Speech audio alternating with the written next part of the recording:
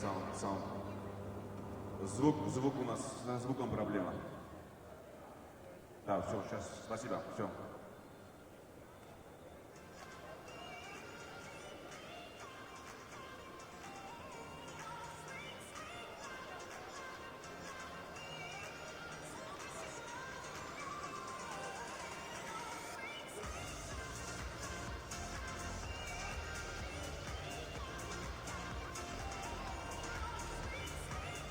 So, dear spectators, dear judo friends, welcome to the second day of Ekaterinburg Grand Slam 2017, Russia.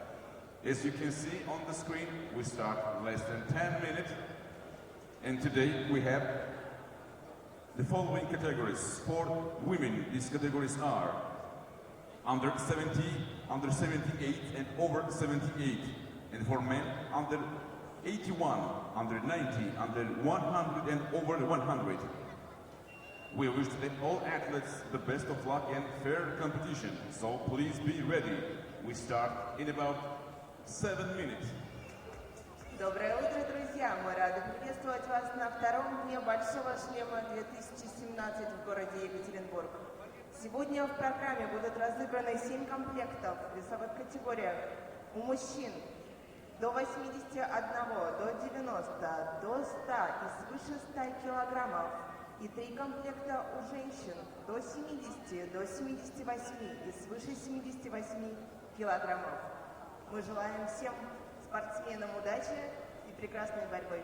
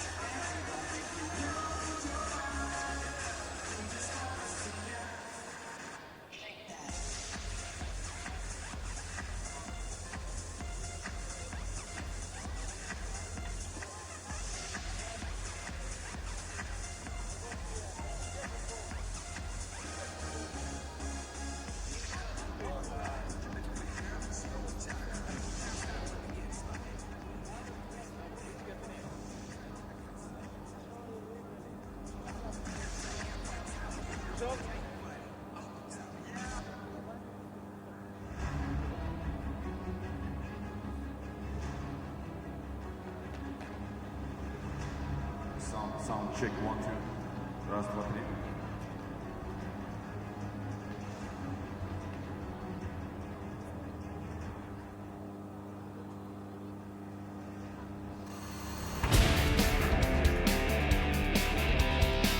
У нас проблема со звуком. Если нужно разве проблему звука, у нас проблема со звуком.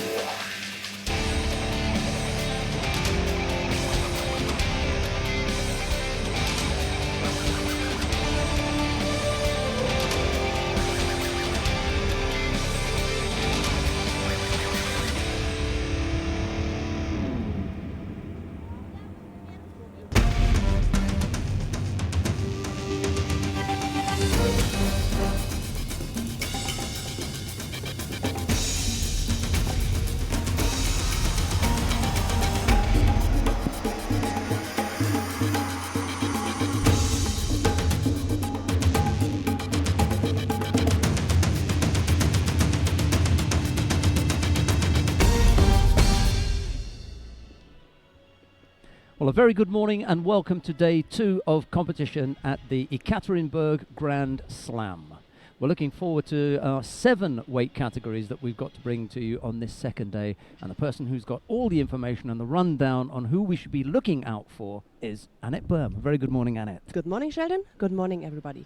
Right, we could start with these categories. Let's have a look, first of all, in the under 70 kilo categories. We have the number 1 seed, Kelita Chupanchik of Canada, followed by number 2, Sanne van Dijken of the Netherlands. Then we have Maria Portela of Brazil, and we have the Hungarian Gershak Sabina. 4 good names, yep. So let's come to the category under 78 kilos. Number 1, Joe Abigail of Hungary. We have Natalie Power of Great Britain. Number 3 is Samahava Kamara of France.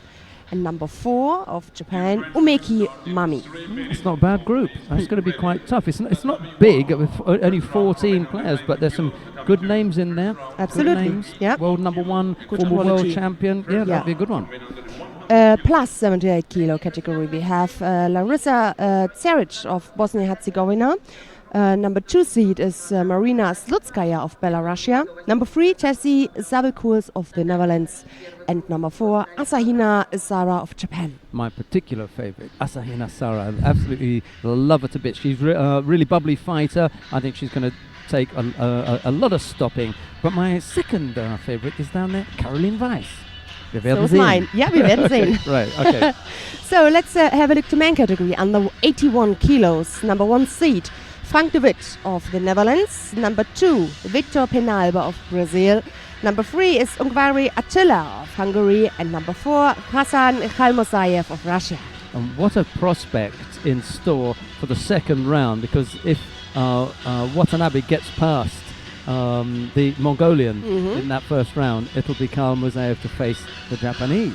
And also a good quality and exciting fights with an Olympic champion here. Yeah. Coming from Russia, in Russia.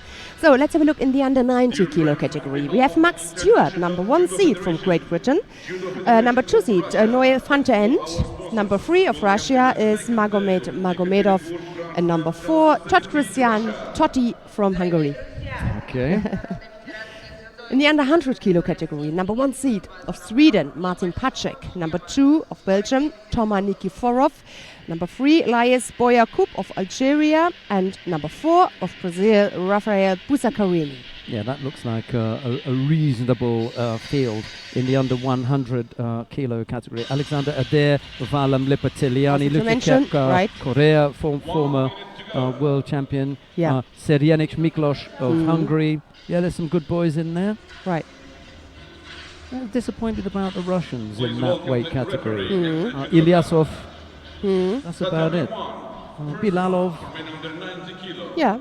Actually, Right, okay. 2, right. We will find, check that out later. And we have heavyweight, man heavyweight, number 1 seed Daniel Natea of Romania, number 2 seed Borbana of Hungary. We have number 3 of Brazil, it is Rafael Silva, and number 4 is the Russian Andrei Volkov. Right, we've got some big names in there for the big fellas. We'll see how they get on, but we're going to start on mat number 3. It's the under 100 kilo category, and the opening contest there is Mark Deschen of Canada. He faces Aaron Farah of Austria. It'll be Deschen in the white judogi and Farah in blue. Sit back and enjoy the action. Why not? Right. Evgeny Rakilin is the referee in the middle to get things underway. I can't say that I've seen Mark Deschen before. Let's see how he gets on, because Farah is a bit of a handful, isn't he? Aaron Farah. I know they rather fancy their chances with the Austrian. Maybe there are some Austrians tuned in this morning. Good morning. Yeah, good morning. Hello. Good morning. Grüß. We already met somebody from here who helps us with an organization things. Oh, that's right. An Austrian. Yeah. Amina. You know, deals with the protocol for the IJF. Yep. Deschen picks up a penalty there, gripping infringement for breaking off that grip, and illegal breaking off of the grip. Rather amateurish penalty to pick up, I'm afraid to say. Yeah. The winner will face the number 1 seed in this tournament, Martin Pacek. Got a That'll be bye. a handful. As we said, there are a few really interesting names. You also mentioned Ilias Iliadis, Sheldon. Yeah. I think he's quite young. When I had a look to his records, junior world champion 2015 and second 2014. We have Valam Lipatiliani. An older one, Luciano Correa of Brazil. Still around. Yeah, Alexandre Idir of France. Yeah, we will see.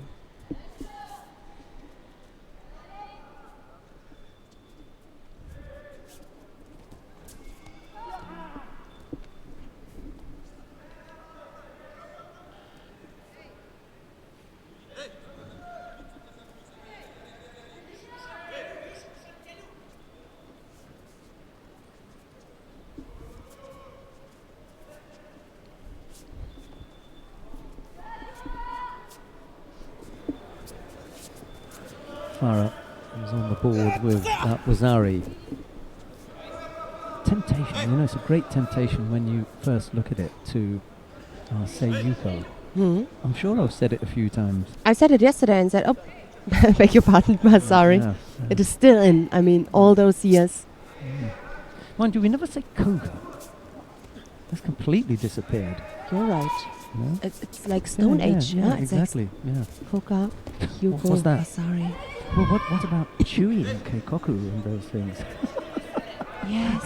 Shido, Shui, Keikoku. Yeah. And they were all on the scoreboard at one time. It was bewildering. Some years ago, when they began to look into changing the scoreboard, I know it's going to embarrass him completely, but it was Matthias Fischer who tidied up the whole scoreboard and said, look, this is what you Yeah. want to be doing. Our chief. This is our chief. This is what you should be doing. 1-0. Anybody could come in from outside.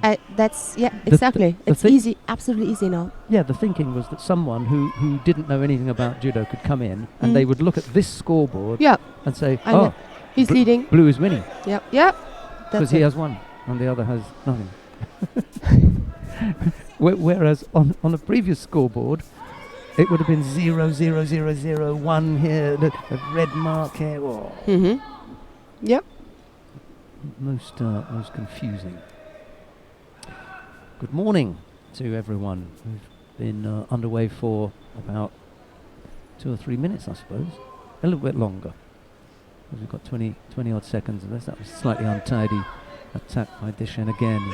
Fell away after thinking about the Makikomi.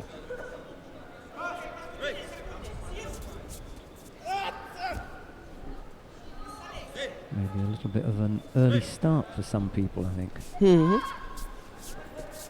Especially if you are, well, the further west you go, the more difficult it's going to be. I think Moscow is 2 hours behind here. Central Europe then is an hour behind that, so that's 3 hours. 4 hours by the time you get to the UK, and then you can add on 4 or 5 as you go towards North America, and it's quite a Early in the morning or very, during very the early. night. So if Deshen's family were watching, they maybe still are. Still awake? A very good morning to Or, them, yeah. or early in the morning. Maybe he's Quebecois with that kind of name, Deshen. However, it's Farah of Austria who wins out there. He goes into round 2. We'll have another look at him in the next round. Coming up next, Mikita Zvirid of Belarus faces Oleg Ishimov of Russia. It's Zvirid in the white judogi, Ishimov in blue, unless Annette's got something else to have a look I at. just saw Loic Pietri. He's here. Yes, yeah, in 90 kilos. Yeah. He's down on mat number 1. Well, did you want to have a look? I would like to have a look. Right, in that case, let's go down to mat number 1. We're going to have a look at the former world champion. Thank you. Loic Pietri. Yeah. Who faces Said Emi Zhambekov of Russia. It's Zhambekov in the white judogi, Pietri in blue. And I shall leave you with Annette Byrne for a while. I have to seek out one of the helpers who's got some material for us. Wow. Here's Annette Byrne. Right. I was a little bit surprised because I didn't see the name Loic Pietri on the draw sheet. Oh, nice surprise. And as Sheldon said, in the under 90 kilo category, let's have a look. His first tournament was at the end of April at the European Cup in Sarajevo. He won there. So that was the first time he was fighting in the under 90 kilo category. He's not the tallest. But still, I mean, when you think of Beka, for example, he's also not the tallest, but still had to wait for the 100 kilo category. Okay, now he went back, but yeah. You can get quickly underneath. He belongs to the shorter fighters in that category. Pietri. His advantage is much more quicker, okay. Don't know about his weight. Maybe a little bit less than the others. But this is also a process to put on some weight where you still feel comfortable, where you still feel good in the contest. That needs some time to get in. 2 penalties already against the French fighter. Half the contest is gone. Max Stewart seated as number 1 here in this. This is in the same pool together with Loic Pietri. Stewart won gold at the Grand Prix in Qingdao. In this pool, there's also Shera Sidishvili, the Spaniard. Got a bye, is for sure watching that contest because the winner will face him. Zhambekov, the Russian, or Pietri. Oh, good entry. Oh, lovely combination. Good reaction. So first the deep seonage and then he combined it with the ko-uchi.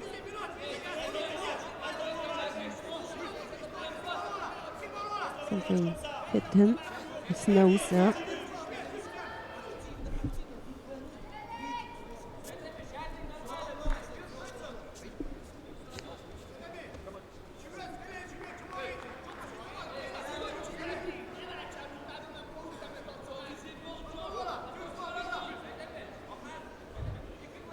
A little break.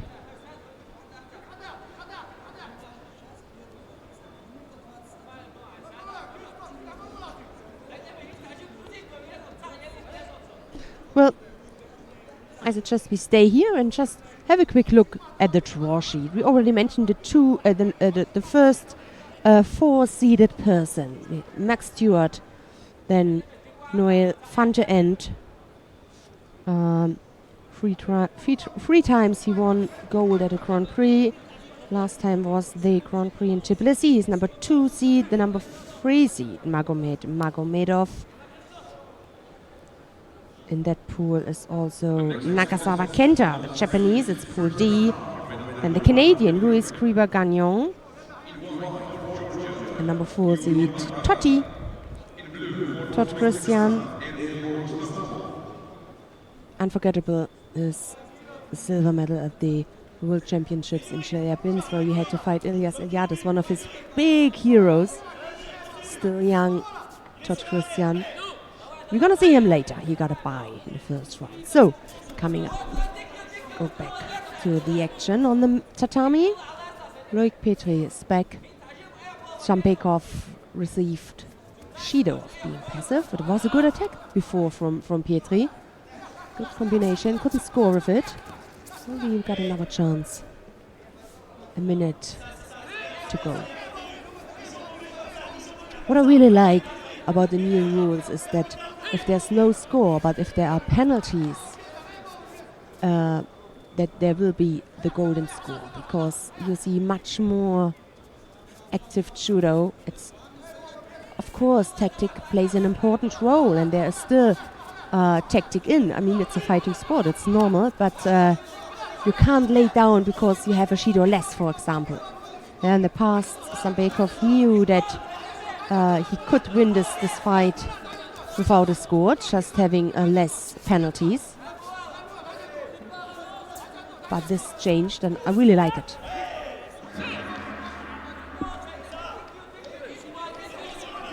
So, last 20 seconds.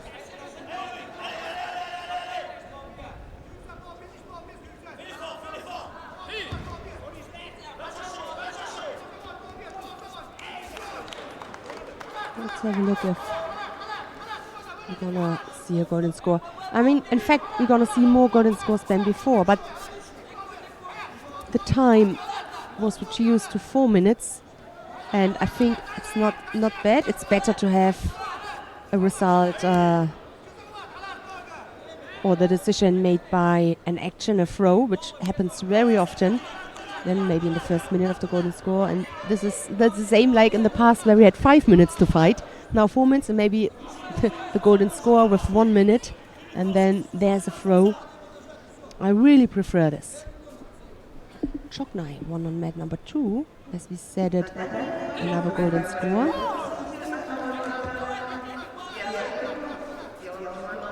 So, there we are. This is, oh my God.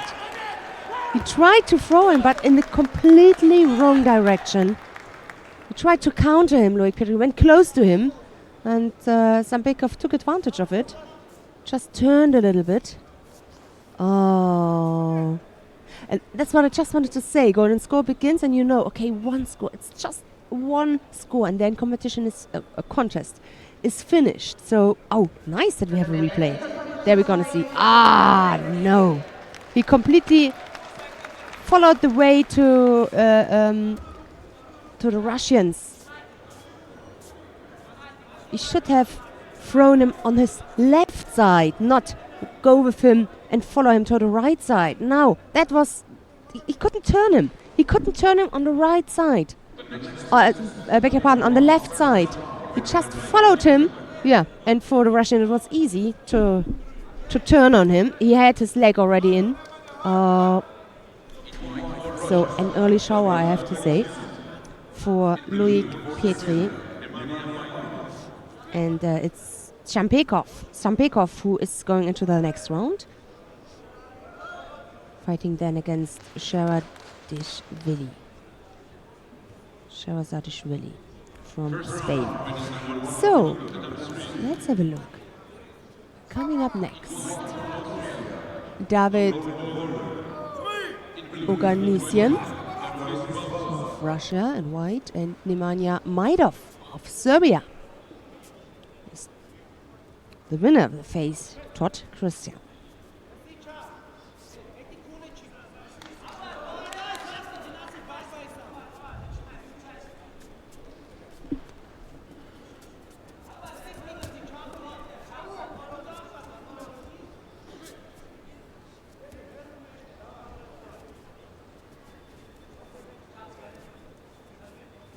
He's really focused on the ground. Majdov couldn't turn him, couldn't get him under control.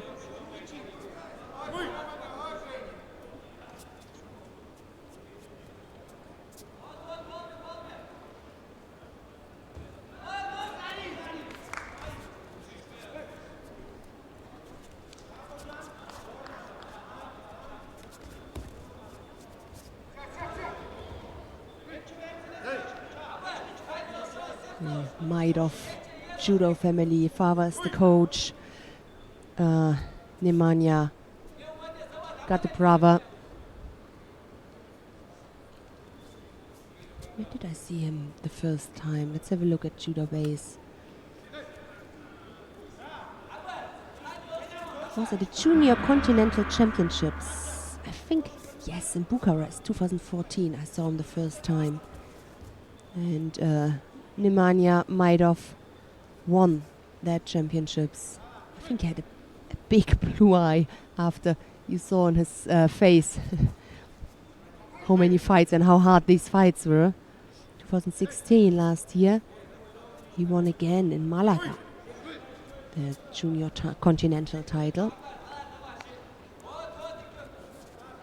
Got one bronze medal at the IGF World Tour. Whoa, very acrobatic. It was the bronze medal at the Grand Slam in Abu Dhabi.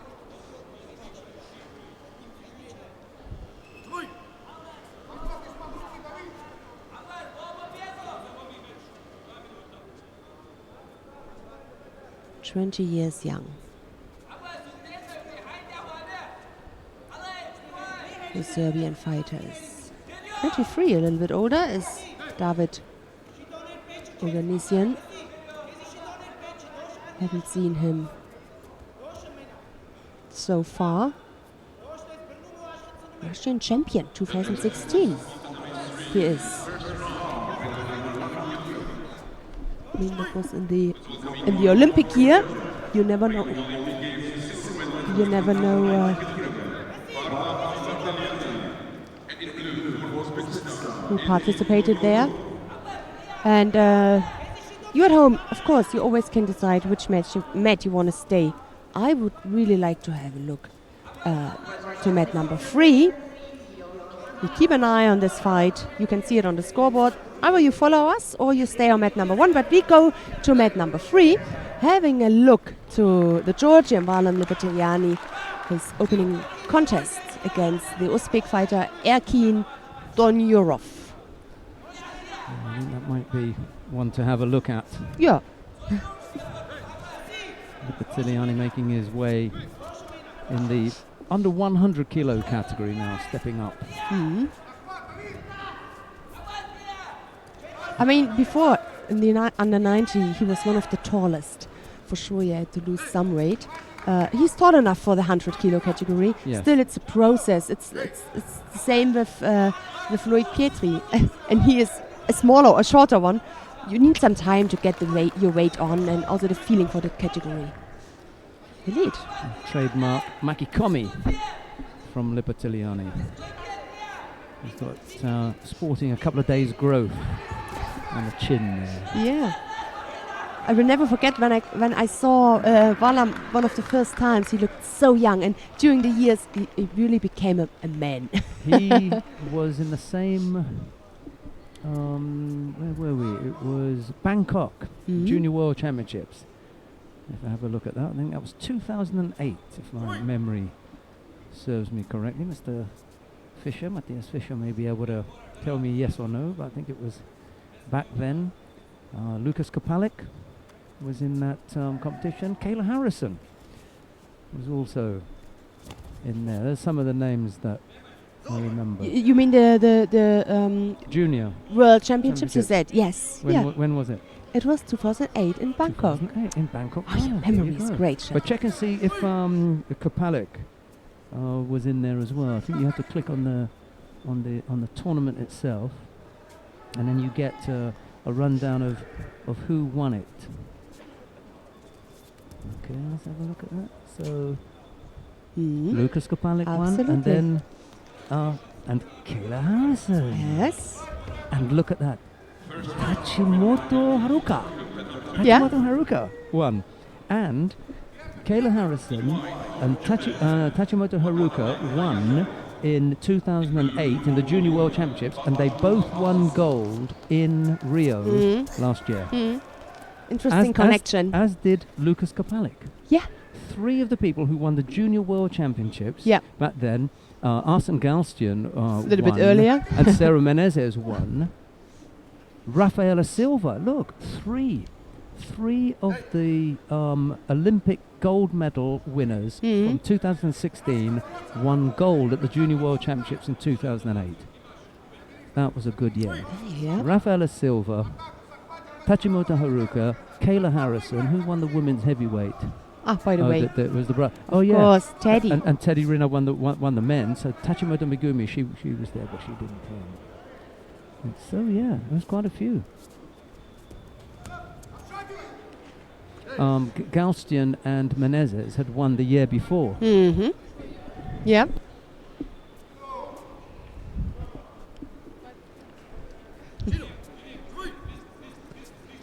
Yeah, this is really interesting connection that showed already their way in judo. So, the last 25 seconds, the Ne-waza are lead. Good contest to get in this competition, I think.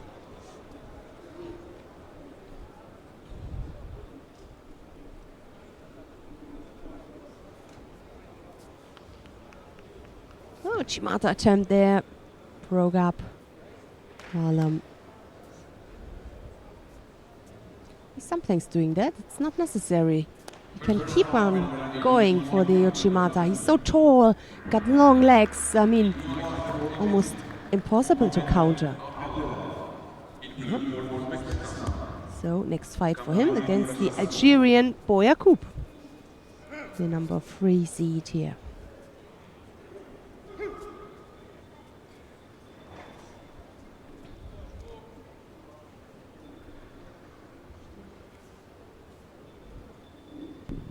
So the single score was enough then? Yep. Makikomi dusted the cobwebs off a little bit from Lipitiliani, and he's underway now.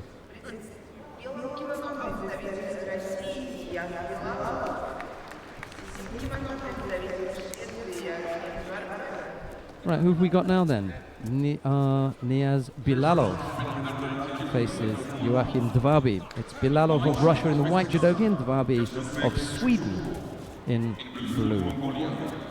Stay there, yeah? Yeah, why not? Yep.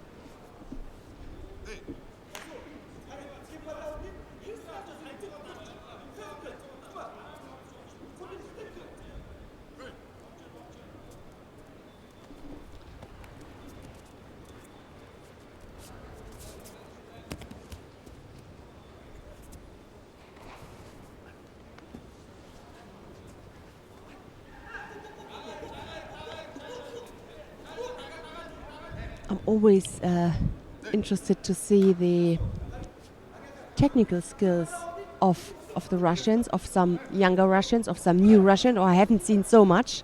Yeah. So that's why I'm interested in Bilalov's judo skills. Oh, he likes the ground. Looking there for the Sankaku. Well, first tries to close his legs to turn him.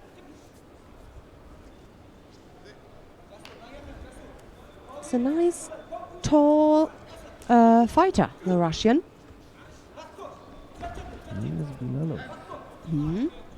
You know they're going to be a handful. You just don't pick anyone who just rolls over easily. Yeah.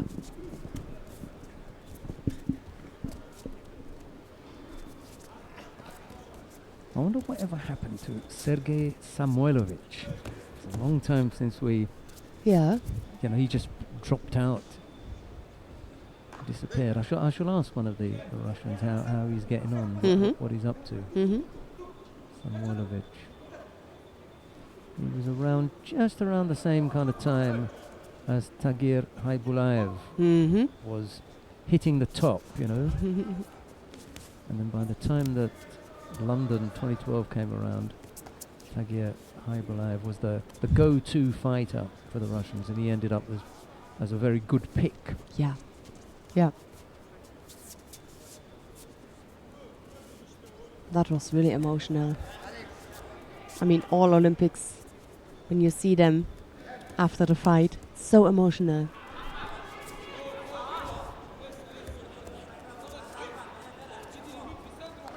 Well, he worked that out.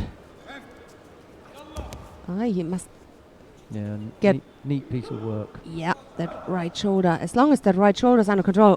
Good work from Bilalov. Maybe the control over just one shoulder was not enough. Not strong enough to keep him under control. Still the there it is. Vasari lead.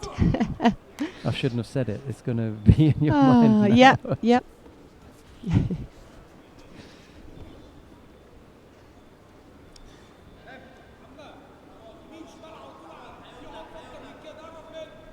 I wonder if Alessia Kuznetsova will come and say hello to us today. Yeah. Silver medalist from yesterday. Good performance. Uchimata, tell you what. 3 seconds from the win, from the gold medal, because the Osakumi was 17 seconds. And then opponent from Brazil could get out.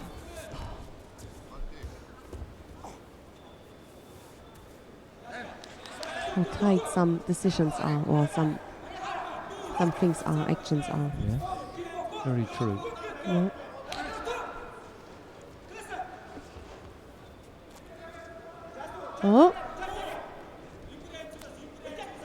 Combination of thing for and backward.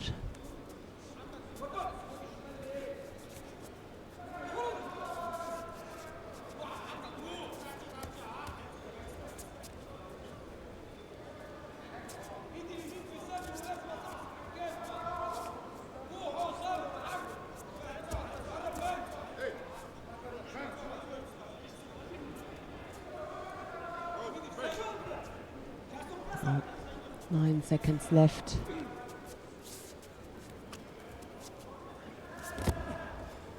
It's blocking. Trabi. That was it. He tried to, but just didn't have enough left in the tank, did he, Bilalov, to come up with a really telling attack in the end. So disappointment for Bilalov. He falls at the first hurdle. The first round exit for the Russian. Joachim Dvabi of Sweden draws a deep breath, and he makes his way into round 2. It's possible that he won't be the only Swede in round 2. Have we got the top of the draw then? Martin Piszczek. Overkill with Sweden today. Are we going to see Anna Bernholm in the under 70 kilo category? Yeah. She's around, isn't she? She's doing well, having moved up from 63. I think she looks even more comfortable at 70 than she did at 63. Anna Bernholm. Who was in Rio? Mia Hermansen. Why didn't they do Think it about it before? Well, I don't know. It's a very good point, because they only ended up sending one. So had they done that a couple of years ago, but they were pretty close, the pair of them. Yeah, it was a hard fight. Who's gonna get a ticket? Yes, very true. In the end, it went to Mia Hermansen. Oops. And now we've got Anna up at under 70 kilos. Yeah, first round is over in the under 100. Munkbat Davasuran of Mongolia. She's up against Alena Prokopenko of Russia.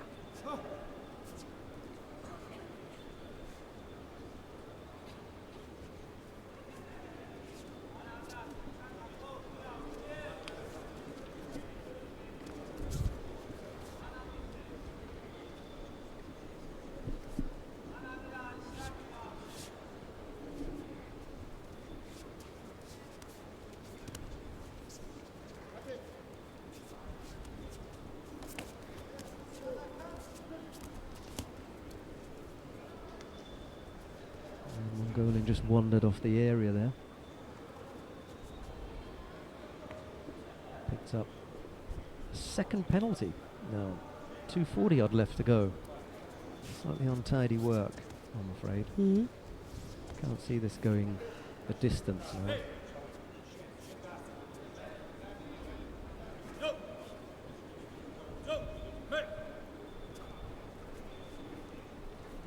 She's not going to last long. Yeah. Yeah. No idea as to why. Yeah. The third one was for Ask your using coach. the forearm to block the Yeah. legs. Yeah. Prokopenko must think Christmas has come early. Didn't even break sweat there. Into the next round. Yeah. Thanks for coming. Right. Lisa Dollinger of Germany faces Natasha Ausma of the Netherlands. It's Dollinger in the white judogi, Ausma in blue.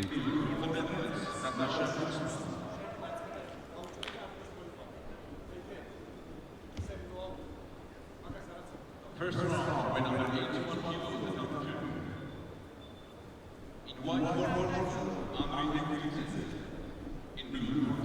Lisa, a really nice girl. I heard her in Düsseldorf. I had a talked with her. She was in the German live stream. Very nice and open girl. She couldn't fight there. Where in Germany is she from? Do you know? I have to find out, Lisa. It's completely new generation. Don't want to say anything wrong. I will give you this information. Won bronze in Abu Dhabi at the Junior Worlds. Oh. 2015, yeah.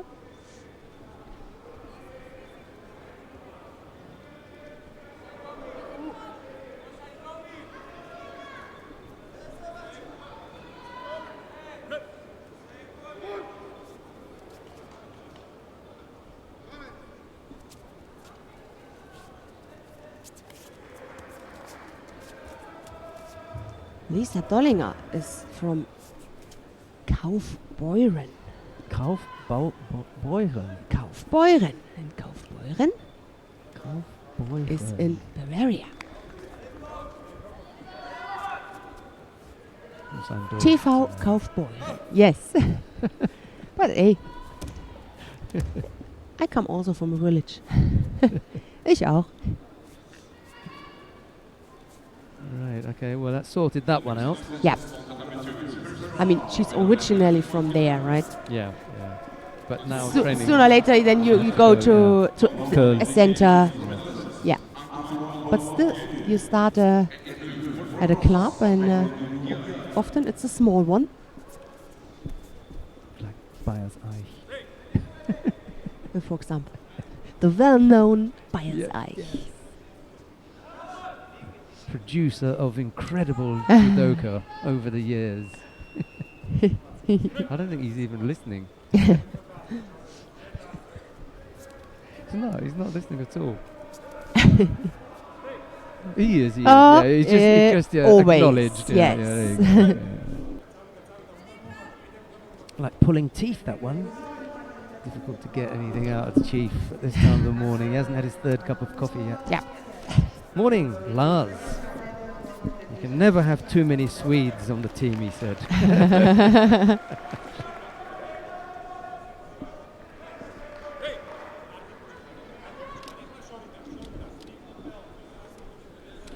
It's always nice to have, some regulars, people who are regular viewers. Mm-hmm. And a couple of people from Sweden who tune in regularly to us. Yeah. It's the regular entertainment Yeah. of the weekend. And as a result of that, we try and follow their favourite fighters. Why not? Yeah. There and our.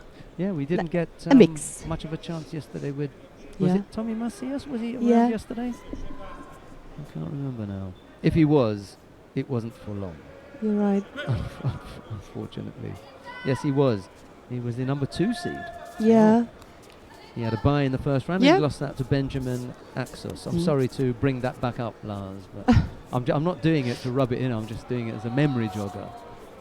And Tommy was around, but unfortunately didn't work out. Second penalty to Ausma, but a third to Yeah. Dollinger. Yeah. And just wasn't on song this morning. gone in you. Now, here comes my dinner partner from last night, Lana Debrina from Russia, and Maria Perez of Puerto Rico. And I say that because I happened to go to a dinner last night where the Russian Judo Federation was in attendance, and Lana was one of the guests on the table. She was invited then, or? Yeah. She was one of the guests last night.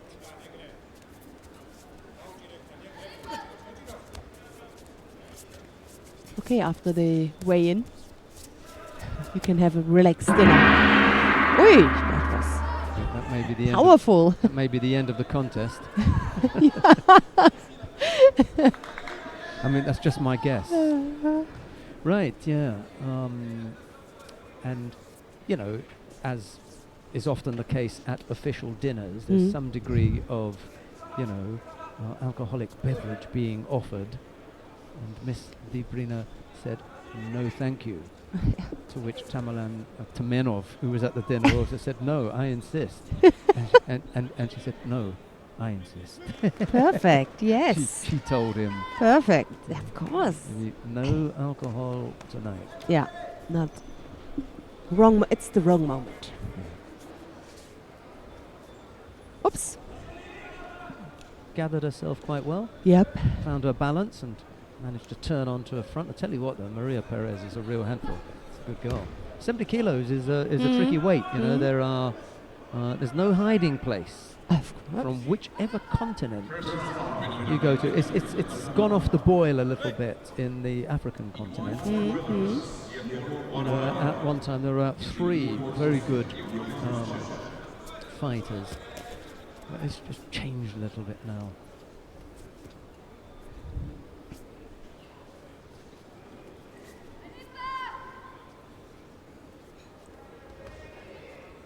Single Shido against Perez, 220 odd left to go.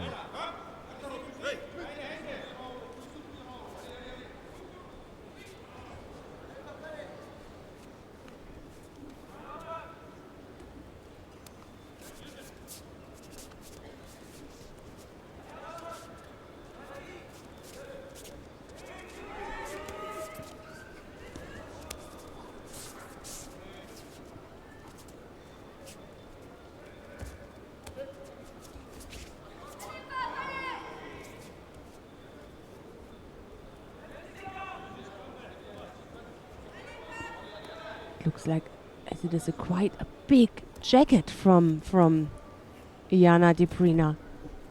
Long. Well, have a look and see. Well, it's hers because it's got the, Yep. you know, It's and you're right, it looks also check- untidy. absolutely. The arms look long and there's loads of it. And I hated this. I always try to put it into the belt yeah, because, yeah, it feels horrible. yeah. Over she goes again, a Yep. second score.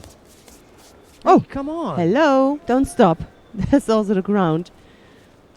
But both didn't realize it at all. Maybe Maria Perez thought that she was already ippon. Horrible now. It's horrible hold. Iliana Debrina, she was just sleeping for a second. How can this happen?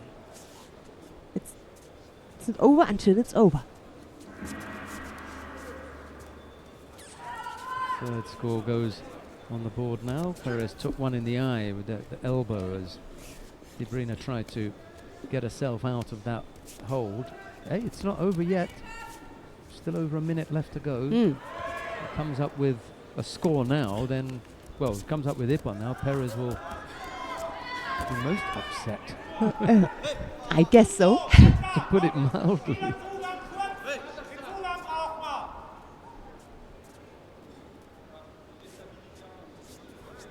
Too far away. Yeah. Absolutely.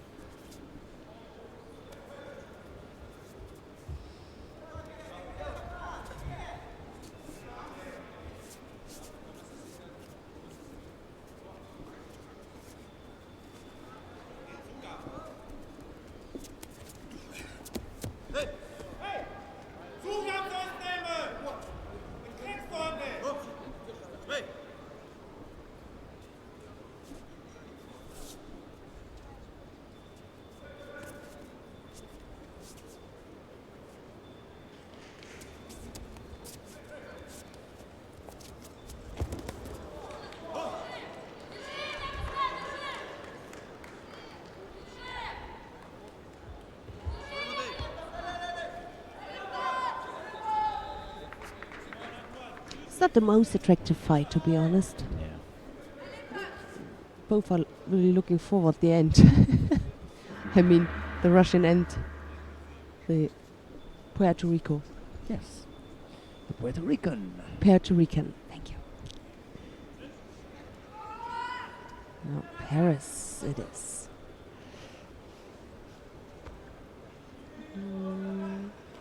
Next fight against Gershak. Sabrina's got some work to do. She's going to compete at this level. Good physical stature, you know, everything looks in place, but she was asleep for one part of it, so unaware of things on the ground. That suggests to me that she hasn't quite reached, you know, the right level, because that's an amateur mistake, really is. Of course. Even basic. And then the whole movement and everything. What did we see from her as far as technique was concerned? Nothing. Not a great deal. No. So, you know, there is still some work to be done. Yeah, there. homework. Right, Linda Boulder of Israel faces Sara Rodriguez of Spain. It's Boulder in the white judogi, Rodriguez in blue. Here's Annette. Again. Yeah, and this is, when you compare this fight to the fight before, completely different, how to say, this Auftreten performance. Somebody's playing with the light on the camera. It's okay now. Oh, has to tap out. Oh, that was quick, powerful, explosive. You know, the skill to explode, to that your muscles from one to the other second, bam, then you go into and either you have it or you don't have it. But it is Linda Boulder. Looking forward to seeing her into the next round against the Japanese. Doesn't matter which Japanese it is, it's always a tough fight. So, especially when you don't know this, I don't know, Nisoe is a bit unknown. Yeah, Nisoe. She's a good girl. Yeah. Well, as you just said, they all are. Yeah. Didn't see her before. Is it Emmy or Amy or? The first name? Yeah. Saki. Something like that, yeah. Muki Saki. Okay. So, funniest poursuite of France is up against Chantal Wright. Yes, that's of absolutely the USA. Chantal Wright. Over goes Wright. Postbeats quality fight, I like her. Yeah. She was the Junior European Player of the Year. Mm-hmm. She was awarded that last month. Exactly. There's a reason for. She's really good.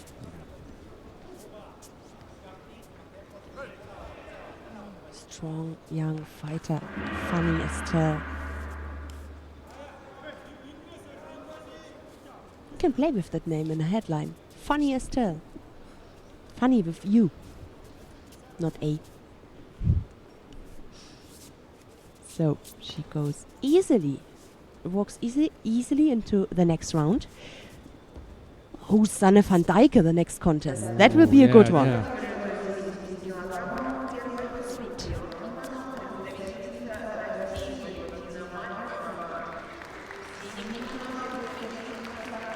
And if you don't mind, I would like to have a quick look on mat number 2, if it is okay. It's all right with me. It's okay, then let's have a look.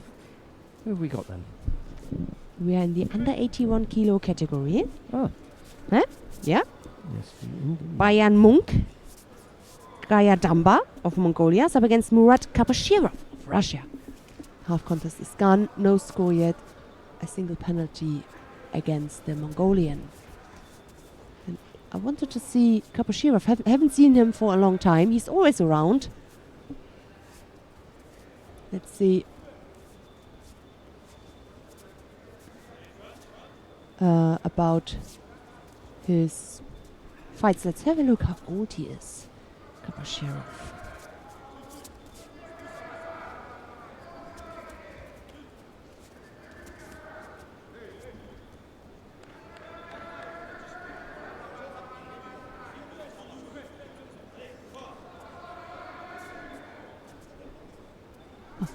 KH. Little bit older, 29, but he always looks younger than he is. 29 years old.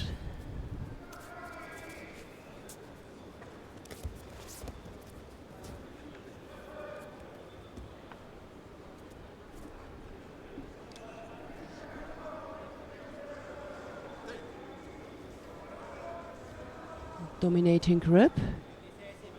Cannot use it there for his attacks.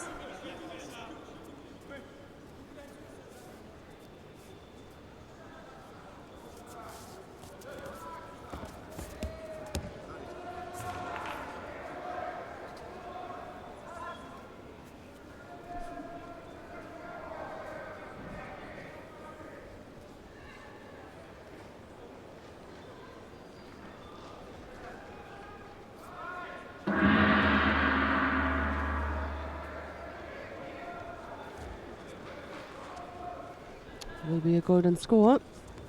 Uchimata, but he needs to get the grip on the sleeve, not only on the back.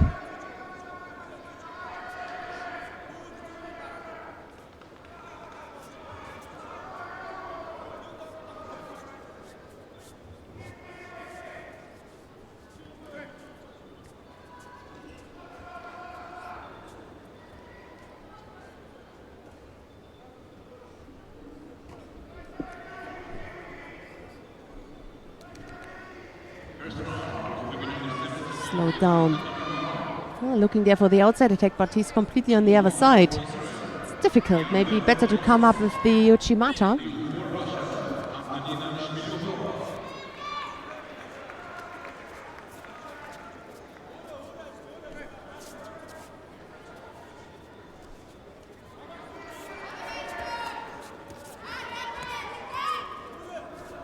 They already really look tired. I mean, last year it was the part of the regular fight.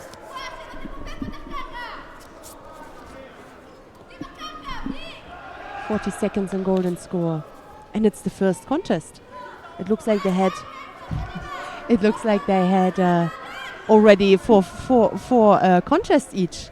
Sorry about that. I had a different pair of headphones on, so I didn't hear a word you How said. can this happen, Jim? I'm so sorry. I apologise. No, don't worry. What on earth were you talking about?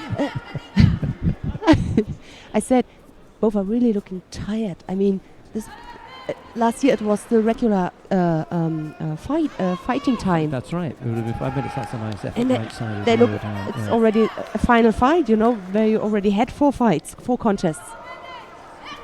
Can't be for the first fight. But okay, that's it. Oh, Emily Suk of Denmark has just defeated Valentina Maltseva of Russia. Oh, Oh, happy for little so, Emily. yeah. Good girl, well done. I have to have a look up and the record, because it could be, well, it's definitely her first win in a Grand Slam, and Habachirov has come out winner there. Not the most convincing of performances, No. was it? Was it? Yeah. Yes, let's have a look at Emily Suk. It could be her first win in a Grand Slam competition. Hey, yeah. I guess congratulations would be in order.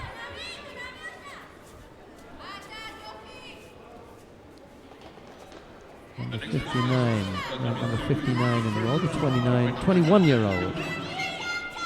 Yep. She won a contest at the Grand Prix in Dusseldorf.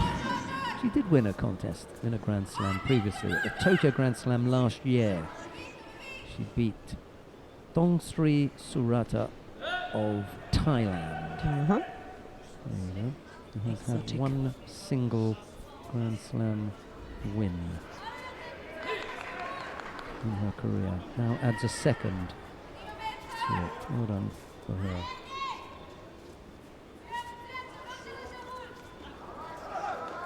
Ilias of Kazakhstan up against Sami Kushi of Belgium.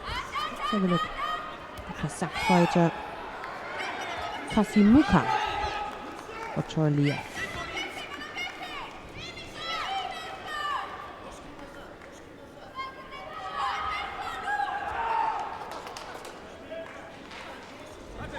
Sammy's in trouble here. Ooh. He was That went across the chin, however.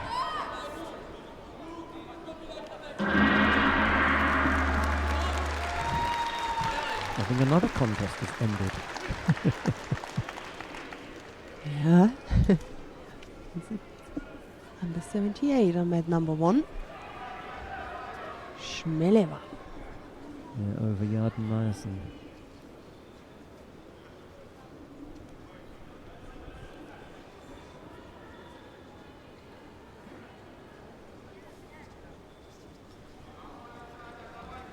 Oh, missed with this Kochi.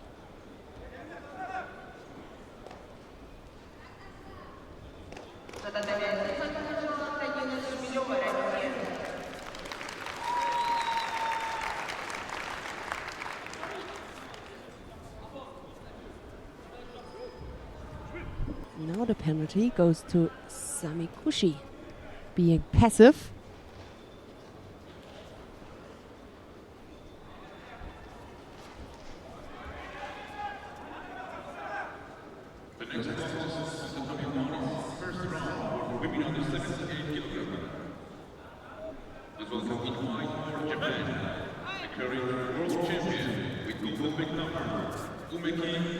And I think for that reason, let's have a quick look to mat number 1, to the current world champion.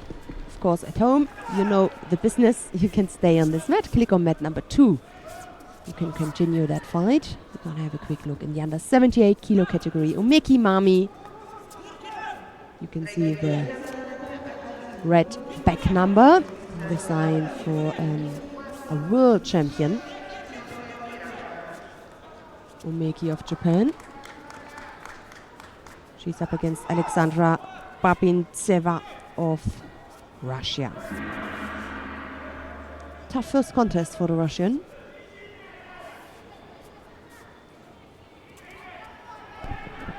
You know what's nice about winning the World Championships in the year before the Olympics? Yeah. I know. You got the red back number. For 2 years. 2 years. For 2 years. Bing. You're right. Yeah. The only year. Yeah. That the you year get before. 2, yeah. Nice. But you know what is nicer, Go better? on, yeah. Have the gold back now. Oh, yes. That was a good 4 one. years. That was a good one. I was given the back number in Rio 2016 from our co-commentator, Sandra Zagedi. Oh, nice. She gave me her Yeah. back number. Up. That was really nice. And I still have my back number from Athens. Wow. I still kept it. Okay, I also have it from Beijing, but Athens for me has a bigger meaning. I still have it. And I'm still looking for a perfect place. And I also have the back number from Anne Comey from London 2012, the Olympic champion. She gave me her back number. What a pleasure, huh? Yeah, it was Oh. almost. Yes. Managed to turn into the Ushiro Kezukatami. Nice name, Mummy. Yeah. Yes, I think you hear that quite often. Mummy. Mummy. Mummy. Mama. Meki Mummy Yeah. of Japan. Good control. Yep. So. Right, let's go down to mat number 2. And the reason for that is Zebeda Rekviashvili of Georgia faces Stanislav Semenov of Russia. Rekviashvili in the white judogi, Semenov in blue. There's no score, and we're still inside the first minute. By the way, the Belgian won the contest before. Sami. Yeah.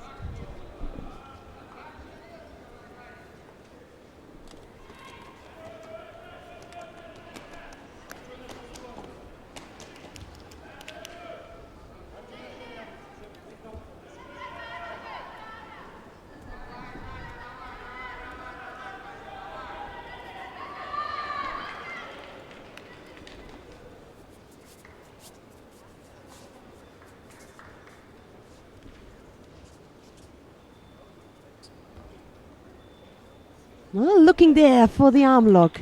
That was a good idea, but the reaction from the Georgian Rekviashvili too quick. So Semenov could not take advantage of this position. Oh, seems injured a little bit on his grip.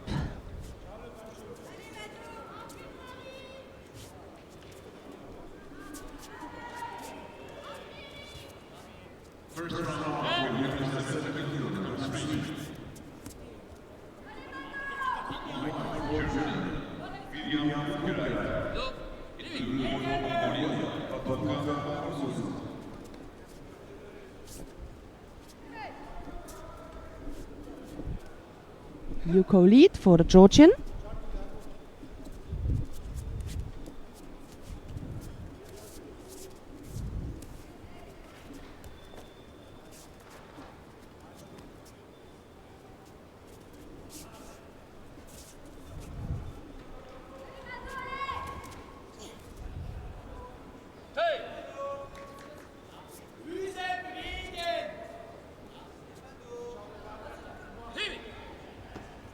Another attempt there from Rekviashvili.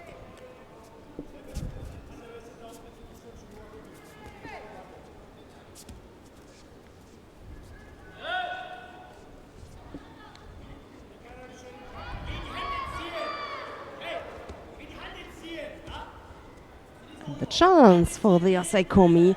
I mean, he's still not got the perfect contact on his upper body because Rekviashvili really puts him, as soon as this leg went out, he turned. Just waiting for that moment.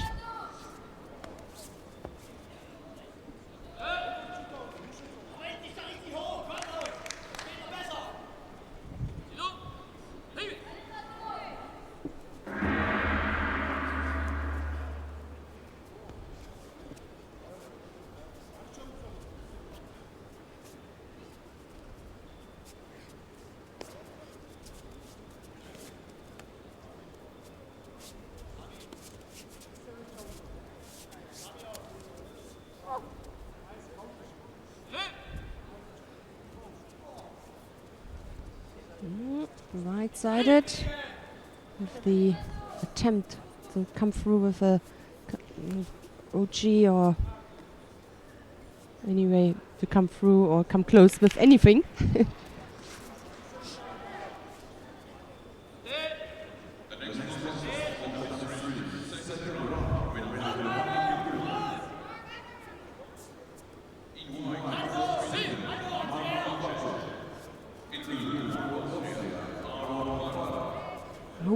Missed. Immediately penalized for dropping down.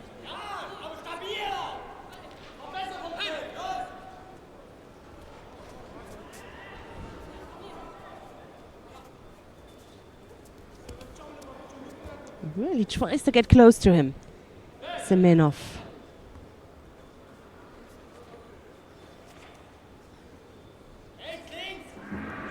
That's it. Time is over and the Georgian won that contest.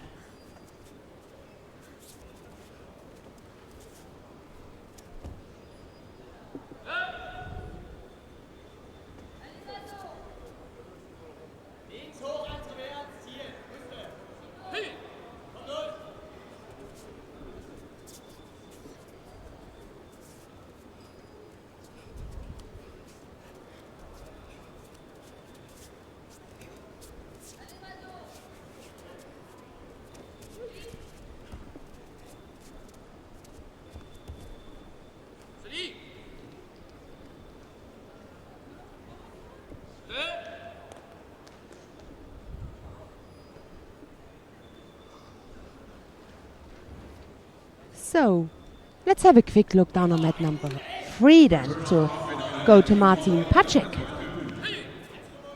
He's up against Aaron Farah of Austria. A minute is gone, no score yet. No score so far. Penalty right now against Pacek.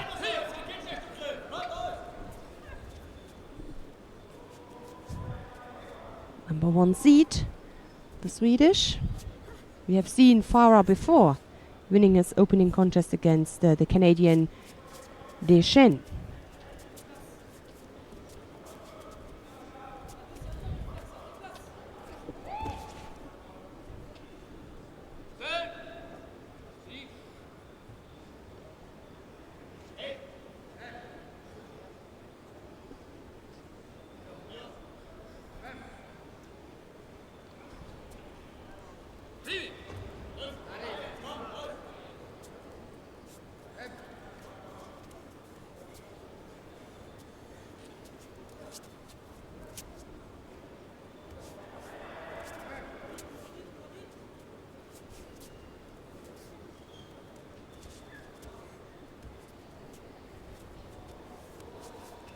Acrobatic there from the Austrian.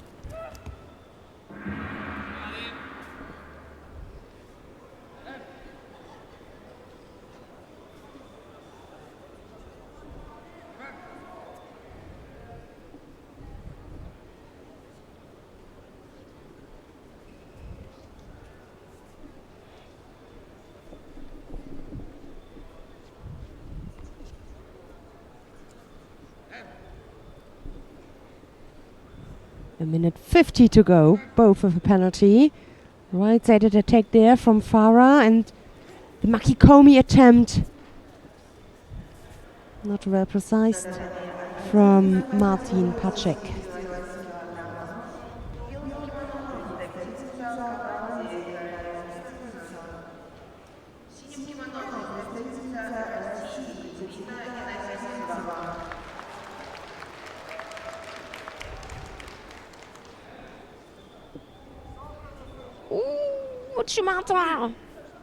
He could lift him up, but could not control him with his upper body, with his hands to bring him into the right direction.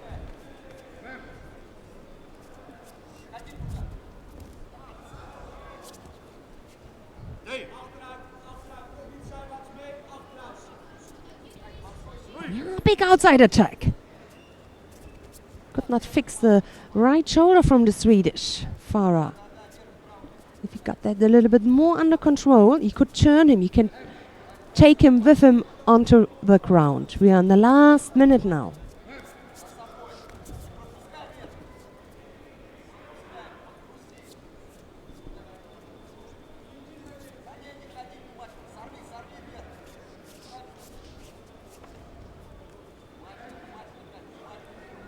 So some time to catch your breath.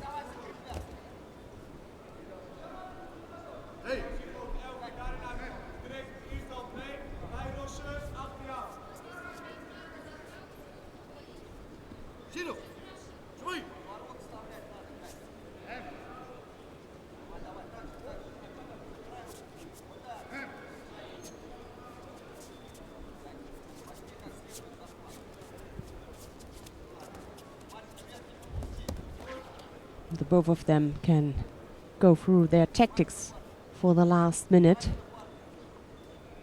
Let's see for whom of the fighters this break was good and for whom not. We had it yesterday. I think it was with Charles Chibana. There was a little break, and then after that break he ran to his opponent and threw him so quickly.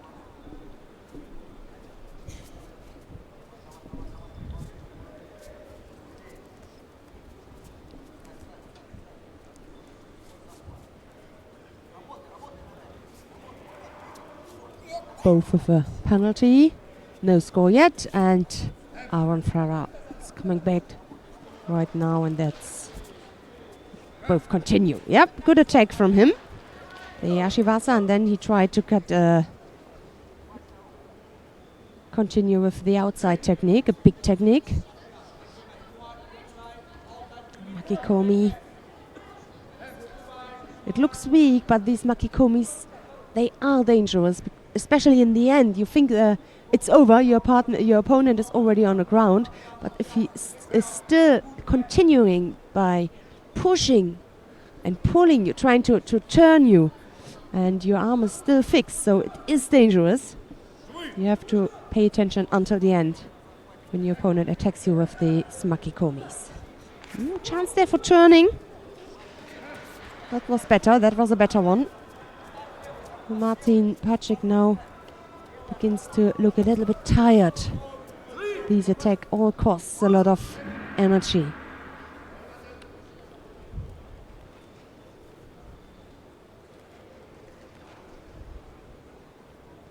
Tomenage. That was a good attack. That was a good one. A little bit slowly.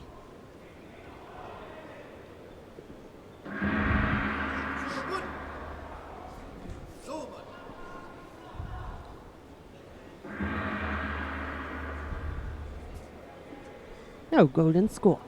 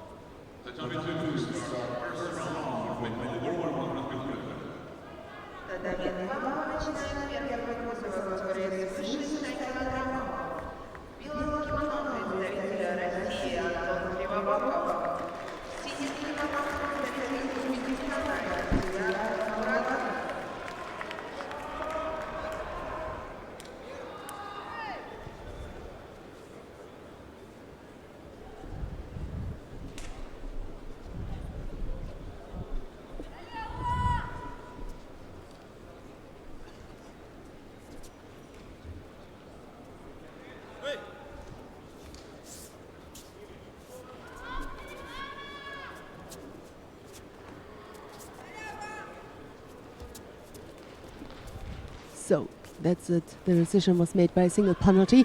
And I would like to go to mat number 1. Have a look into the under 78 kilo category. Pacek is out in the first round or in his first contest. Sama Hava Kamara of France is up against Anna Maria Wagner. Two youngsters. For sure they know each other very well. Anna Maria Wagner, the German, won bronze at the Junior World Championships 2015. And last year she became Junior World Champion in Malaga.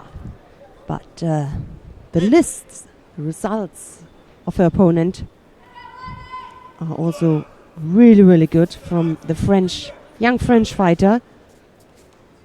She won the Junior European Championships 2014, and in the same year she won silver at the Junior World Championships. Only to mention some of the results. The under 78 kilo category is such a strong category concerning the French fighters. They have Germeo, the number 1. Audrey Germeo, current European champion. Olympic silver and bronze medalist. And concerning the juniors or juniors who are coming up to senior level, we have already mentioned Madeleine Malonga, and with Sama Hava Samara, another French, it's really strong fighter for the future. Oh, nice counter! Nice counter from Anna Maria Wagner. We spoke a lot of the French fighter, and now we're gonna have the chance there also.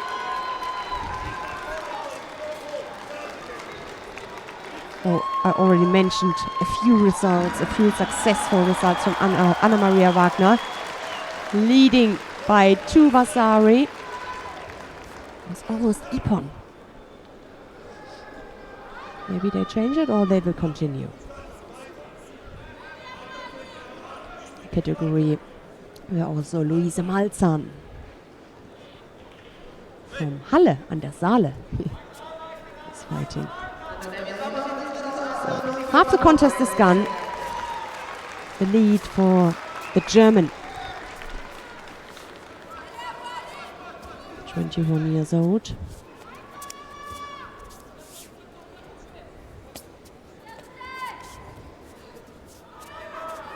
Grip on both sleeves now. Looking there for the right-sided Uchimata. Maybe not the best grip for that attack. Tough first contest.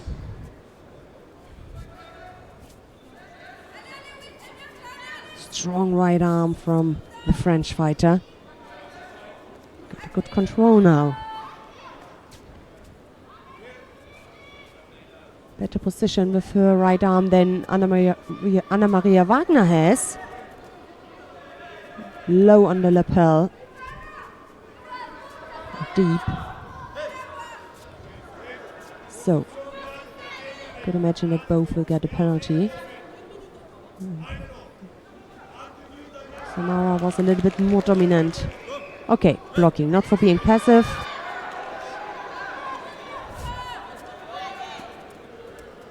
Good opening there to get the right arm there from the French fighter and then to come up with something.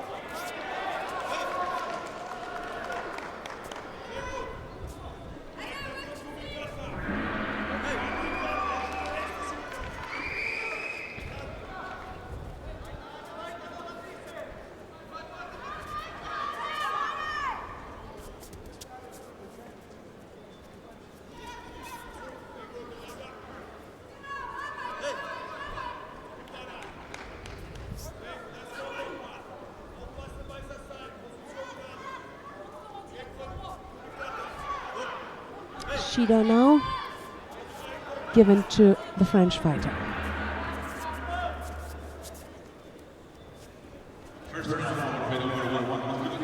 She's trying to get the right arm, get rid of that right arm from Samara.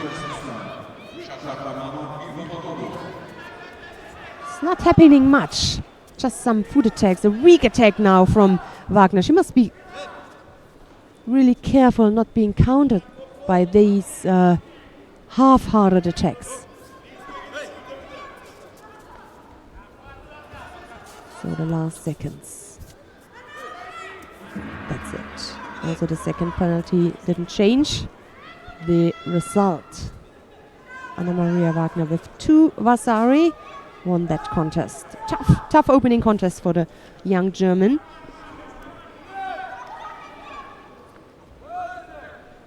She goes into the next round.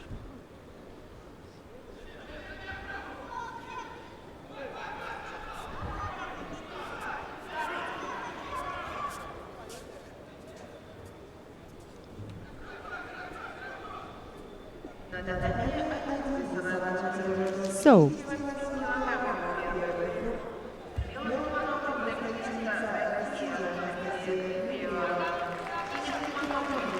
we're going to stay on this mat.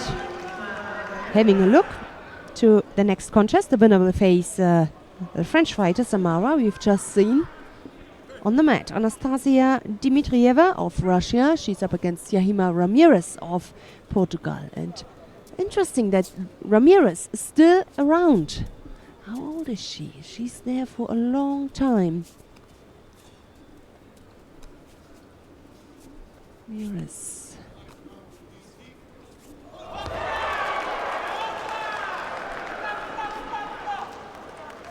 So, she's 37 years old.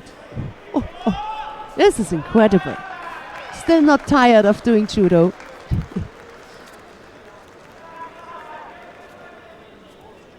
But as long as you feel in a good mood, you are in a good mood and you feel good, why not? And you saved yourself from injuries. Your body feels still good. Then why not? Oh, Judo given to the Portuguese fighter. She has to get her grip.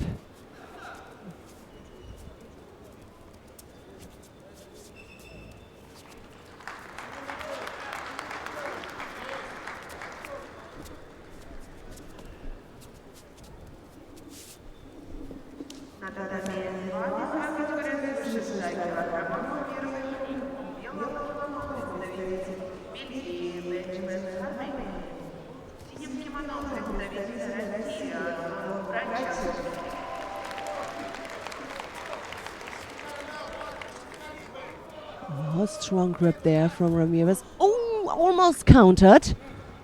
Oh, Dimitrieva was waiting for that moment. Couldn't turn her. A little bit more with the hip. And it could have been a score, but it wasn't enough. Second round, under 100 kilograms, in white quarterfinals, Rafael Zakaria. In blue quarterfinals, Alexander Iliadis.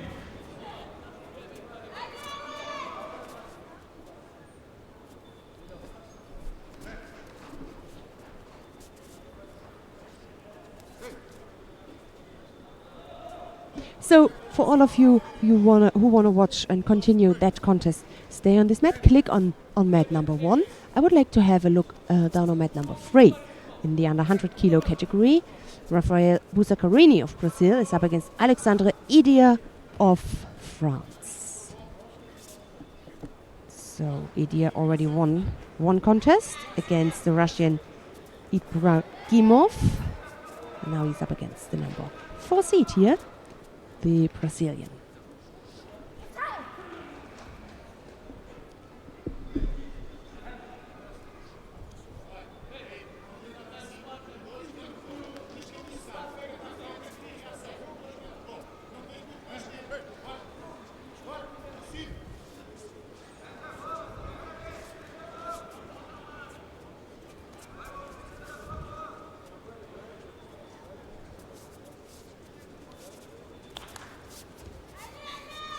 Right-sided attempt.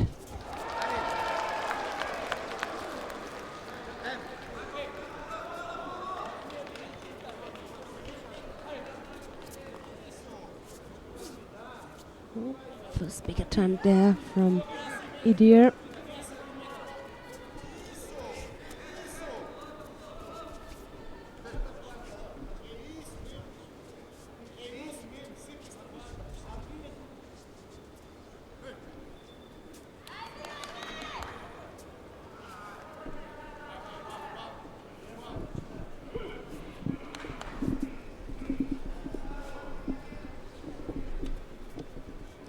Got halfway through this contest, just still waiting for the first score here with Zaccarini and Idir. Whilst this is going on, we've been joined by Alesia Kuznetsova. So Silver medalist from yesterday. and it's going to hand over to Alesia for Enjoy. a couple of minutes. Yeah. So no score here yet. It's Bussacarini in the white judogi and Idir in blue. And it's a very good morning, still good morning, to Alesia Kuznetsova, who was the silver medalist yesterday in the under 52 kilo category. Good morning, Alesia. Good morning. Hello, everybody.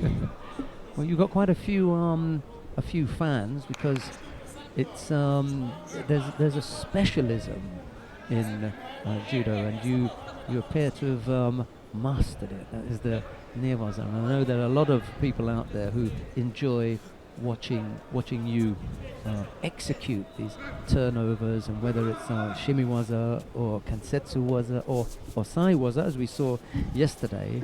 It's a real specialism. You and your teammate Irina Dolgova. We didn't see her yesterday, but you're from the same club, aren't you? Is this the same club? And Yes, city. same Which club. city are you from?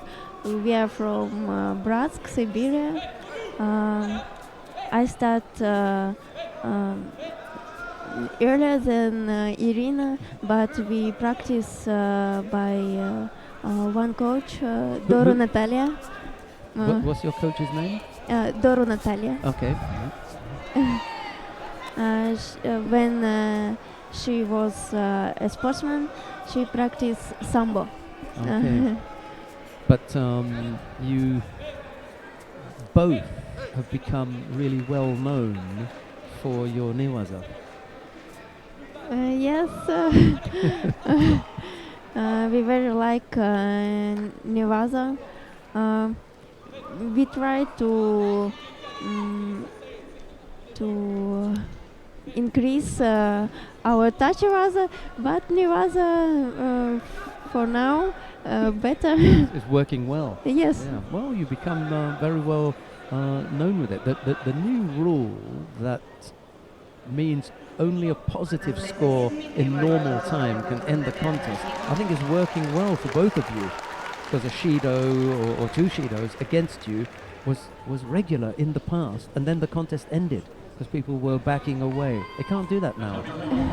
Yes, I agree. It's a suit for us. I like these new rules because very often I did a little mistake and you had to pay for it, yeah, and then lost the contest. yes. Yeah. So you were out for quite a long time from judo. What happened? You had an injury. Yes, I have problem with my back vertebra, and now I'm okay. I continue my judo. I practice judo. I like that. And recovered now? Everything is okay, yes, yeah? now everything okay. So we're not sure where we're going to see you competing next. We don't know the next competition. Your coach hasn't said that yet. No, Dmitry Morozov, yeah? yes, we are going to Japan for training camp. How long will you be in Japan for? Oh, I don't know, maybe 10 days after come back home. And Well, I hope you will be successful. I hope you will enjoy the trip to Japan. I hope to. And we look forward to seeing you in the next competition. About the silver medal yesterday, you can't be disappointed because, you know. Yes, I'm happy because I come back to judo. Only this reason I'm happy. And each medal for me, it's like a honey. The second place is good for me, but I just little sad because gold medal was so close. 3 seconds. Yes. Yes, I can't wait. Yes. 3 seconds. But no problem. I have many competition. To come, yeah. Well, I certainly hope so. Right, Ilias Kuznetsova, thanks very much for taking the time to join us. And you see, your English was fine. Very good. No. Right, let's go back to the action because we've got Serienex Miklos of Hungary. He's up against Georgi Pakati of Georgia. And thanks again to Ilias. Thank you. Paka. Bye. Right, we'll get Anit back up here. We've got a nice photograph of Ilias and myself from 2010, I think it was. Surprised her.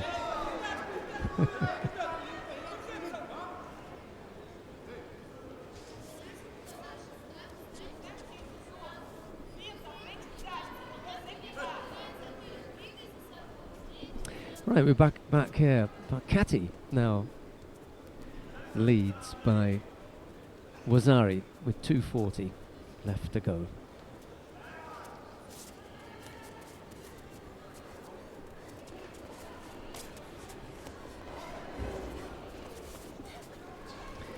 And having had a chat with Ilias Kuznetsova, we can take advantage of the fact that we've got visiting us, quite by surprise, we haven't arranged anything, Dr. Lisa Allen. She's the IJF competition manager, and you may remember her as the competition manager from London 2012, where she's been working with the IJF a little bit before that and ever since then. Dr. Allen. Good afternoon. Good afternoon. Well, it's not quite, is it? Maybe somewhere, but Yes. hasn't quite made it for us yet. It is an exceptionally difficult job. There are just so many things that can go wrong. How on earth do you manage to deal with so many different things being thrown at you? I think the the main thing is we've got a great team of people.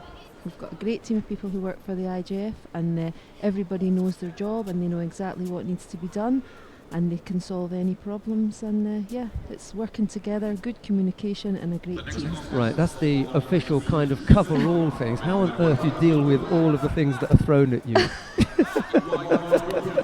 Honestly, sometimes not easily, but I think there's always a solution and we're always able to find it. Yeah, but it quite often ends up on your desk. I mean, I know you say yes, there is a team, and you are able to delegate those things out, but it does end up on your desk at first. Absolutely, you are the, yes, that's my you are the responsibility. problem solver. Do you Yes. do a lot of the solving beforehand? I mean, site visits. I mean, is that up to you? Do you Yes. do the site visits? Yes, we do the site visits, and we work together with a local organising committee, and we try to prepare in advance as much as we can. Of course, in competitions and events, things will always go wrong that you don't expect, and you just have to be ready to solve them and find a good solution for everybody. Take, for example, this competition. We started off in Moscow. We've been to Tumen. So this is the third city. I can't think of another place where we've had a third city on the our tour. list. No, this is unique. Russia's So unique. Every 4 years Russia's unique, they move yeah. it around to different regions in the country, which is nice because you get a new organising committee, new sports hall, different venue, different people. So yeah, it's interesting, and it keeps the World Judo Tour having different aspects every so often. I noticed yesterday, I mean, I've been here for a couple of days, and I noticed as I was walking around that there is a lot of promotion. You do see it, the banners, and I don't mean just the little ones, these huge advertising hoardings with judo and some animation and everything, and there were quite a few people in the street who were either wearing T-shirts or carrying some kind of judo memorabilia that I hadn't seen in the venue. So it's out there. Yeah, they really did a big citywide promotion, lots of videos, lots of banners, adverts on the radio, adverts on TV, really to encourage a lot of people to come. And we were lucky yesterday, we had a very full stadium, and again today there's a lot of spectators coming to support the athletes. Yeah, it was good yesterday, and Abdul Shalilov took the gold in the under 66 kilo category, and it was quite a sparkling performance. It was really I think it set the tone for Russia, and they're banging away again.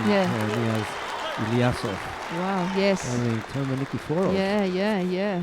Fantastic result for him. Feat, is it? No. I mean, Nikiforov was one of the favourites today, wasn't he? Seeded number 2. So yesterday I can't remember how many number 1s disappeared, but there were quite a few of them. Yeah, but you interesting though, isn't it? To I know see the you young have to ones give the coming up. official thing about happy and everything, but it really isn't that bad.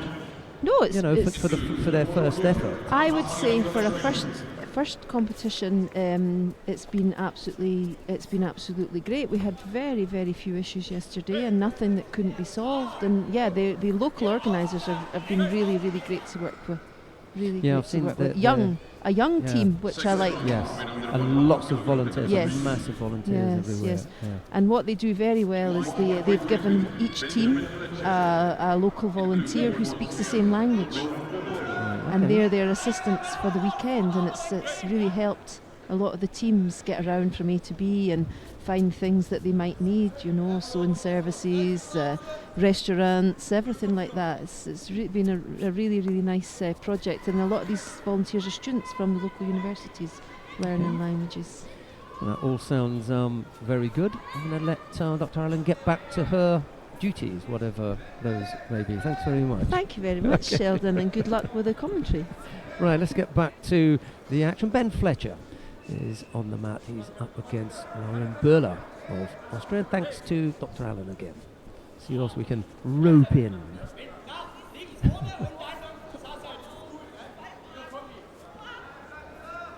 As ever, you can select whichever of the mats you want to down on mat number 1. It's a plus 78 kilo category. Yasmin Kulbs of Germany faces Camila Yamakawa of Brazil.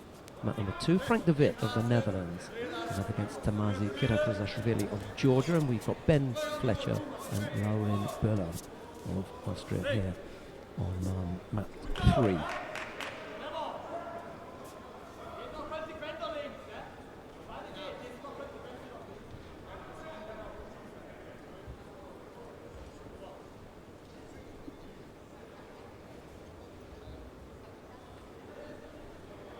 No score as yet.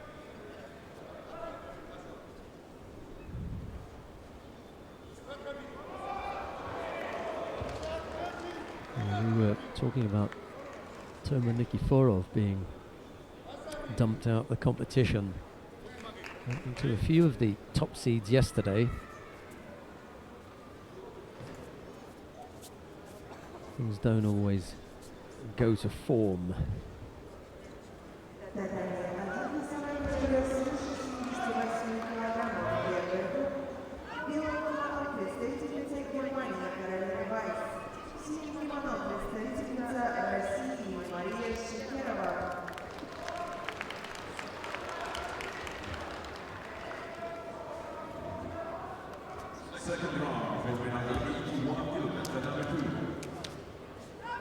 Burla, who leads at the halfway point where that single was Ari. Needs to attack there quickly. Koji Gaki couldn't quite come up with the finish. Got into a nice strong position, put the right leg in. Burla was able to turn that, got out of the, he turned away from the danger direction area. Managed to step off it. Uchimata attempt there, right-sided from Burla, but it was half of trying to avoid the oncoming Fletcher.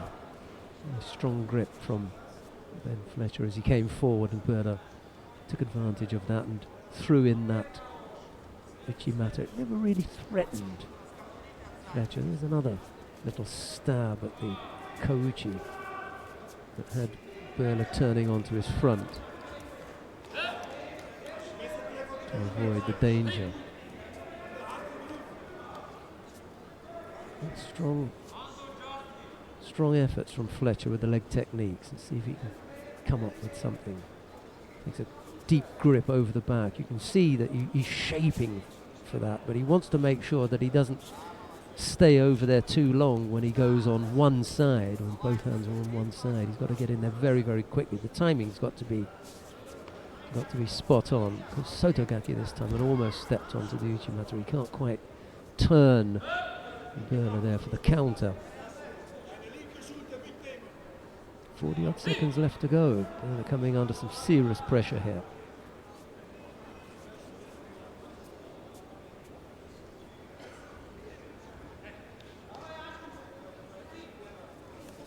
Just about on the limit there, wasn't it? With that effort from Fletcher as he puts the right arm over the top. He can't dwell on it. It's got to be an immediate attack.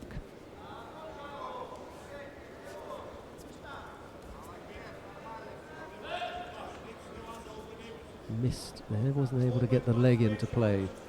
Well, he's going to pick up a penalty. Burla there. He's bailed from that particular threat. He knows it's coming anyway.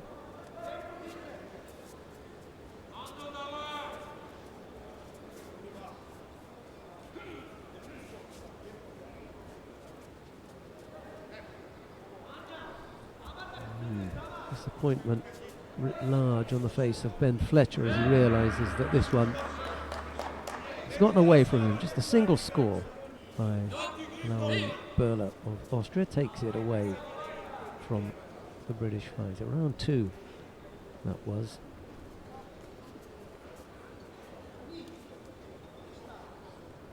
Really needed to get past this round. Had a first round by Karolis Bauza, was the Lithuanian who fell to Lauren Burla in the first round, and now Burla gets past Fletcher. He'll face Ilias Iliadis in the third of the quarterfinals. We'll see if we can pick that one up a little bit later on. But coming on to the mat now is Ilias Iliadis of Algeria. He faces Vanem Lipateliani of Georgia. It's Iliadis in the white judogi, Lipateliani in blue.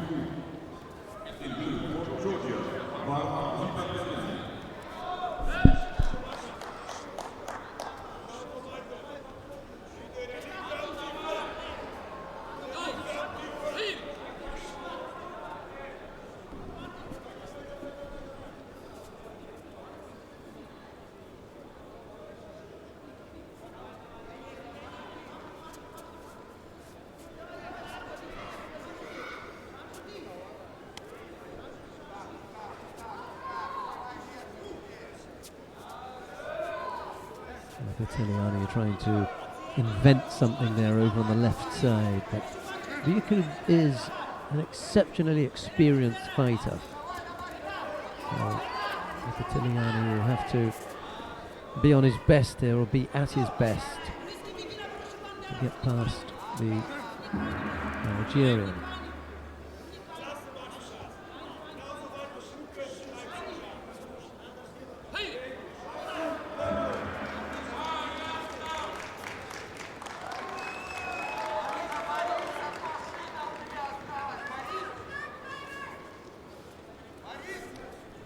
Iliadis has been roughed up before. Not the first time that he's had to wipe a bit of blood from his lip.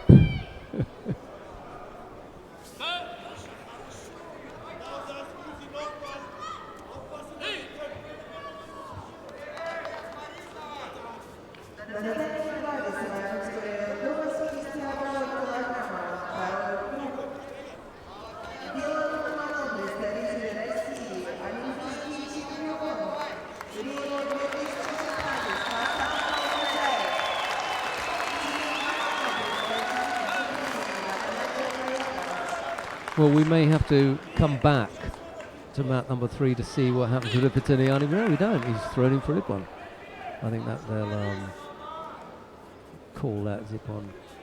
He steps round for the Osaikomi anyway, and that's nice and tight from Ekaterinburg. But we're going to go to mat number 2, because on mat number 2 is the current Olympic champion Hassan Khalmurzaev of Russia. He faces Watanabe Hayato of Japan. It's Khalmurzaev in the white judogi, Watanabe in blue.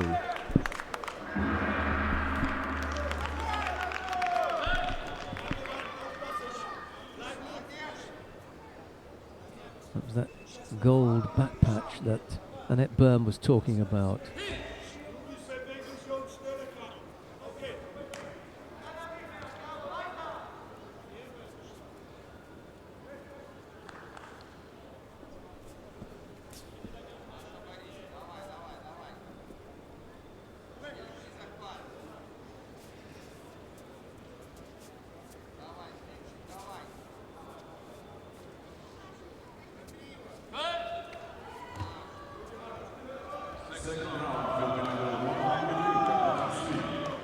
Could be Watanabe who's going to pick up the penalty for just wandering out the area. A bit of pressure from Khalmurzaev, and he ran out of room in order to defend the gripping exchange. Stepped out of the area. Single penalty then against Watanabe.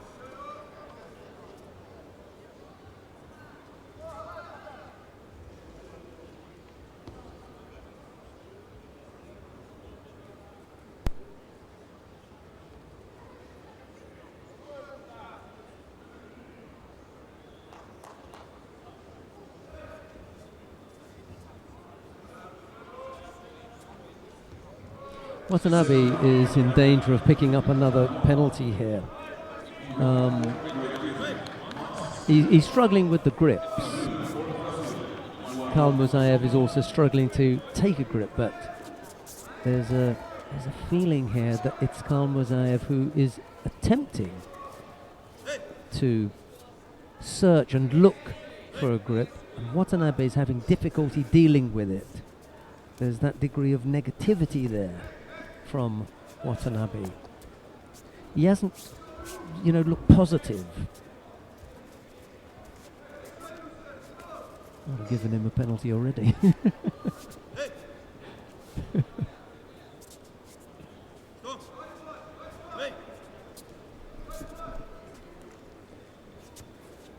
In every contest, there must be a point at which the referee decides how much positive work a fighter is involved in. Of course, if your opponent is attacking you, you need to defend. That's fine.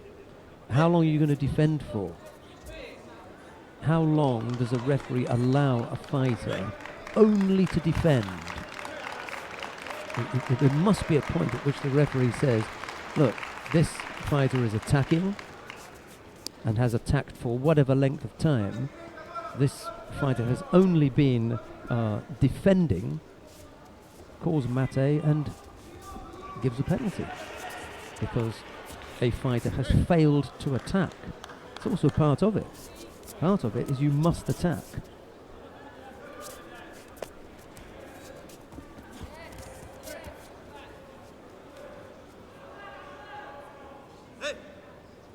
I mean, it's nice and clever of Watanabe to close Khalmurzaev down and stop him from coming up with big attacks. That's okay, that's also part of it. But the other part must be that you attack.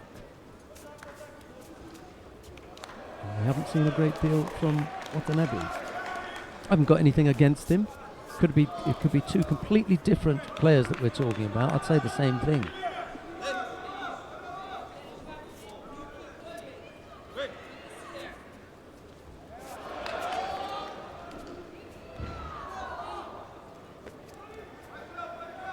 First chance for Watanabe to get involved in attacking.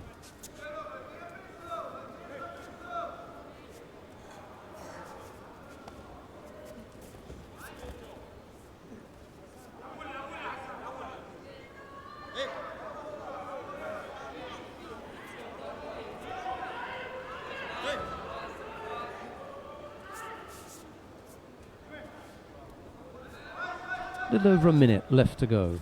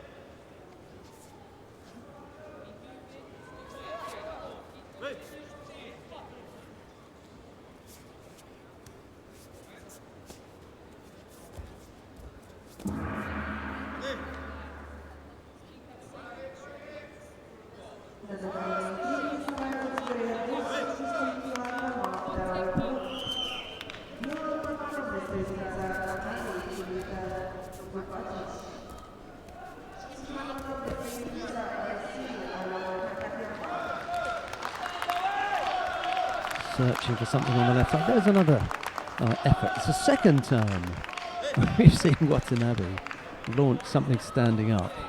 A stab at something on the near side a moment ago, and now over on the far side. I'm not having a dig at him, it's just that, you know, it's become a very, very technical battle for a strong gripping position. And referee in the middle has allowed that to develop.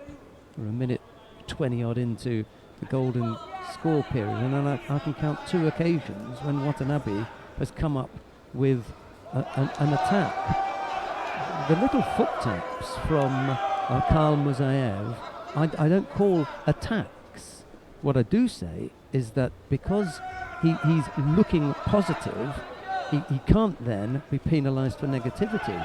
And he almost went over there. That was a third effort from Watanabe.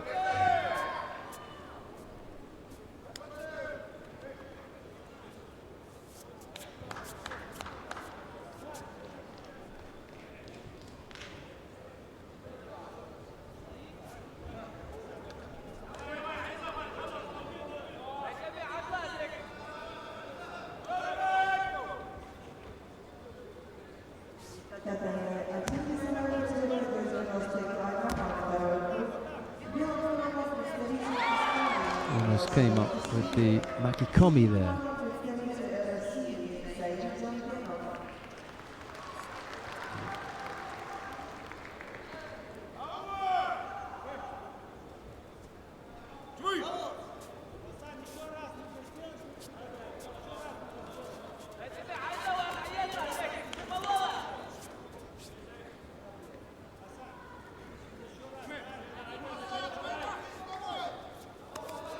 Well, single score will win it. There's a big effort there from Watanabe. That's his biggest yet. Lefto Sodagari.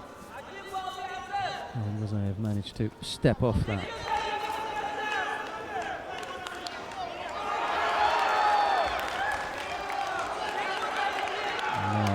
Khalmurzaev comes back with his own Lefto Sodagari that Watanabe turns off.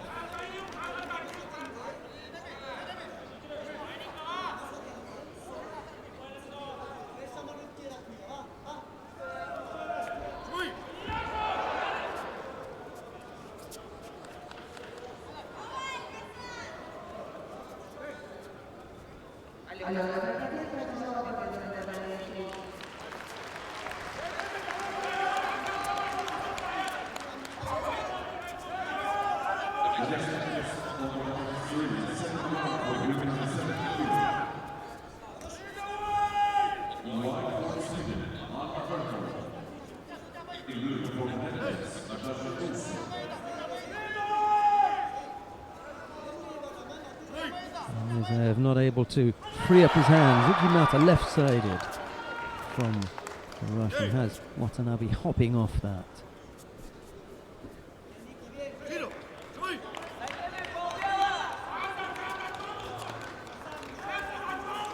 Well, he looks in good condition, does Khalmurzaev.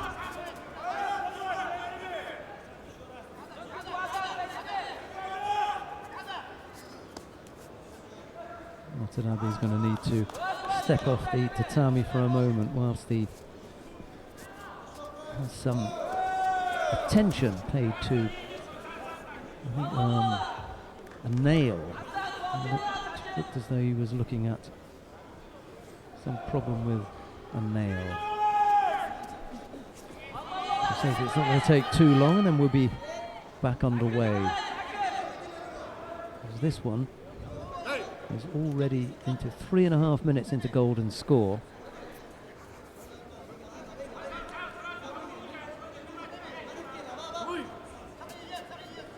That's the current Olympic champion Hassan Khalmurzaev of Russia in the white judogi, who's up against the relative newcomer Watanabe Hayato of Japan, causing the Russians some problems, mostly from a strong defence. Khalmurzaev has found it difficult to break him down. He's a tricky gripping prospect in front of him as Khalmurzaev, and that's made it difficult to come up with any kind of telling attacks.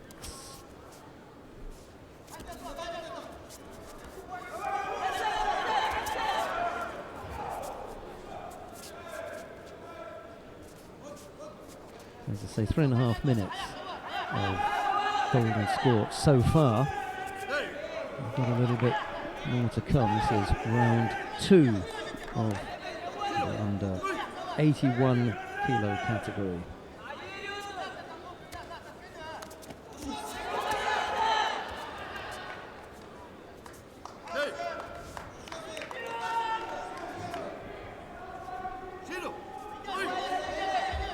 It's taking a little bit longer than I thought, actually. Now Watanabe is back on the mat. Let's see what that has done for one or either of the fighters. Who's going to come up with the finish? Khalmurzaev comes up with a big attack.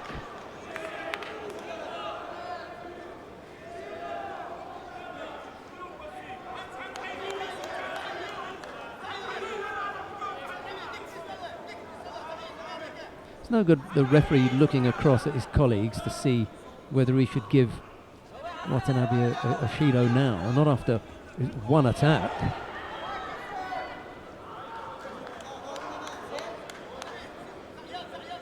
And a long look towards his colleagues after Khalmurzaev put in one attack. And Watanabe's come back with his own, so that's going to delay things a bit.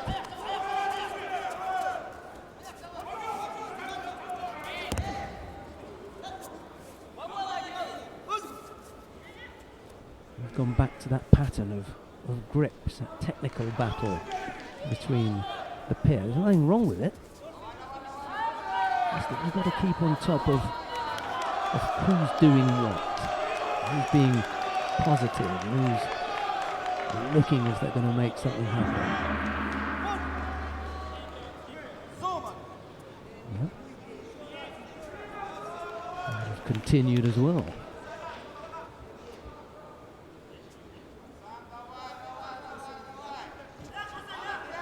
It's like you get a clock reset after an attack.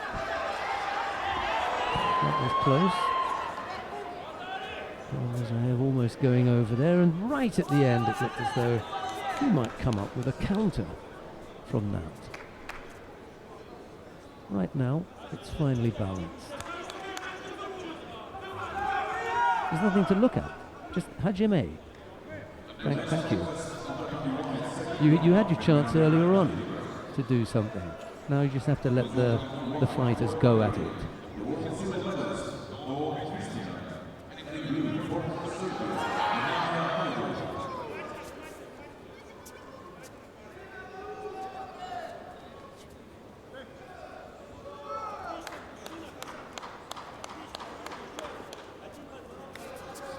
Right, one more cycle then, and if Khalmurzaev attacks first, then the referee could step in and say, right, Khalmurzaev during this period has been the most attacking of the two fighters, give it to him.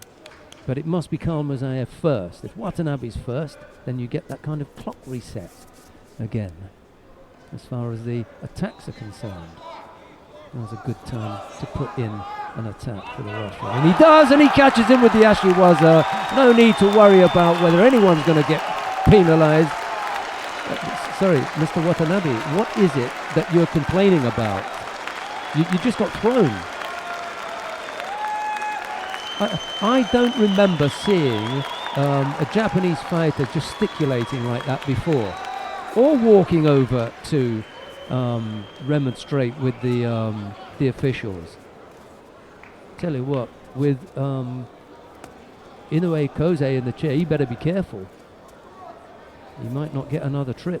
There's absolutely nothing wrong with that. What was he complaining about? Super little piece of work from Khalmurzaev at the end with the Ne-waza.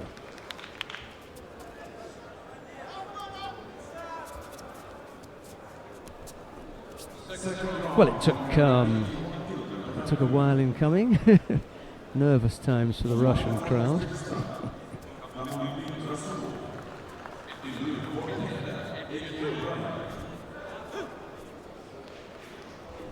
What have we got on the tatami now then? Kamaluddin Rasulov of Uzbekistan faces Etienne Briand of Canada. Rasulov in the white judogi, Briand in blue. It was an interesting contest, Watanabe and Khalmurzaev.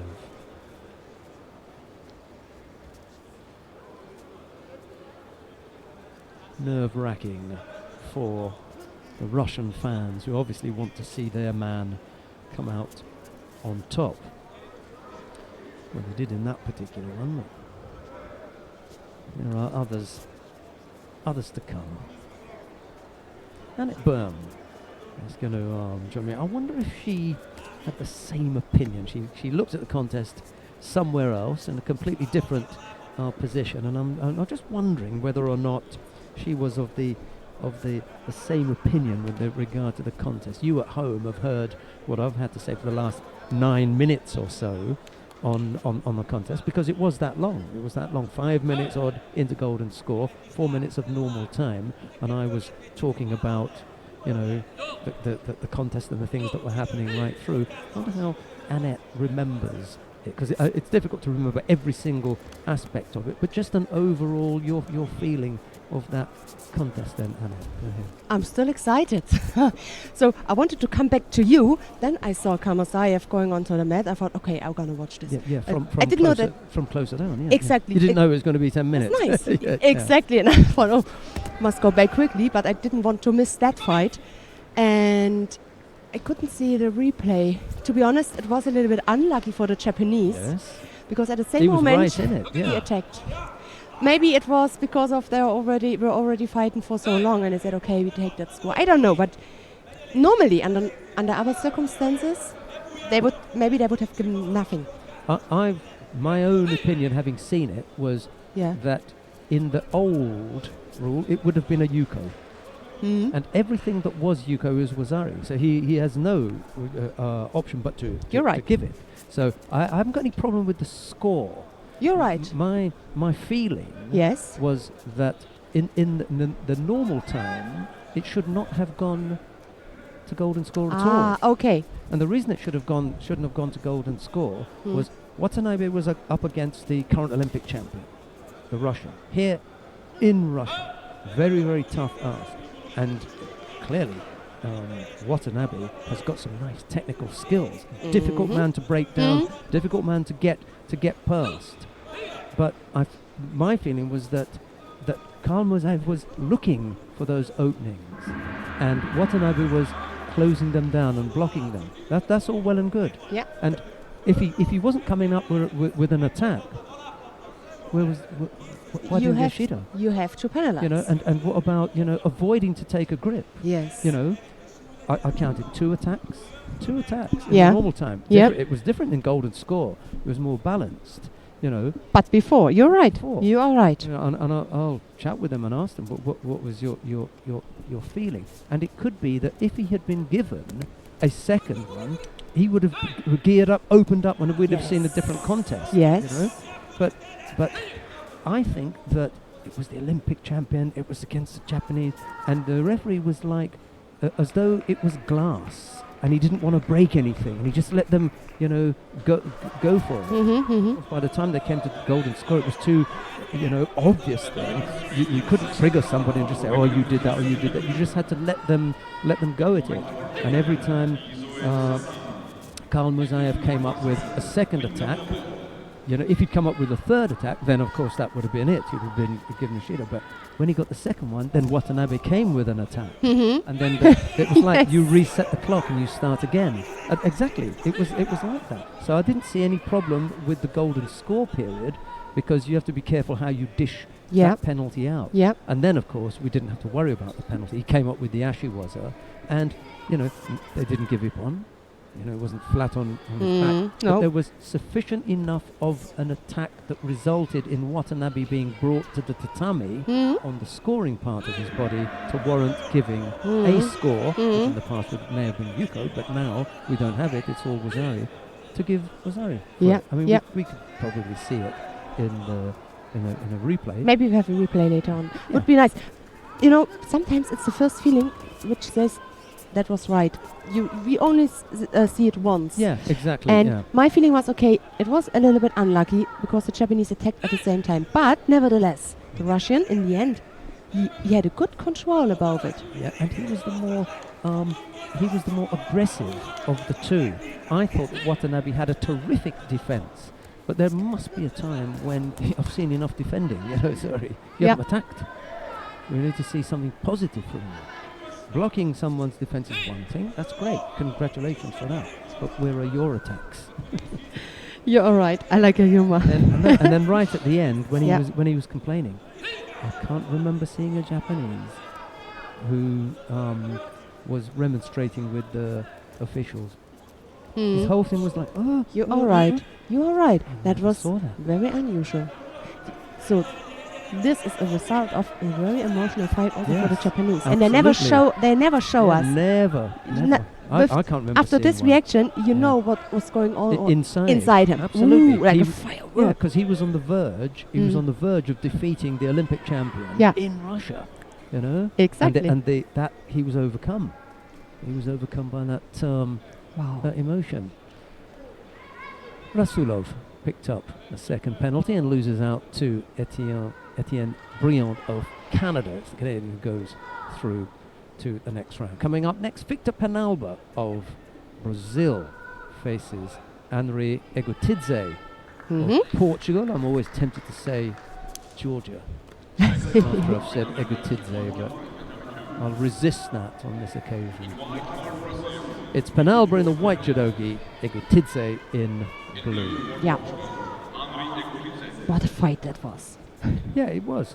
I enjoyed that that difficulty, that the problem that both fighters posed for their opponent. I just think that Yeah. Anyway, I've Looking forward the next round for Hassan.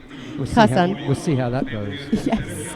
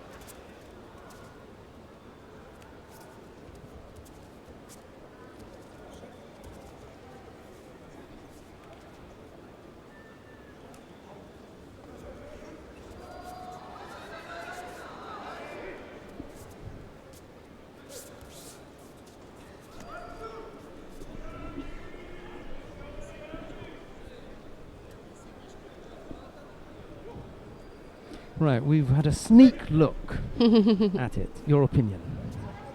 I stay with my opinion. It's okay, but you have to watch it as a full movement. You know, this We will. attack We'll between have another. Khalmurzaev, and It's all Watanabe. online anyway. You can go and click on That's a good thing. on it, and you can all have a look if you want. We're just sneaking a look here because it is interesting. It's fascinating, and it was finely balanced. 5.5 minutes of golden score. We're still talking about Khalmurzaev and Watanabe. It was very, very close. And why wouldn't you? It's the current Olympic champion. The big news of the day, really. Mm-hmm.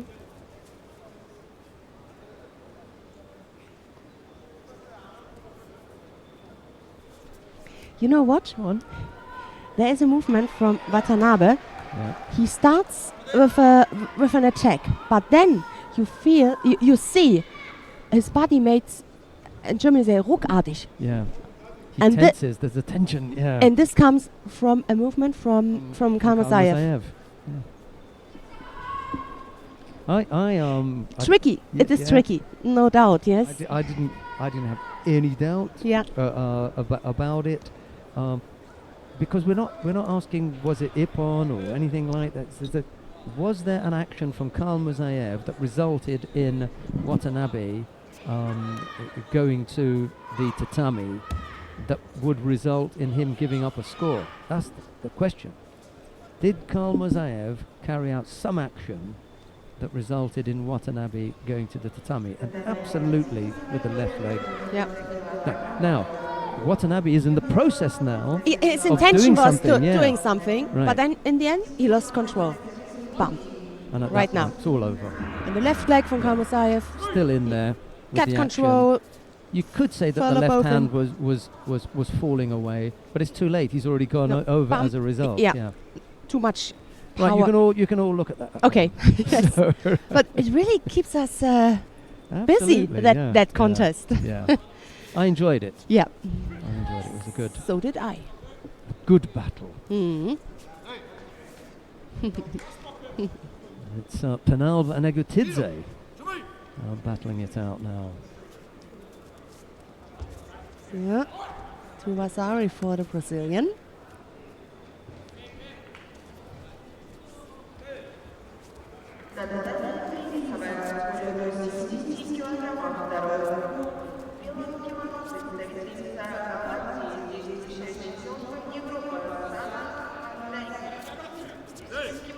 Sanne van Dijk, I just heard his name, against Poswiet.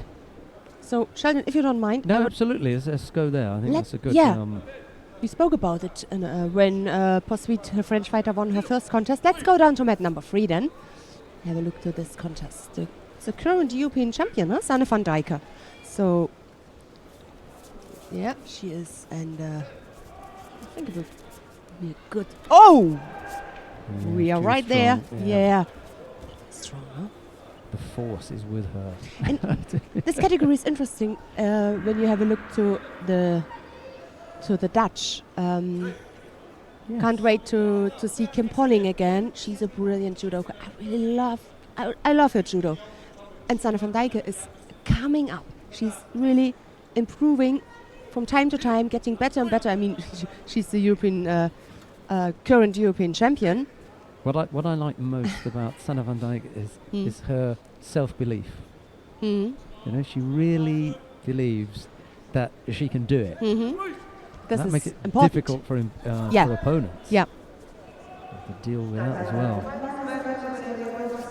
And it is a quite mix. Some believe so much in themselves and are kind of arrogant.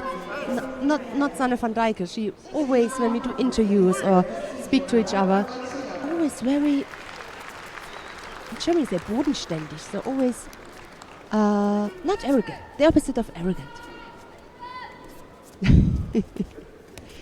And on the mat, yeah, self-confident. Believe in yourself. This is one of the really important points. That's also what Fabio Basile did.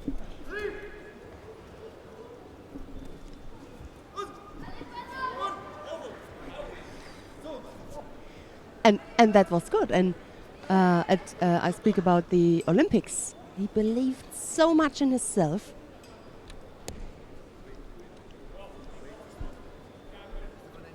And despite, or not despite, and you, furthermore, you showed brilliant judo on that day. You can't deny that. So, the lead for Sanne van Dijk.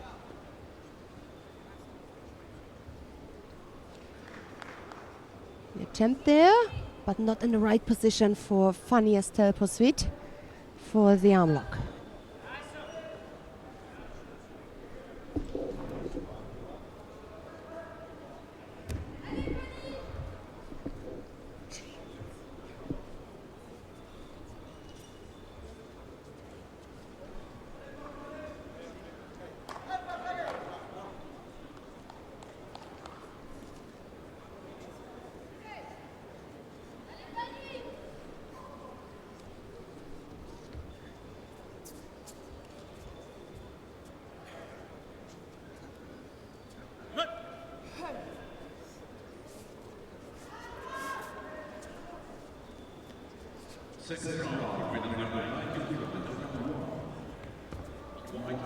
Some unexpected results, in my opinion, in the under 70. Procopento won against the number 1 seed, Zupancic, earlier on. Harris of Puerto Rico beat Gershak Sabina of Hungary. Also, for me, it was unexpected. The next unexpected result. This is an interesting day for the 70 kilo category today. Linda Bowler lost her contest against the Japanese Nisoe. And let's see if there are some more surprises.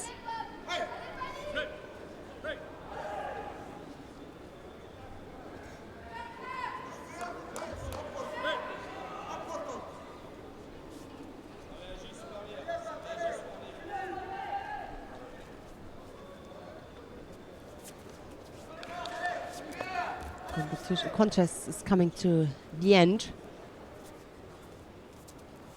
He tries to keep her busy. Maybe he's looking there for the choke. Can't see if she's through or if the lapel is under the chin. But it doesn't matter. It is Sanne van Dijken who goes into the quarterfinal.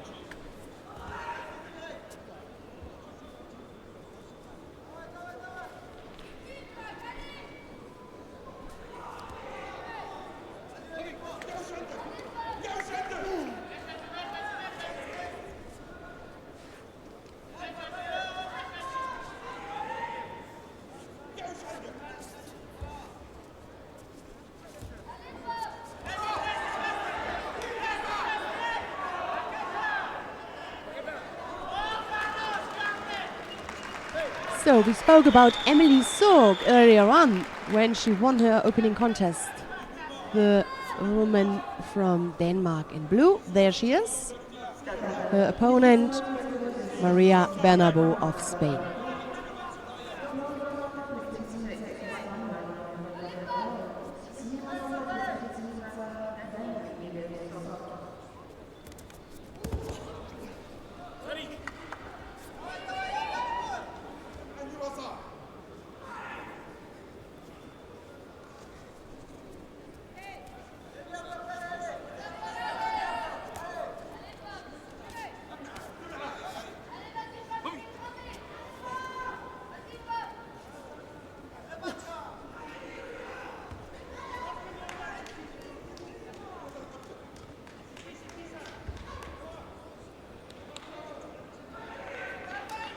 Trying to turn her, putting pressure on her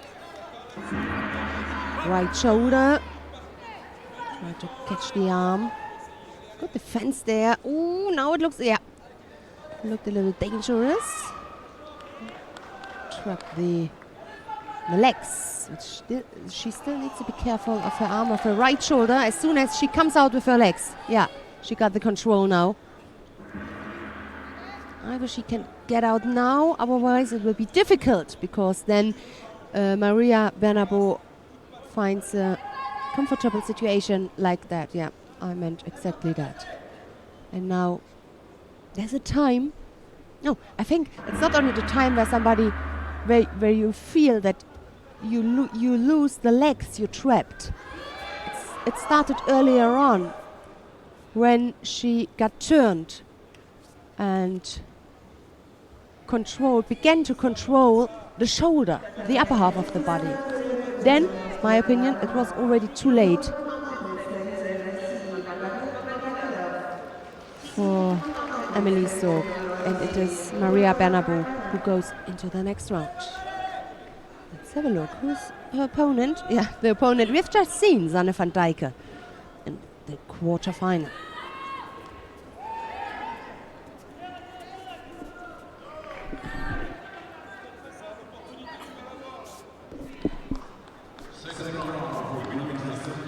Maria Portela of Brazil.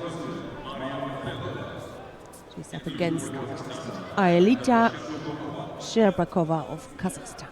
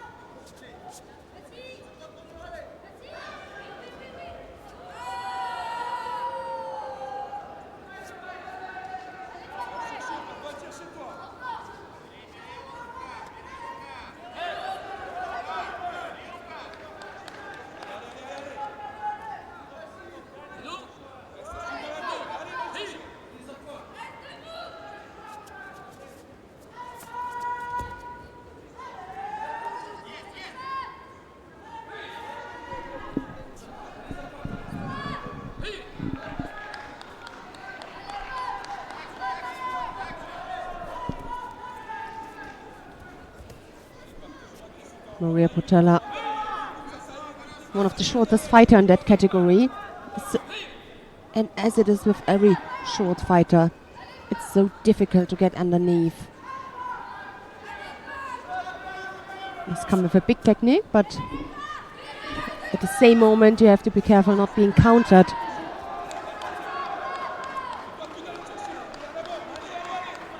So, right now 2 penalties on the side from the Brazilian fighter. 2.5 minutes to go. Low Ne-waza attempt. Too far away.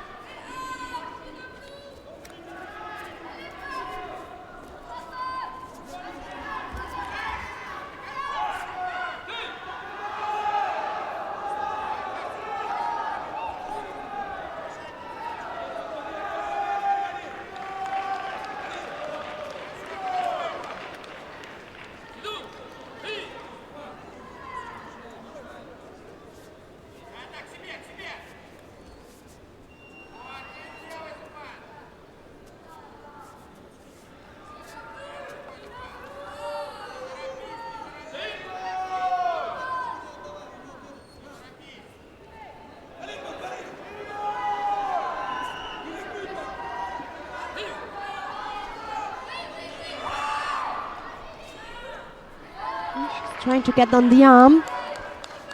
No way.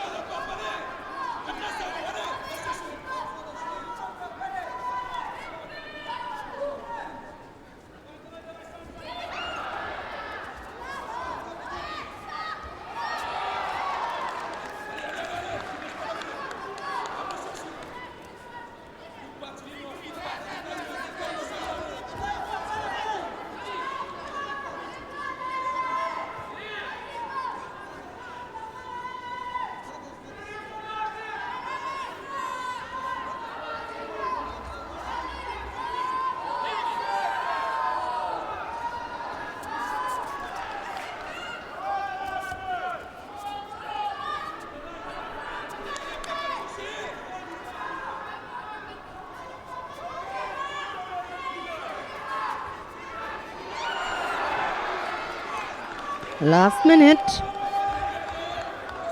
Both with difficulties to come through with an attack. To score. Not well precise again. She's quick, Maria Portela, but wasn't the best coordination to get underneath.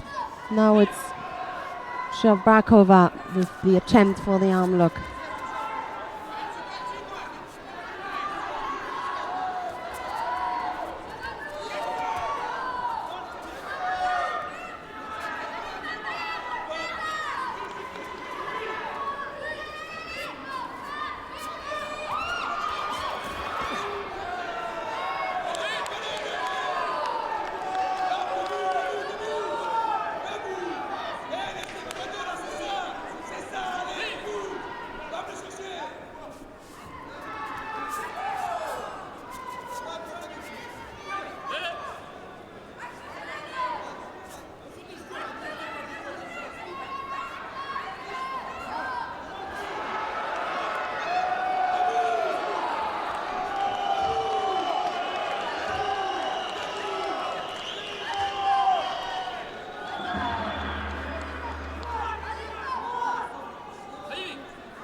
Golden score.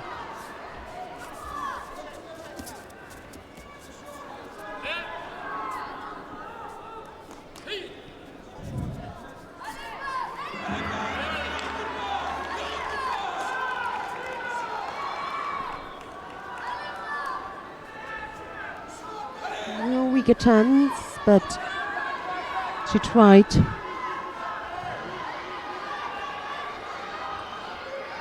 Judo now for the Kazakh fighter for dropping down. So either next Judo, a next penalty, or the next score will decide.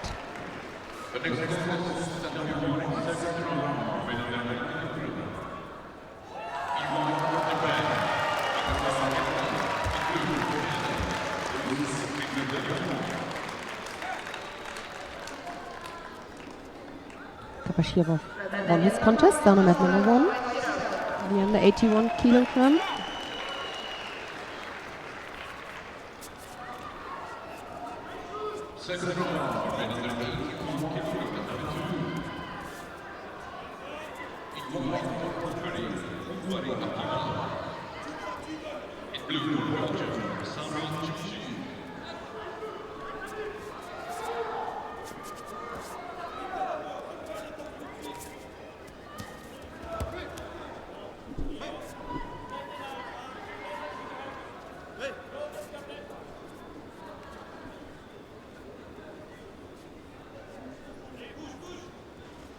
When she is looking for that arm lock, my opinion, it's not the right movement. She just sit on her and then turn a little bit. Now the third penalty, as we said, penalty or score, and could not bring a lot of the best pressure on this elbow. Just this half-hearted attempt to go for the arm lock, but maybe she didn't want to. So in the end she got it. Maria Porcella up into the next round. So let's see her opponent either Alexandra Samacic of Bosnia-Herzegovina or Miriam Butgereit, Germany.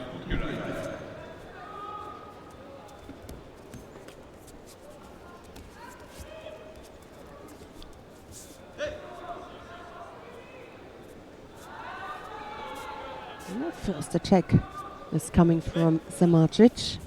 Big attack on the outside, on the right side.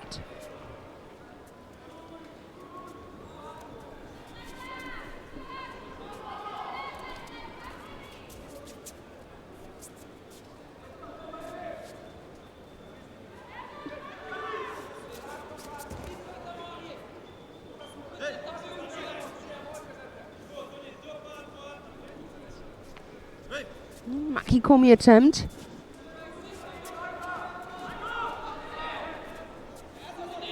Now she's trying to turn her. Let's see.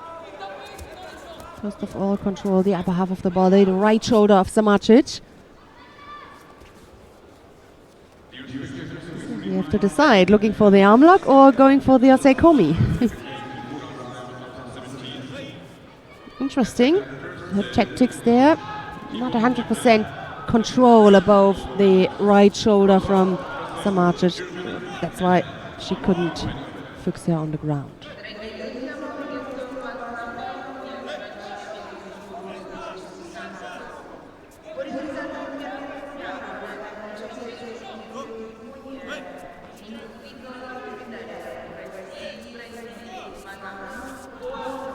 "19 years young." Alexandra Samacic is. Medaled at junior and cadets and under 23 European Championships. Last year in the under 23 she became third. Such a young talent. But also medaled at Grand Slam and Grand Prix. 2 bronze medals at the Grand Slam in Tumen and Baku. Baku this year, Tumen last year. So she was on the podium last year.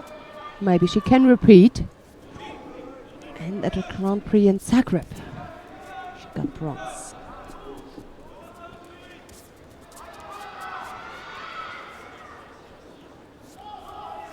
That was a good idea from Butgereit. She just couldn't finish that one off. So no score yet.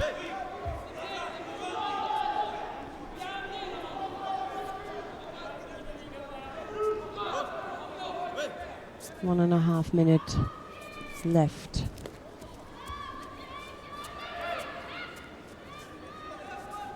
Looking for that counter. Yeah, that was dangerous. Her right shoulder, lost control about it.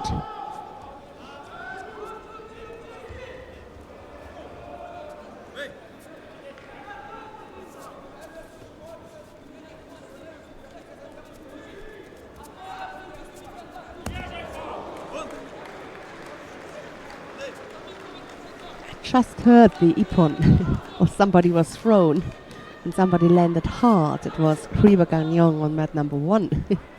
The Canadian. He lost against Nagasawa in the under 90.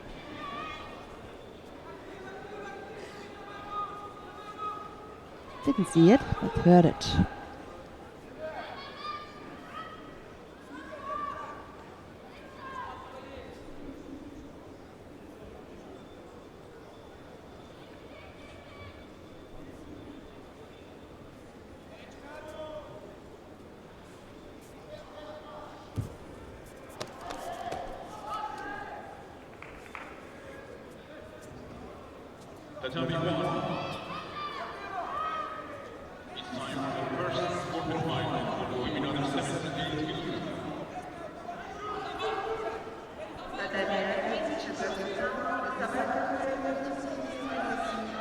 And again, she brings herself into danger.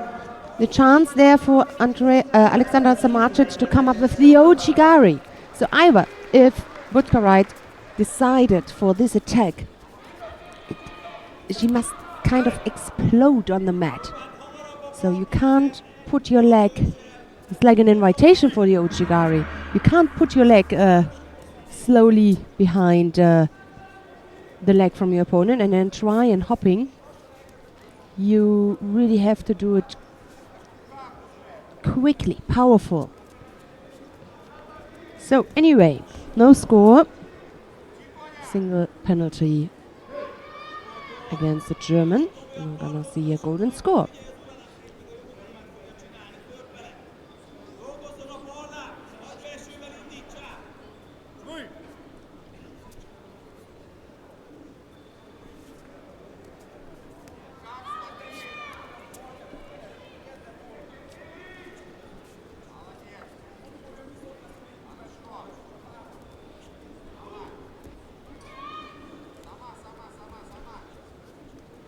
Left-sided. She tries to get her right arm above. Hard fight for the right grip. Cross grip. And Makikomi attempt again. Let's see if she can hold her now on the ground. Again, it's the right shoulder she needs to get under control, but Mateva's coming before.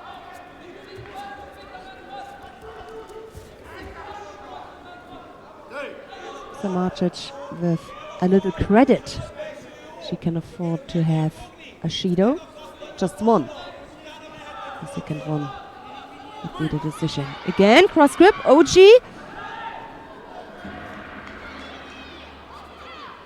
Did she injured? Miriam Butkarite. Because she has she hasn't her right shoulder under control.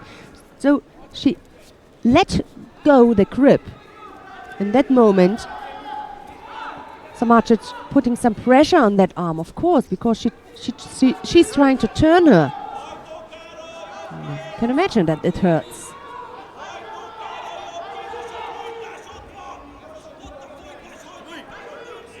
Miriam Butkarite must come up with something new. This is very often the case when you're getting tired. You don't realize the situation to come up with something else to variate. Uchimata closer and closer to get a score from Samardzic because the German's getting weaker and weaker. I mean, it's also a great experience, no doubt, for Butkarite, who never medaled before at the Grand Slam. It's a different to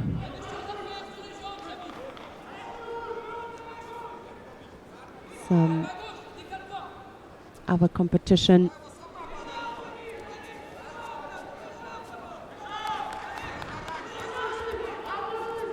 Which are not part of the IGF World Tour.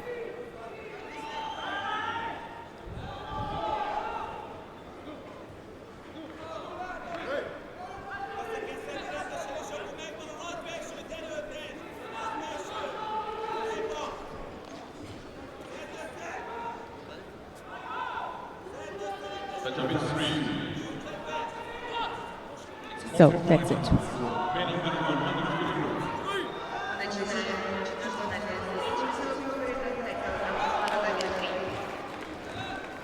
Coming up next in the under 100 kilo category, Aaron Farah of Austria. He bet the number 1 seed, Martin Pacek. And now he's up against Yevgenis Borodavko of Latvia.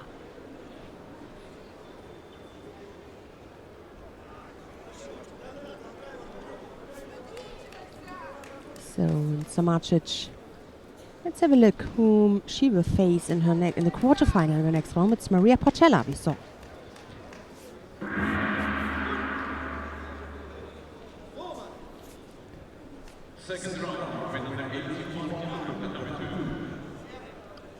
So the under 100 kilo categories. And now start with the quarterfinals. This is the first one. Jo Abigail won her contest in the under 78, the number 1 seed here, against Shmeleva, Russian.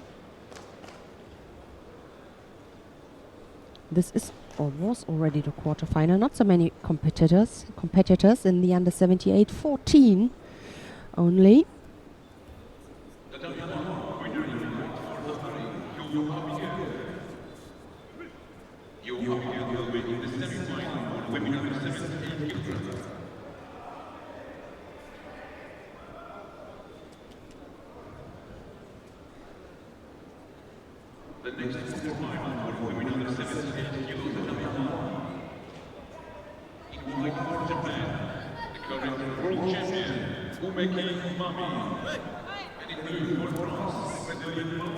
And we switched on earlier today, and I would like to use that possibility to, or again, to have a look down on mat number 1.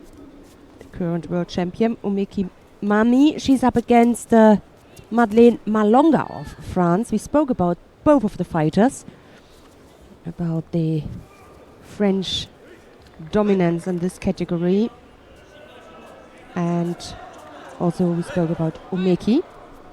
You at home, click on mat number 3 if you want to join the quarterfinal in the 100 kilo category between Farah and Borodavko. We're right here.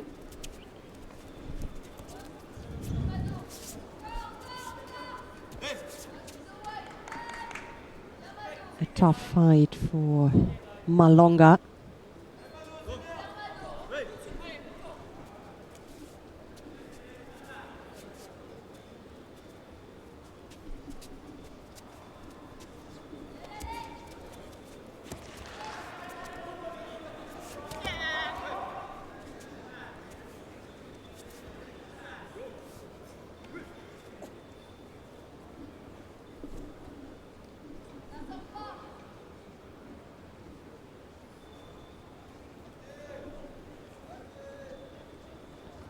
Leg is fixed.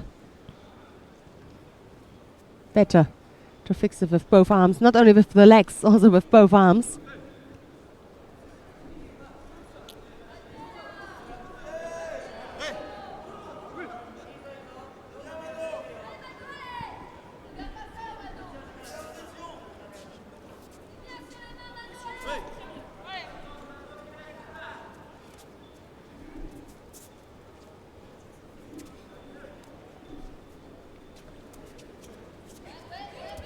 Right-sided Uchi Uchimata.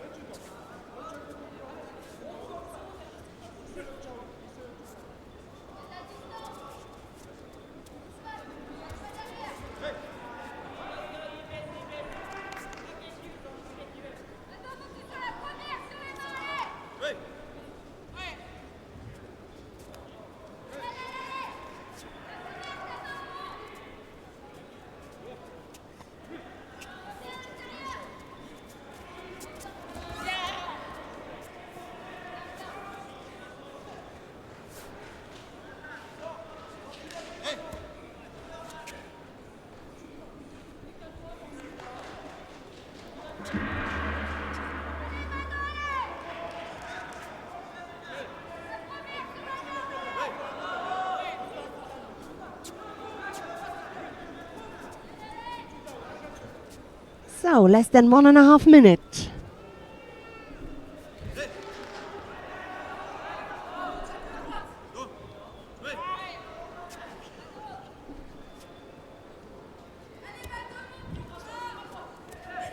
She's trying to get through on the right side again.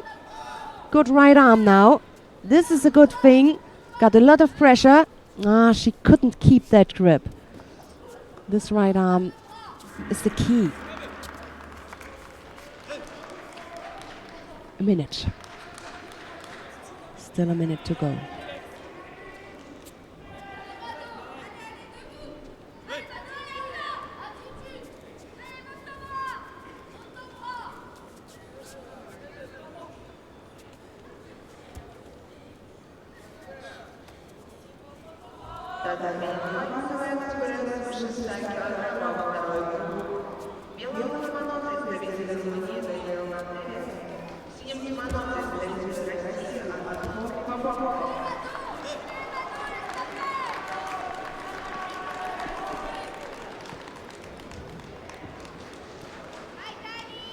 So, 35 seconds. Breathing heavily, the French fighter. Oh no, there's coming the third and last penalty. Mickey Mami wins that contest. And I would like to go to mat number 2, please, to have a look to heavyweight. Daniel Natea, the number 1 seed. He's up against Anton Krivibokov of Russia. And I can remember that Anton Krivibokov injured. It's quite a few time ago, but he injured badly on his knee. So it's nice to have him back on the tatami. I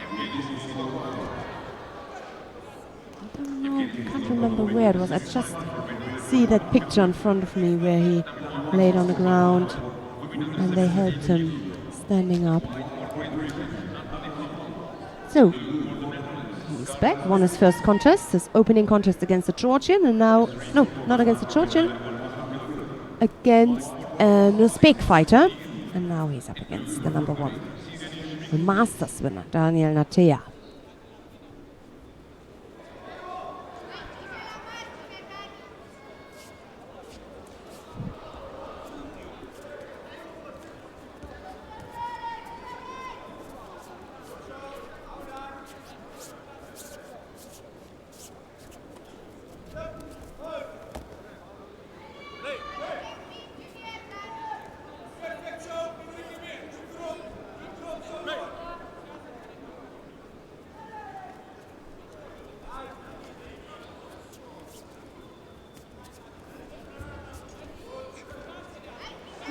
There for the counter.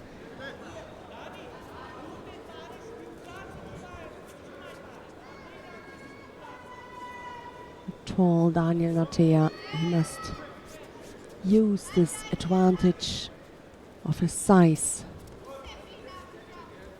by dominating in the grip and checking. Krivibokov looks like he's waiting for the counter.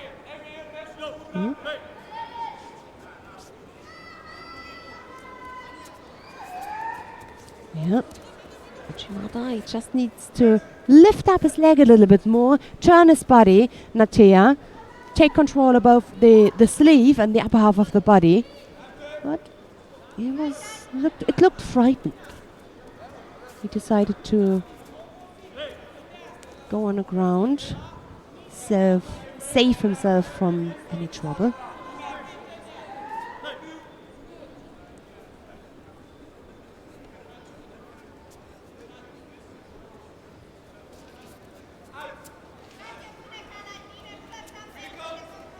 Uchi could have been possible in that moment, but also difficult for the knee or dangerous for the knee. But the right leg from Krivibokov was attacked. The outside, kind of Kosurugake, could have turned to the Uchi and lay himself on Natea.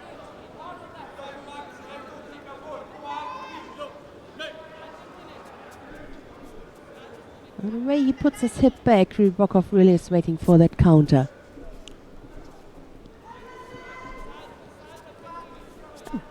Sheldy is back. Yes, I was just chatting with Anton Kribabokov a few minutes ago Yeah. Oh, and? before he went on the mat. And his coach, 54 seconds left to go, was Ari on the board for Daniel Latia.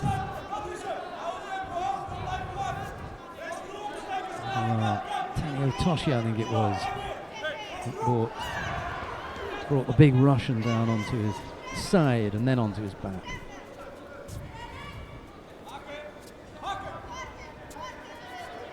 Yeah.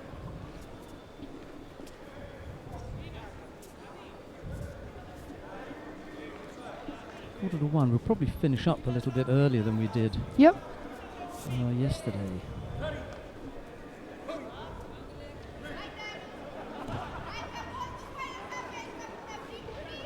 Oh yes, that was a good one. Just a little bit more. But it's said easily, I know.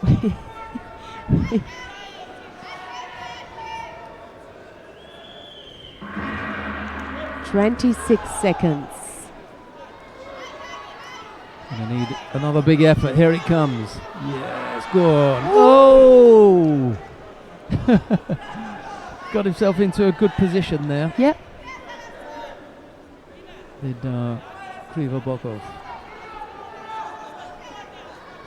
As he got one more left in him. Second penalty picked up by Natia. That's not going to concern us. Go on, one more. That was it then. It was too late. Yeah. Too late. He just woke up when he trailed. He should have tried it earlier. Or began earlier. So it is Natia.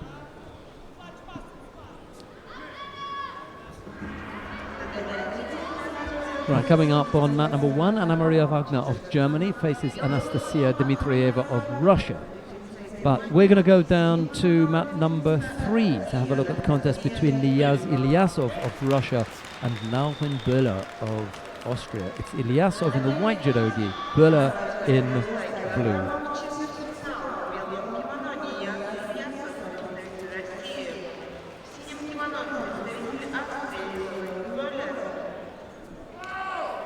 We'll have Valam Lepetiliani and Luciano Correa of Brazil after this one, another quarter-final. That's why we've jumped down here. I suppose we could have jumped to have a look at Anna Maria Wagner and Dmitrieva, but we're down to see Ilyasov anyway.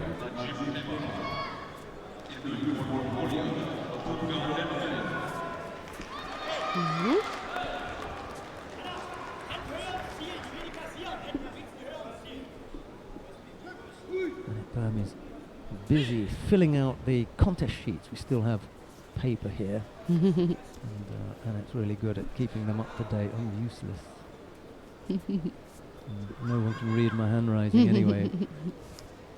And it's not getting better by the years. No, you're absolutely right. Loretta's good. Loretta's got good handwriting. Sandra as well. Sandra's very, very clear. Klar und deutlich. Ja. Sehr gut. Yeah, she's good. I haven't seen Chloe Cowan Vickers' handwriting. I should ask her next time. I'd invite her to do the contest sheets. And I know what her she will answer be happy. Will be. Actually, was it there from Ilyasov? Yeah. They moved off to the right. Foot tap there. His right shoulders are not in the best position. No, and I think... So isn't Böhler's. Yeah, exactly. Behind, far behind them. You know, whenever you get into that position, you're not going to generate anything from there. You have no power because your shoulder's always behind yourself, but the shoulder needs to go with you when you're going into the attack. So, but this is very often a thing when you have left and right.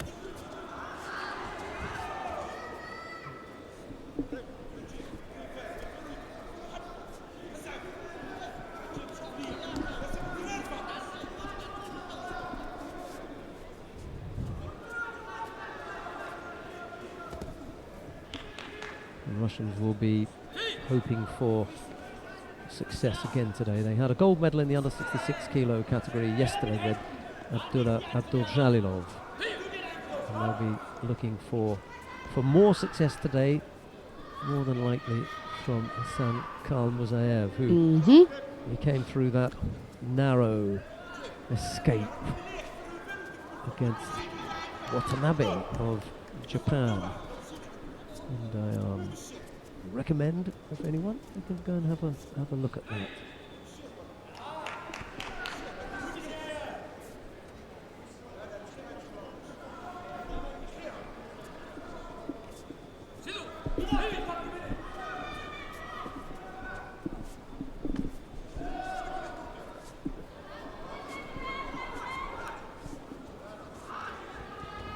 A little break.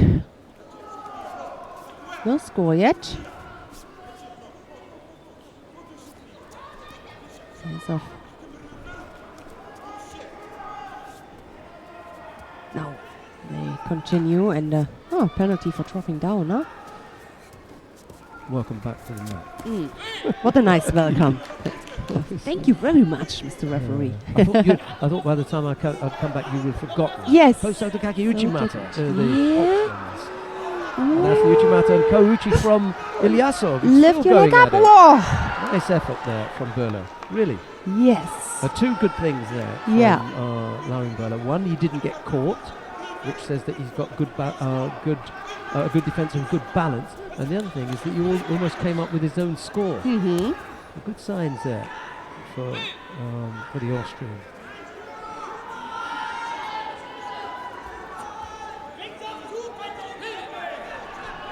Oh, tries to turn him over. That was unlucky moment. Didn't get off that one. Maybe this decision was too late. He was already almost thrown.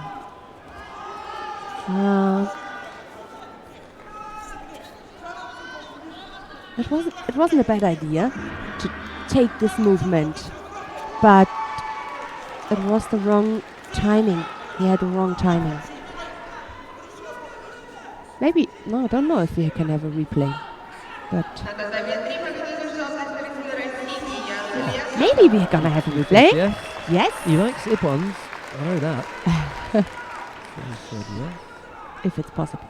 Lipitiliani waits to take to the mat in his quarterfinal. He'll be up next. Number 32 in the world against number 24. Lipitiliani, I can't remember when he was as lowly placed as 32. Yeah.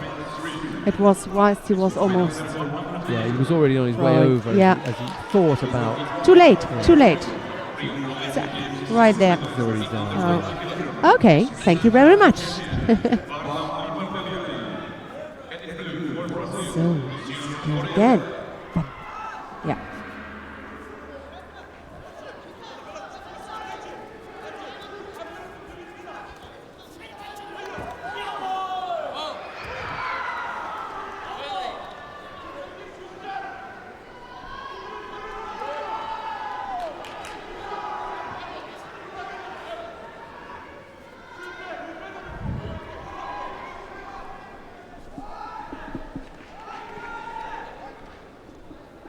Anna Maria Wagner won her contest on mat number 1, by the way. Defeating Russia's Anastasia Dmitrieva. She's in the semi-final. Anna Maria Wagner. Well done.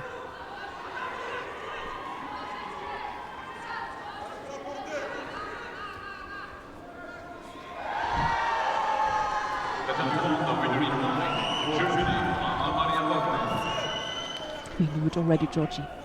But thanks. But confirmation.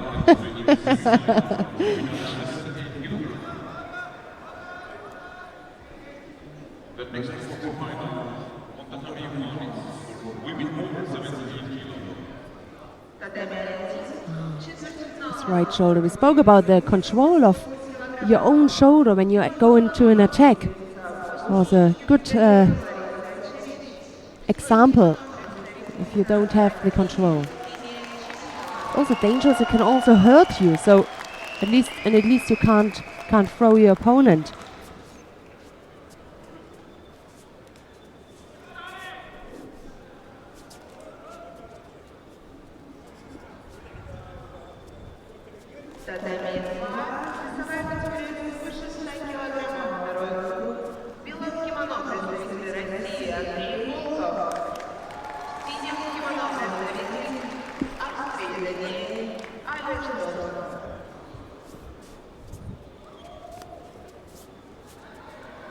This is a good grip from Luciana Korea, but a better action from Valan Lipachayani.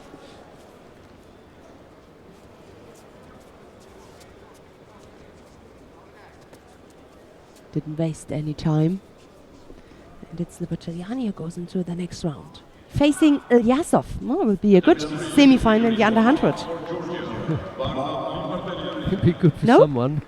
For me as well, at least for me.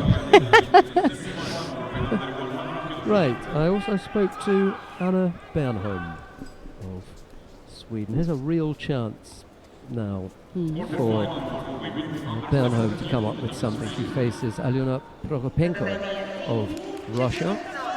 Prokopenko in the white judogi, Bernholm in blue.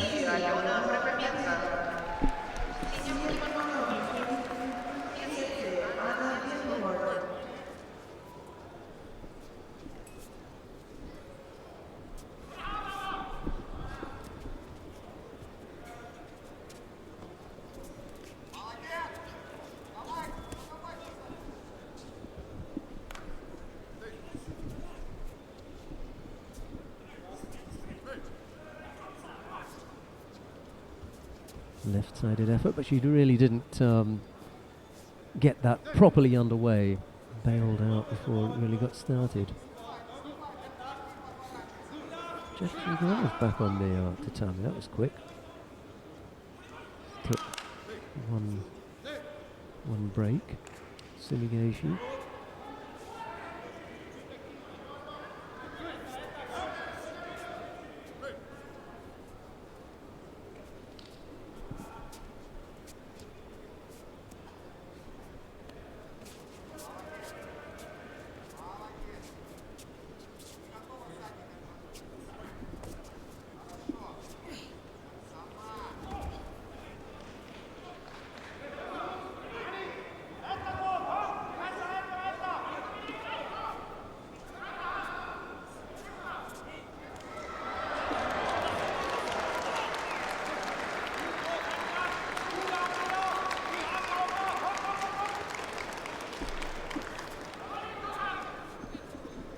Prokopenko proving that a little bit too strong for Anna Bernholm.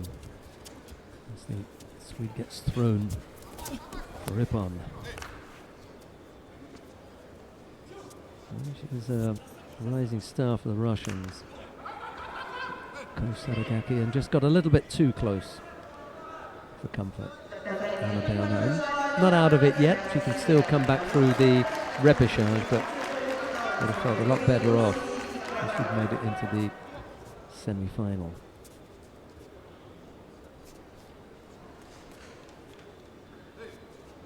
Next on mat 3 in the under 70 kilo category, Maria Perez of Puerto Rico faces Mizoe Saki of Japan. Perez in white, Mizoe in blue.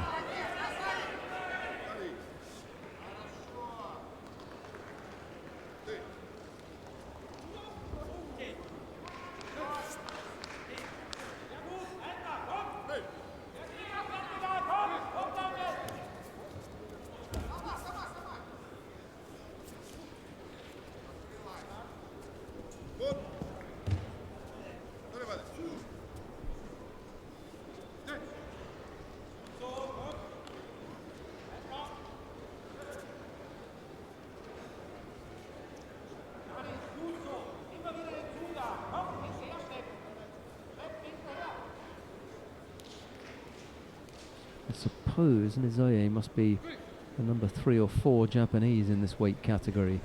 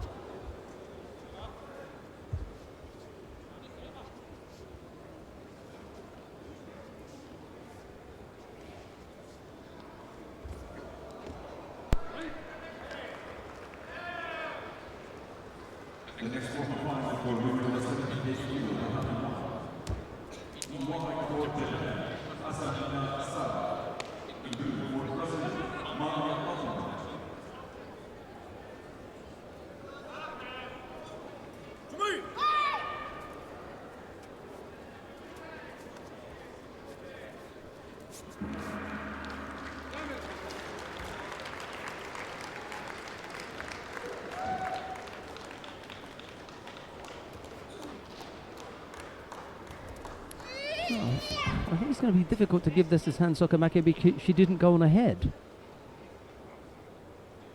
Surely the idea is if the fighter goes onto their head in an effort to avoid a throw, you can give a hand sokamake, but she doesn't go onto her head here. So I don't see how they can give it. Anyway, I may yet be proved wrong.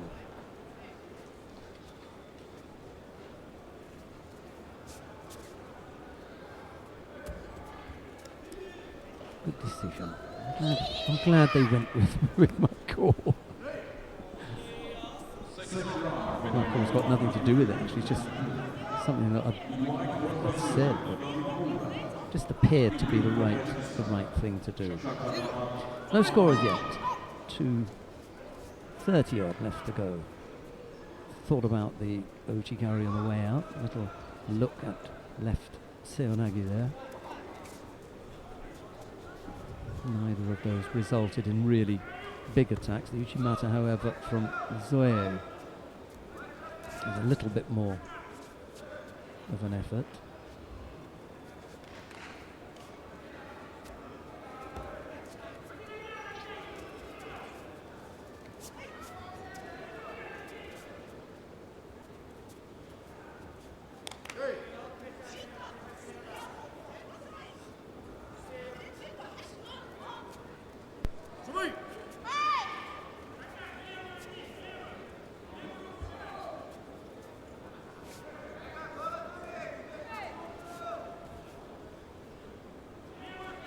Just the single Shido against Perez then.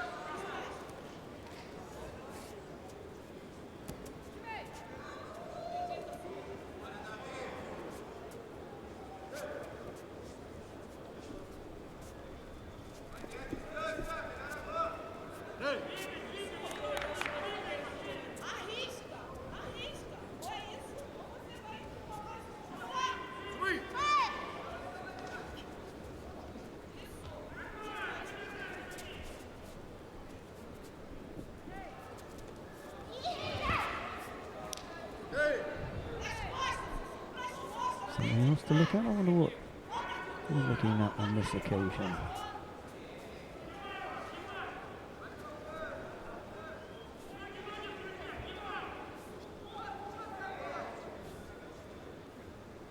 She'll be penalised once for a gripping infringement.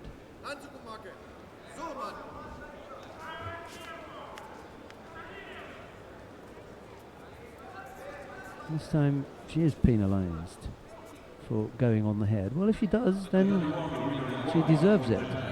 First time round she got away with it. This time, obviously, the thinking was that it was too obvious. And so Sake into the semi-final then. Coming up on mat number 3, I think we're going to stay here because we've got Sanne van Dijk of the Netherlands. She faces Maria Bernabeu of Spain. Van Dijk in the white judogi, Bernabeu in blue.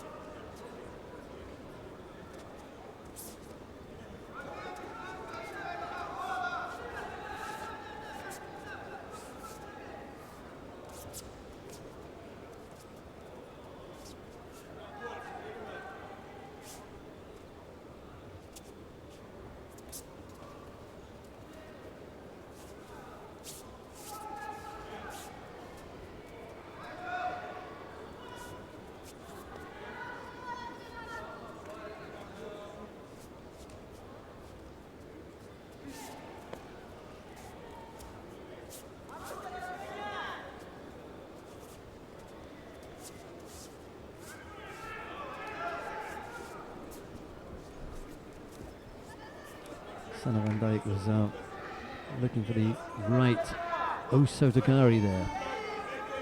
Shape to go outside, and Bauer was up to defending it, as she was again there. It's a little bit overly defensive to me.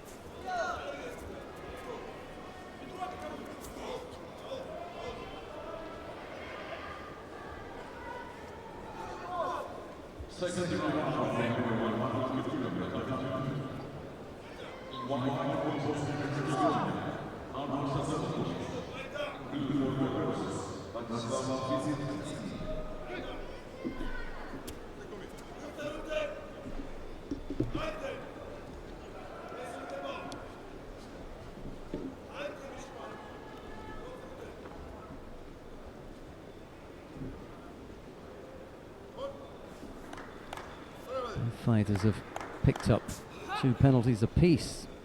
Sana van Dijk, however, is on the board with that single Wazari, and that, I'm afraid, for Maria Bernabeu is going to be enough.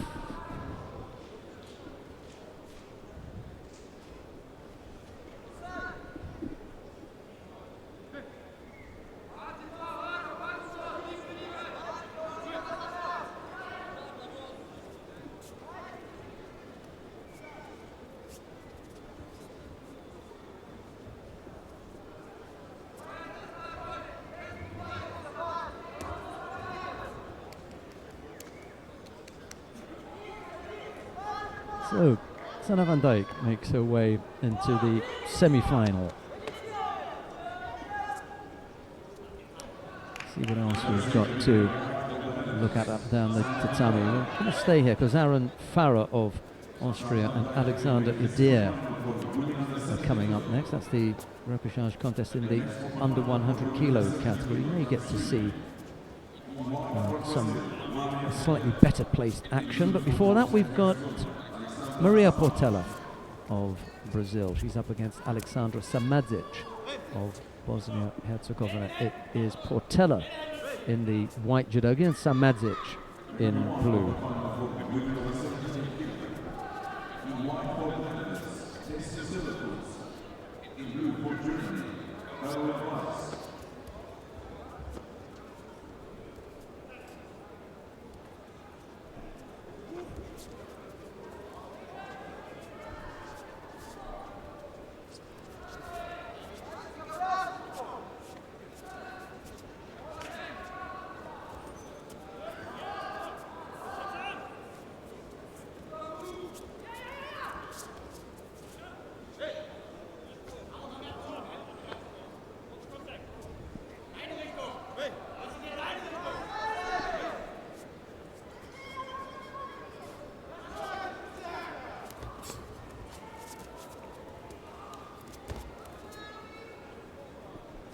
Madzic leads by Wazari after a trademark Maki Komi score a moment or so ago.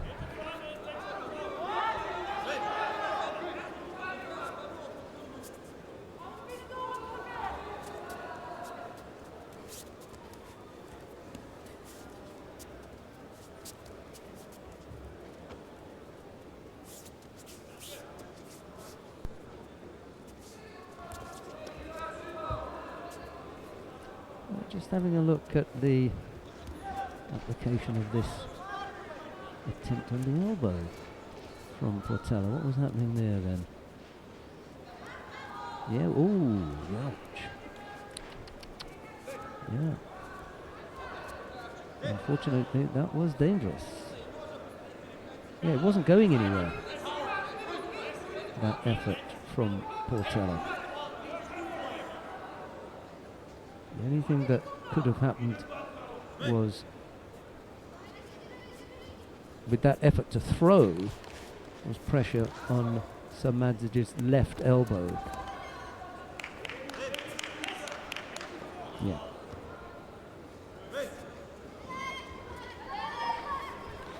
Bad technique from Portela, I'm afraid. Right, who have we got on the mat now? Aaron Farah of Austria faces Alexander Ider of France.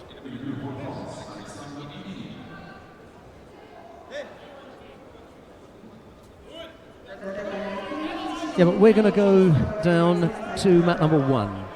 We've got a quarter-final in the plus 78 kilo category. Tessie Savelkoels of the Netherlands faces Caroline Weiss of Germany. It's Weiss who leads by a Wazari with a minute 20 odd left to go.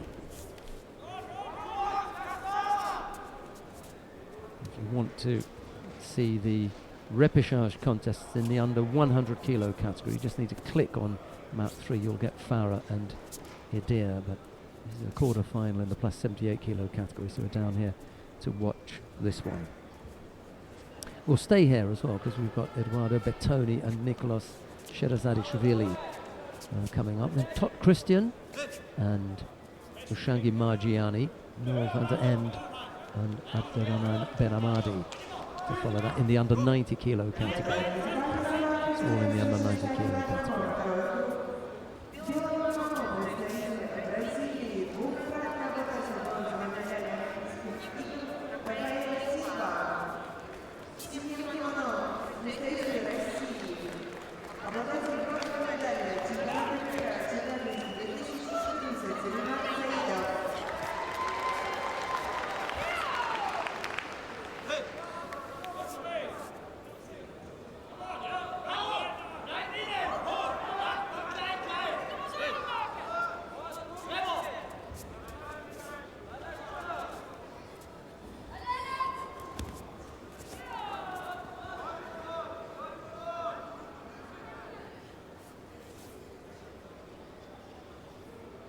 Quick look at the clock there by Weiss. There's only a few seconds left and she's going to manage this one. Referee decides to call Mate, gets them up on their feet. What, I'm afraid, is that for Tessie Savelkoels? It's Caroline Weiss who goes into the semi-final. Round 2 of the plus 100 kilo category, beg your pardon. Round 2 of the plus 100 kilo category is taking place on mat 2 if you want to watch that. The heavier weights there will wander along there when the 81 kilo category comes up, but for the time being we're going to see the first of the quarterfinals in the under 90 kilo category. Eduardo Bettoni of Brazil faces Nicolas Sherazadishvili of Spain. It's Bettoni in the white judogi, Sherazadishvili in blue.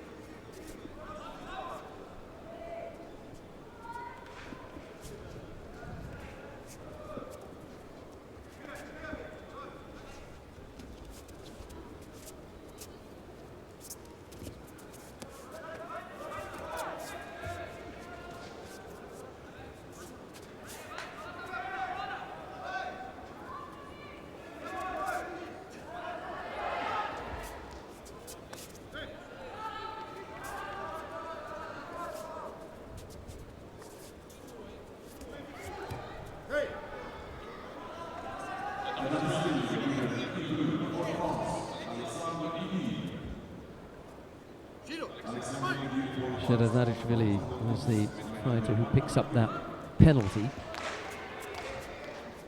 for passivity. Just needs to pick up the pace a little bit, does the Spaniard.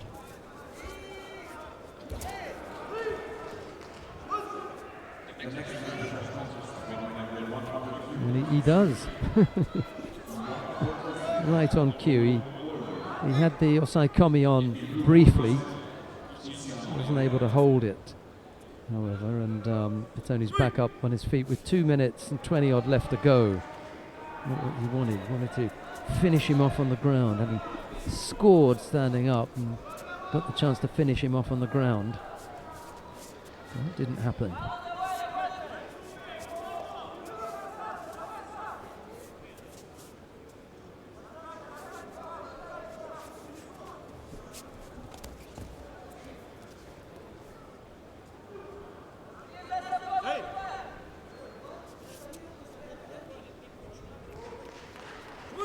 Sherazadishvili had picked up a penalty for passivity a little bit earlier on, and then that galvanized him into action. He ended up catching Bettoni, throwing him for Wazari with a little low right-sided Murati Seanagi.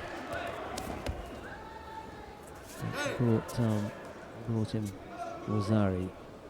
Couldn't quite finish off the hold, however, after that.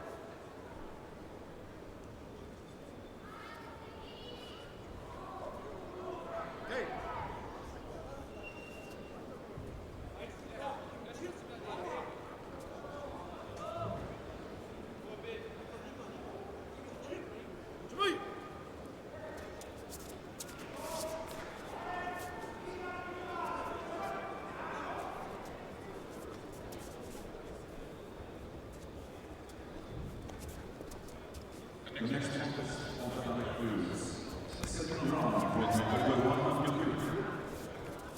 In white for Georgia, Ne-waza. In blue for Austria, Stefan Kidney.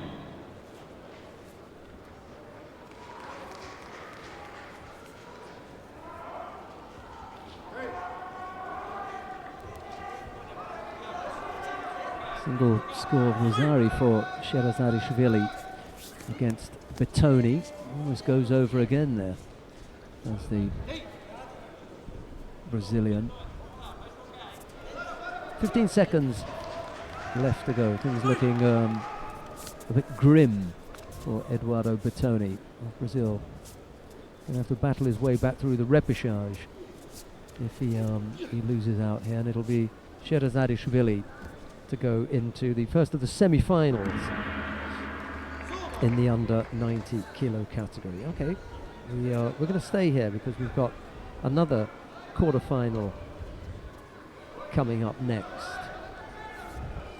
It's in the under 90 kilo category. So Otok Christian of Hungary faces Ushangi Margiani of Georgia. It'll be topped in the white judogi, Margiani in blue. I know Anik Burm is tidying up the sheets. He's back now, so I'm back now. Take you through that one, or a couple of those, because we've got it's a good choice. Noel van der End coming up next, and then Abderrahman Ben Amadi of against Ben Amadi of Algeria, and in a couple of fights' time on mat number 2, we got the first of the quarterfinals, Frank de Witt, Andranik Chaparian of Armenia, and then Hassan Khalmurzaev and Etienne Brianna Canada. Yeah.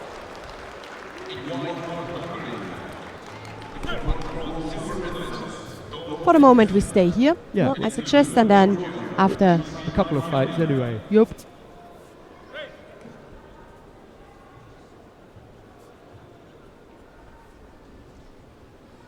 Todd Christian had a lot of problems with his shoulder before the Olympics, in the preparation of the Olympic Games, and I wonder if everything is fine again. Don't know if he had an operation.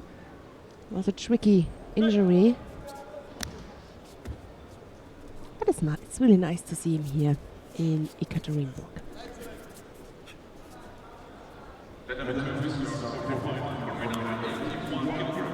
90-kilo category. Let's have a look.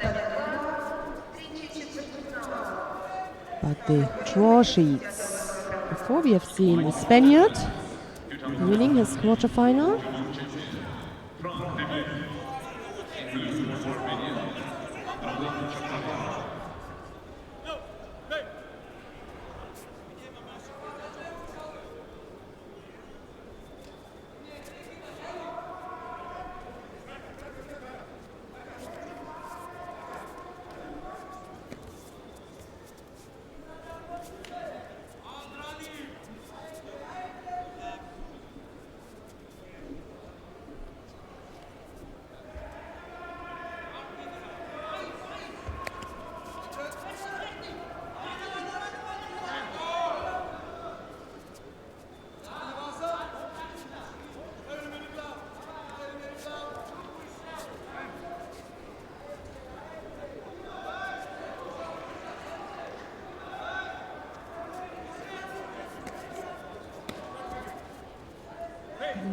Escape from this tricky situation. Todd Christian.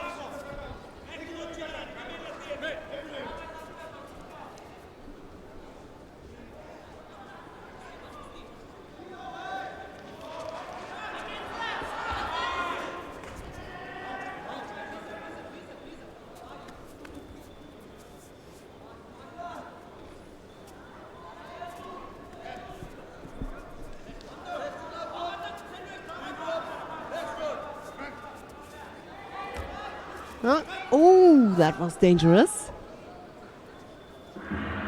Being countered. Todd Christian with the deep left-sided attack.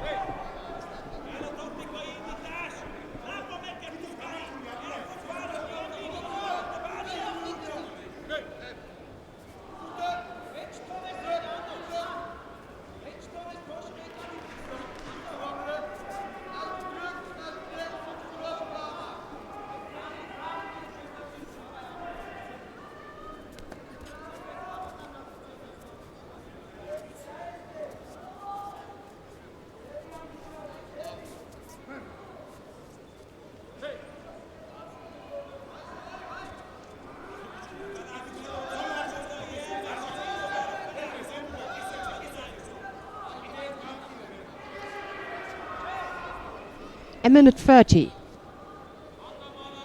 Okay, now second cheater already against Todd Christian.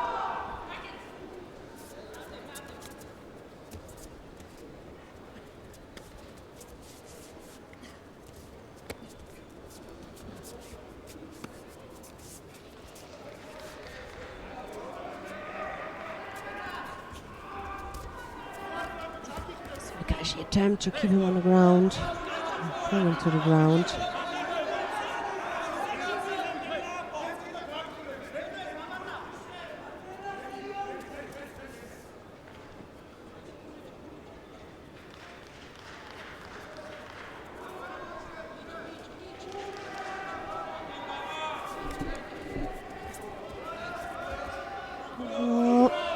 The problem is that he is into this attack very quickly, but he's not coming out after. So he falls on his knees and hope that the power is enough and that it's well precise and well coordinated to get underneath to be at the right position. But as soon as he isn't, he has no chance to get out again from coming up from this trapped Ziernagel. I think this is a skill you must have when you're a specialist for this kind of attacks. Coming out again, getting a second push to bring your opponent down.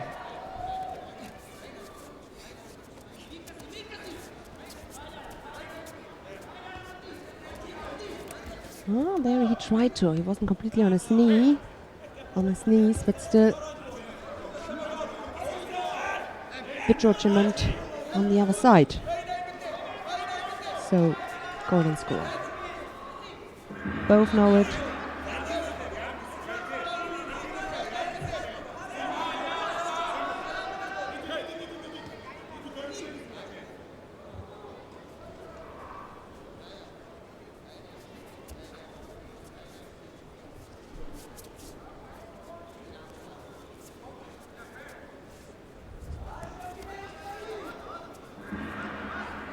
Not right underneath. Oh, that looks dangerous, the choke. Good reaction there from Todd Christian. Because the chin was for a second, the lapel was for a second under the chin.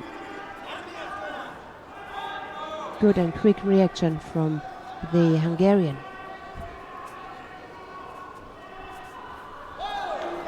He has got 2 penalties. Marciani, none.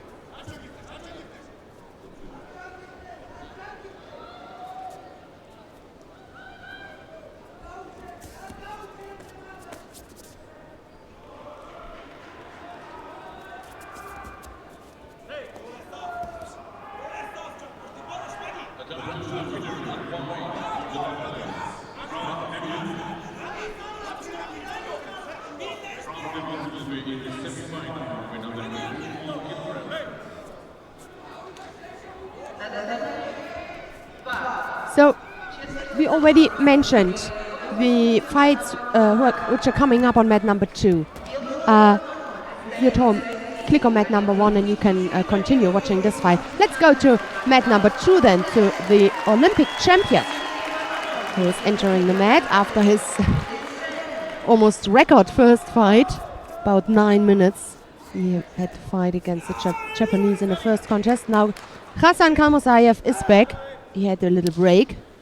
Now he's up against the Canadian Etienne Briand.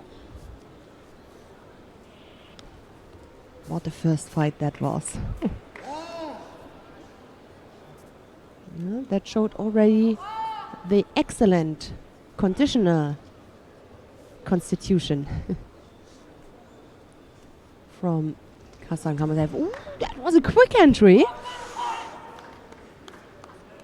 Well done from the Canadian. By the way, Todd Christian just scored Vasari, so he goes into the next round.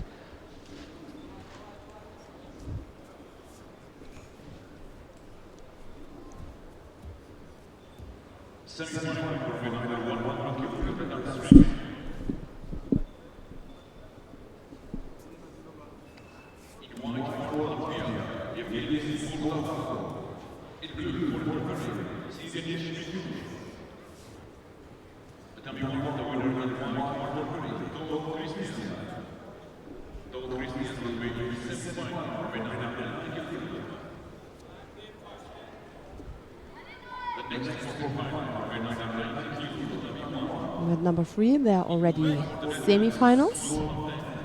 But we're gonna stay here with the Olympic champion. This is really a good exception.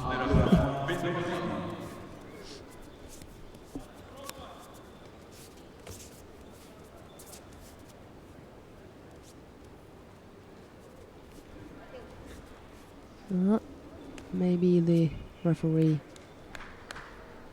gives some penalties now. Both received Judo.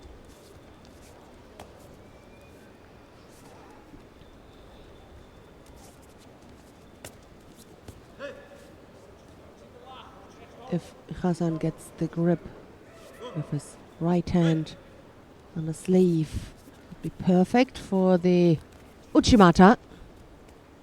He's such a specialist in.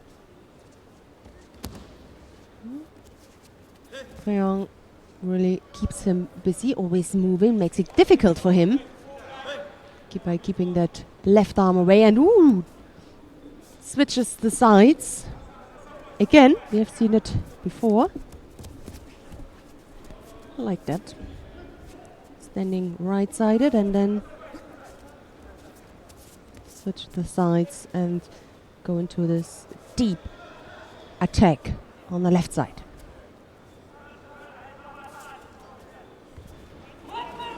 They are really not bad. And that's what I meant in the fight before when I said it's so important that you are able to get out. You need to get very quickly underneath your opponent for disrupt attacks.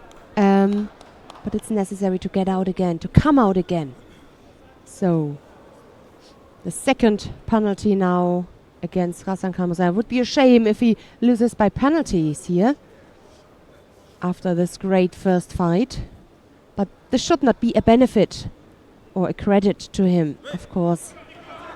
The rules are the same for everybody. Doesn't matter if you are Olympic champion or not, or if you had this 9 minutes golden score in the 9 minutes fight before.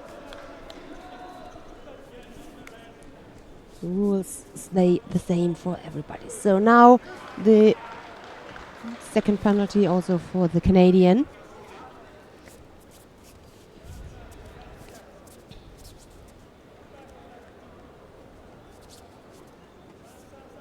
Yeah, the left arm is in a good position. Just the right hand needs to get the grip on the sleeve. Check it, it's too short in this moment. You must be careful. If it does not catch the right moment, it always looks like dropping down. This is the thing with the failed. This is the thing with the failed dropped Seanage. That be penalized much more than a failed Uchimata, for example, where people let the grip go and fall down. That was very, very short between the second and the third penalty. But in the end, it is Hasan Khalmurzaev. I would have loved to see a score in that fight, a throw, a big attack. Hopefully, we're gonna see it later. So, Khalmurzaev is up in the semifinal later on against Frank David.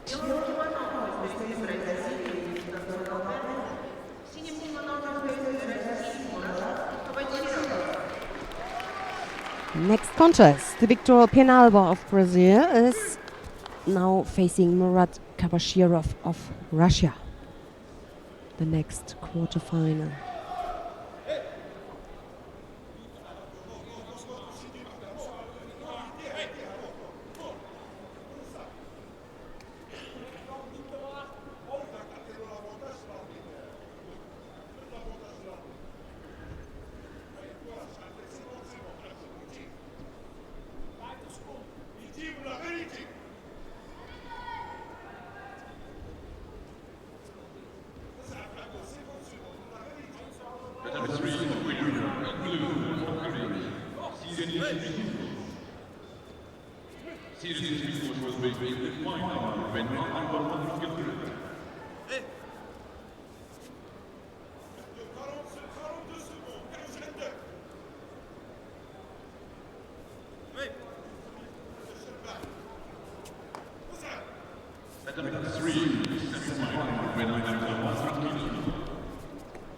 They got better grip position so far for Penalba, who got the left hand at the inside of the lapel. Looking there for the Sankaku from the side. Nice.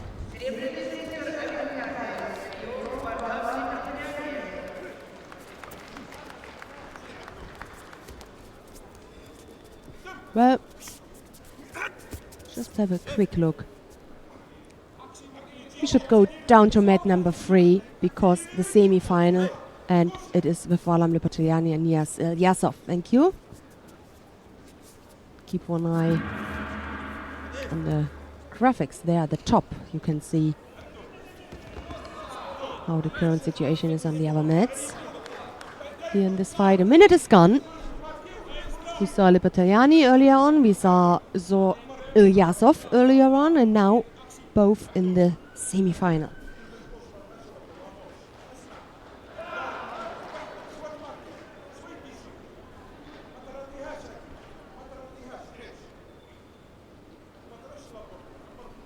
By the way, the first semi-final in that category was won. The first one was won by Cyrianik Smiklos of Hungary. So this is also already one finalist. Let's see who will be his opponent. Either Ilyasov, the Russian in white, or Lipoteliani, the Georgian in blue. No score yet. Half the, no, not half, but 2:20. Still left. 1.5 minute gone. Oh, left-sided attack. It looked promising from Lipoteliani, but then he stopped. Decided not to go on.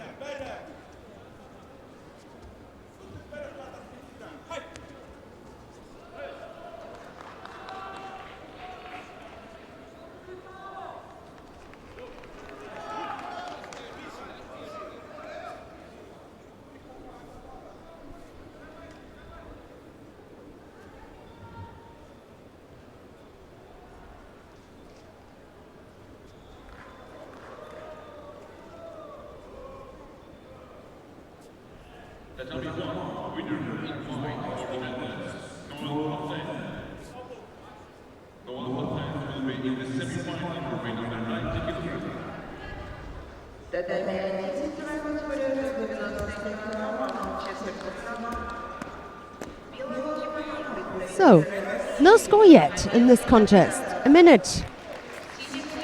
And just a few seconds to go. Both right-sided. Again, the right shoulder is much behind, more behind Lipoteliani than it should be. He needs to get the grip of his left arm a little bit higher to control the head of Ilyasov.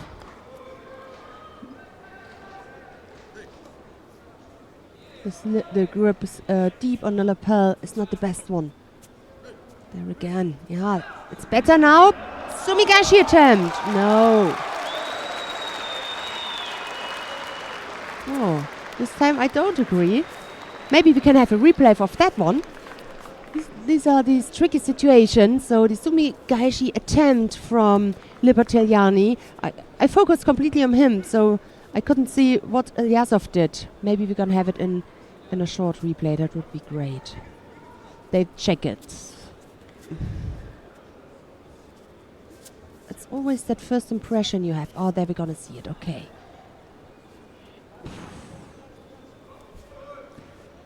If there was a reaction with his right leg, in my opinion, from the Russian, for like he was going there for the Ochi, then I say, okay, he took control over the situation.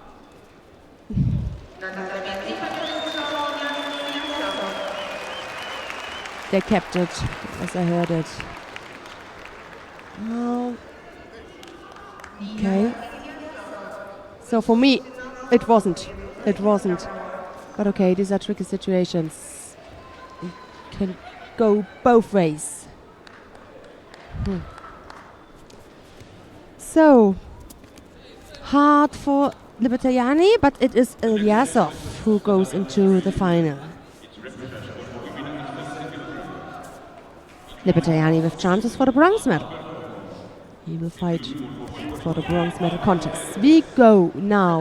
Let's have a look. This is a rapid charge. Let's go to a quarterfinal. And I would like to go to mat number 1, please. I haven't seen Nagasawa yet. He's leading by Vasari. I mean by one Vasari. He only can lead by Vasari. And his opponent is Magomedov of Russia. Bashirov just won through his opponent. And mat number 2. I just thought about go to mat number 2 or 1 because both are quarterfinal. I decided for this mat. We missed this one. But you can watch it again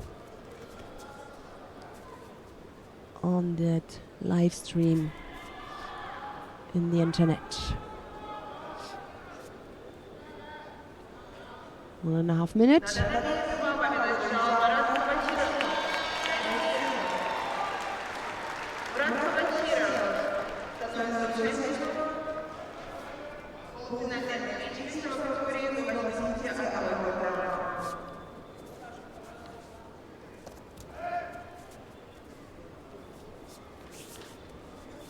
Quarterfinal, measuring 84 kilograms, at number 2.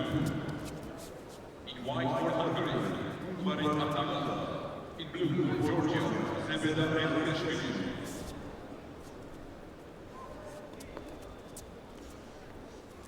So the Ne-waza lead still within 45 seconds. Ooh, yes!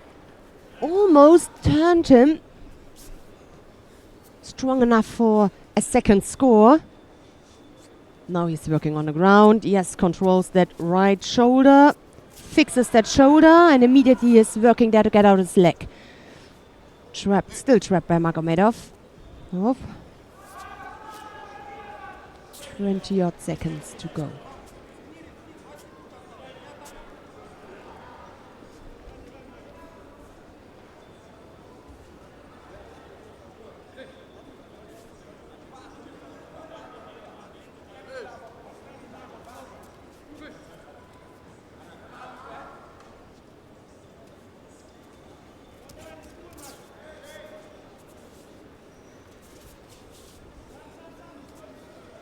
Last seconds are coming now.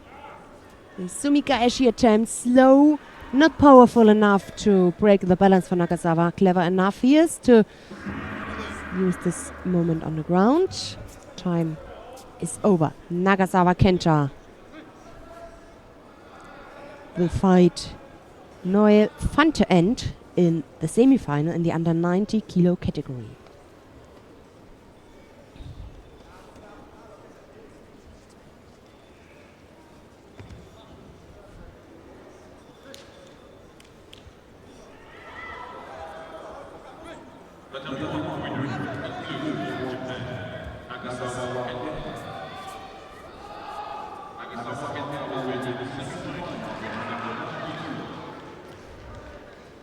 So we go straight to mat number 2, to the next quarterfinal.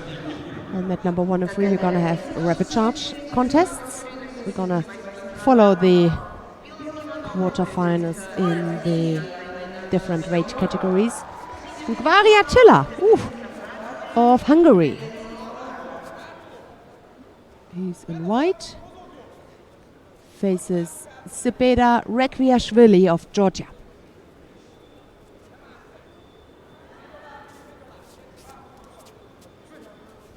Both penalized once.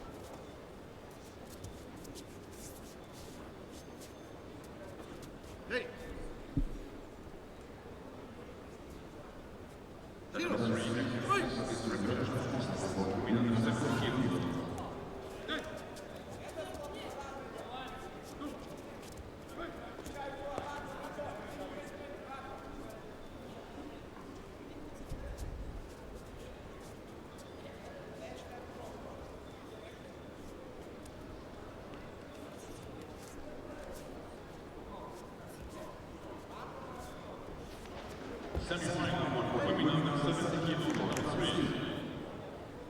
In white for Russia, Ilias Iliadis. In blue for Japan, Ilias. Oh, he's looking there for the arm. Fix the arm, maybe he can turn.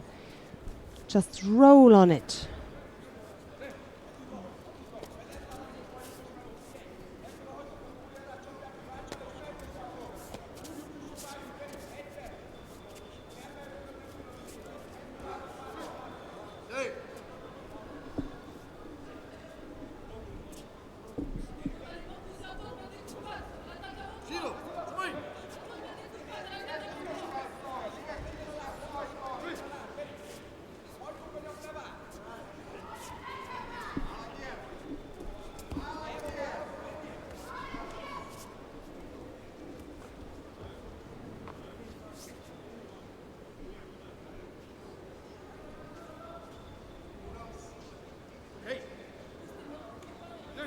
So Mate's coming, and I just see on mat number 3 we have 2 semi-finals, and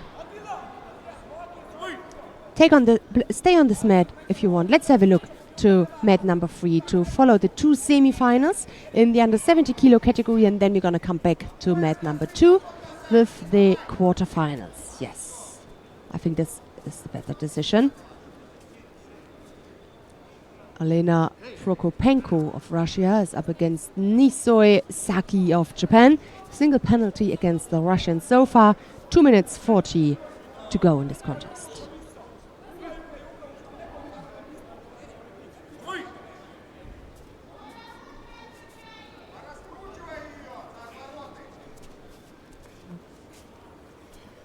Left-sided fighter, the Japanese. Right-sided is the Russian.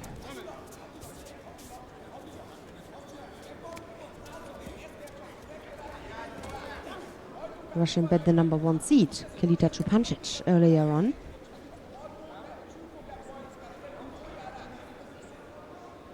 Prokopenko now with chances for the final. At least chances for a medal at all. Either it's a medal in the final or in the bronze medal contest.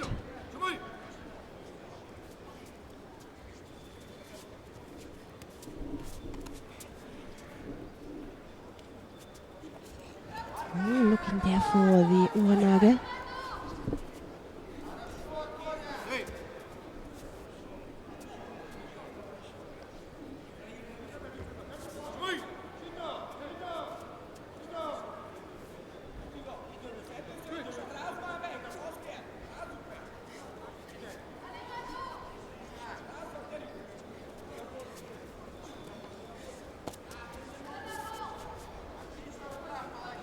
Left-sided attempt, a little bit unusual for a Japanese. She let her grip go with her left, such important hand, the hand which is on the lapel. So you don't see this very often, that a Japanese loses the grip on this hand, on the hand which is on the lapel. Uchimata. Uchimata or counter, or maybe Ochigari if the Japanese is able to switch. No, she's a little bit afraid of this Uranage, but she looks... Her position is a little bit better because she can act. Prokopenko can also react, so she's always second. No more penalty allowed for the Russian if she want to stay in this contest.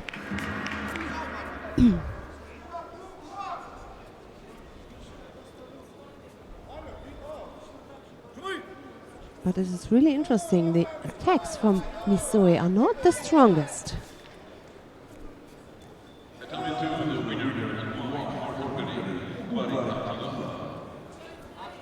20 years young, the Japanese is.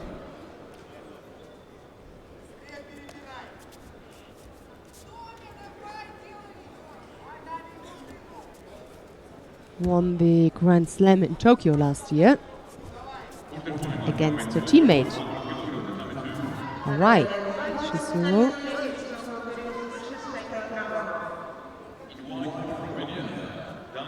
And she won also the Asian Championships in Bangkok 2015, 2 years ago.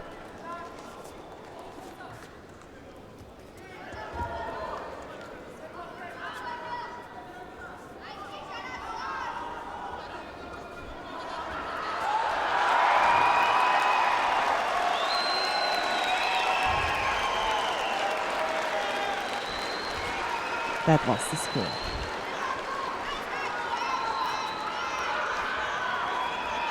Maybe we can have a replay of this one. Well done. So she kept control until the end and went for this ippon, Elena Prokopenko. So the home crowd really brings the Russian here luck. In Ekaterinburg, there it is. So the attack and beautiful countered. Tanya Toshi, she caught both feet And there again, the Japanese let the grip go. She just broke up. There she feels it's not going my way. Consistent enough or consequent enough. The Russian was through her ipon. Beautiful. So she is in the final, and we're gonna see who will be her finalist. It's either Sanne van Dijken of the Netherlands or Alexandra Zamacic of Bosnia-Herzegovina.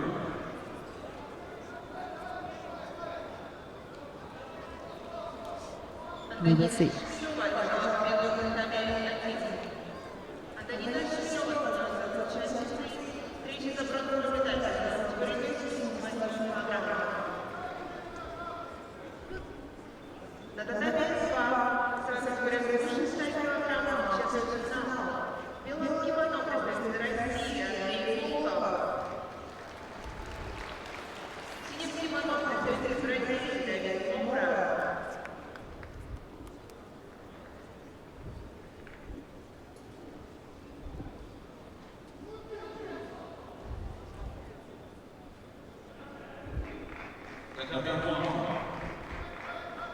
Semifinal, women under 78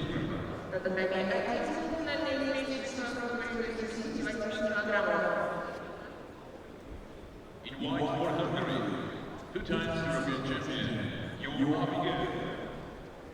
And in blue for Japan, the current world champion, U80kg.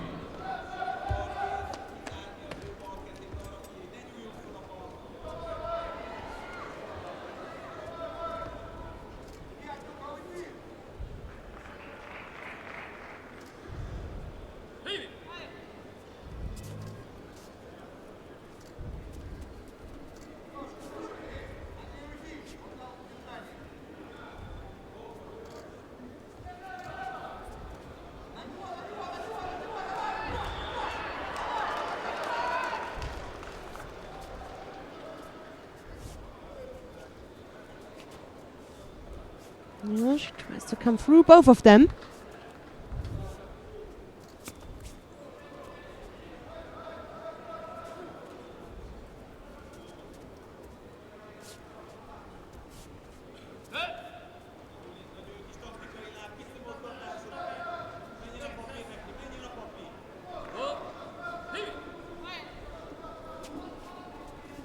No score yet, half the contest is gone.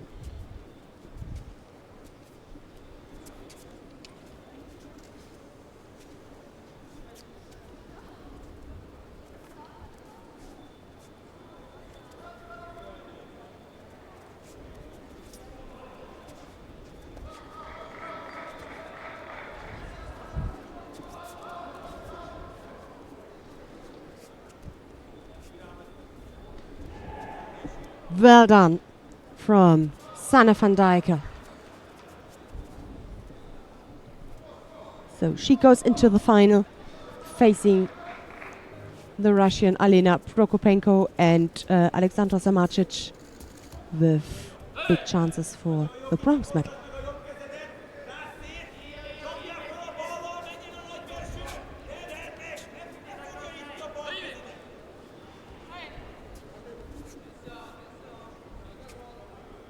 The number 3 winner in white for the Netherlands, Sanne van Dijken.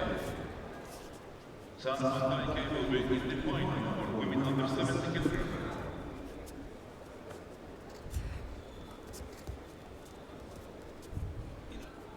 So we're gonna go straight to mat number 1, the semi-final. U81kg of Hungary, she's up against Umeki Mami of Japan.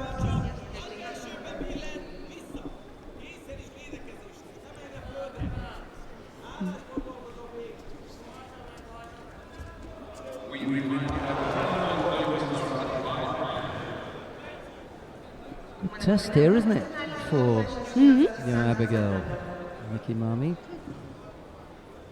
current world champion. We were having a laugh, but we were talking about the fact that she's been able to wear the back patch for a couple of years. Good for her, why not? Over the back with that big right arm. wasn't able to come up with an attack.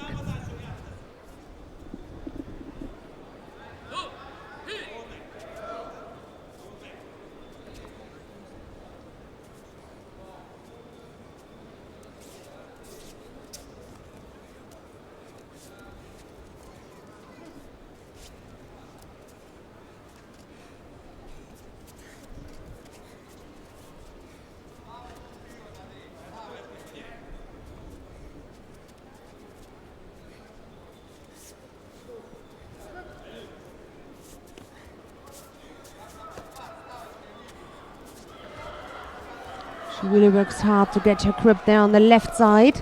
Cleverly done by Umeki, who keeps the left arm under control. Yeah, she's going there for the Sankaku. Good sign that she can turn her. First she got to... No, a good defense from Jo Abigail with both of her hands. And still, yeah, plan B. From Joe. Oh, Mate was already coming. No? I can't see the referee. Oh, No. she's had to tap. Yes. She Tapping had to. wildly there. Maybe she heard Mate. That was definitely... Because she never stopped. Yeah. She never stopped. And normally you give Mate if there's no progress and you see, okay, there will happen nothing more. But she continued. Okay.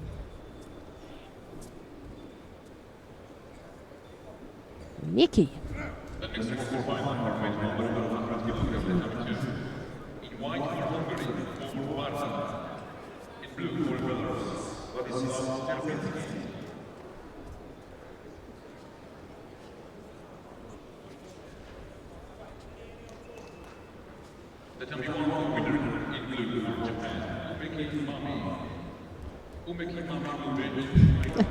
Such a cute name. So, next semi-final. Natalie Powell of Great Britain is up against Anna Maria Wagner of Germany. Second semi-final in the under 78.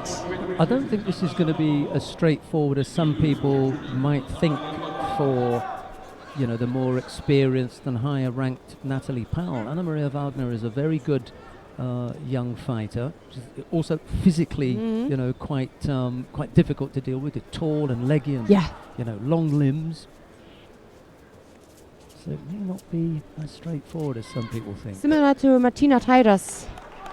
That little wrap. Leg behavior, you know, wrap with the leg. She must be careful.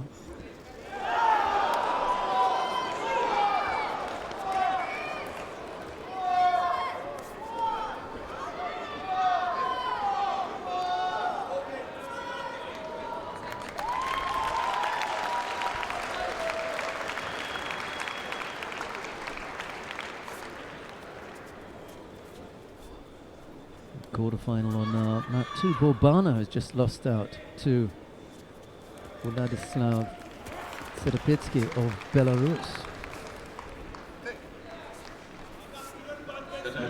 Or is getting turned over on a reasonably regular basis now, I'm afraid to say, for him.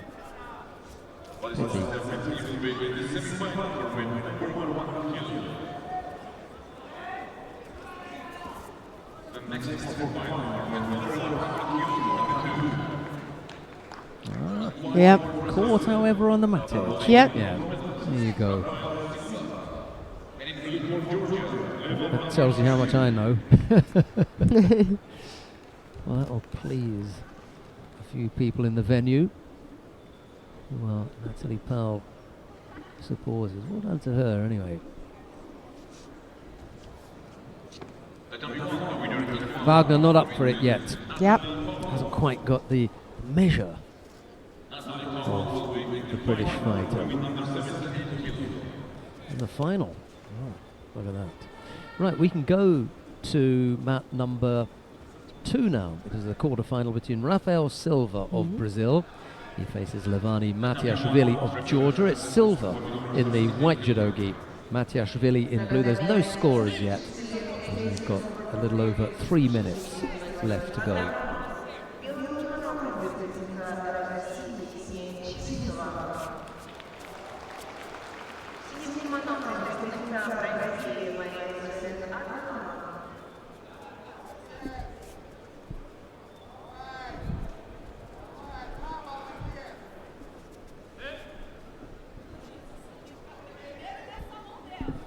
Bad news for the Germans in the plus 78 kilo category. Kulbs and Weiss are going to have to go head to head, not for the first time. You're right, and only one can make it until the final. It's not that they are upper and lower half of the draw, but it is. But that happens. Happens to all nations, but yeah, only one. But still possibilities of 2 medals. Definitely one who goes the one who goes into the final, and the other one who is fighting for bronze. Yes, indeed. So the Germans can look forward to the possibility, as Annette Böhmer's just said there, of a couple of medals, but they're definitely going to get one. Yeah, and this is the thing. It's interesting. It's two completely different worlds.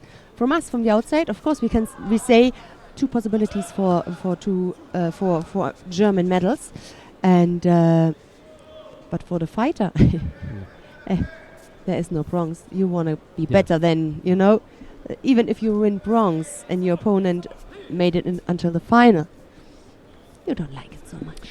Yeah, there are a few a few possible outcomes here, and the real disaster is for the fighter who loses the semi-final to go into the bronze medal match and lose that one. Oh, yeah. And your opponent and teammate ends up with the gold.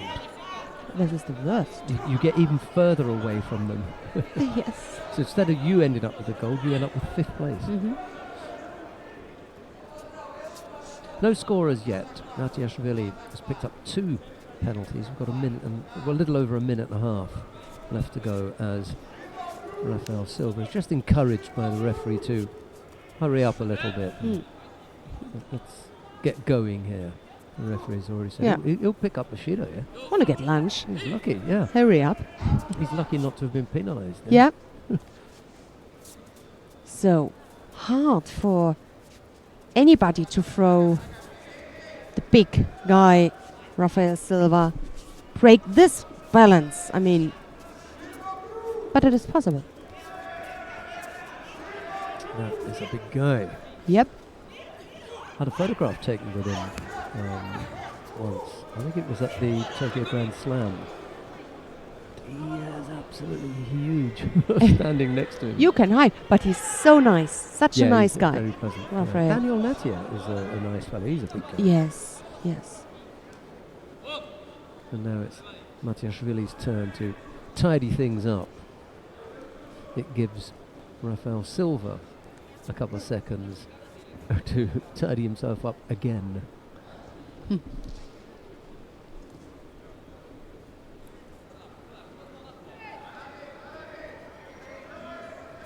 No.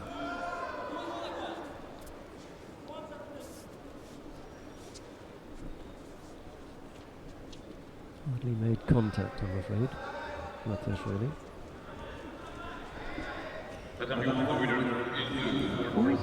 Almost had a look at Osodagari, left-sided from Matiashvili. I'm not sure whether he's got that in his repertoire. Uchigari from Silva, and Matiashvili is hopping off that to avoid getting caught.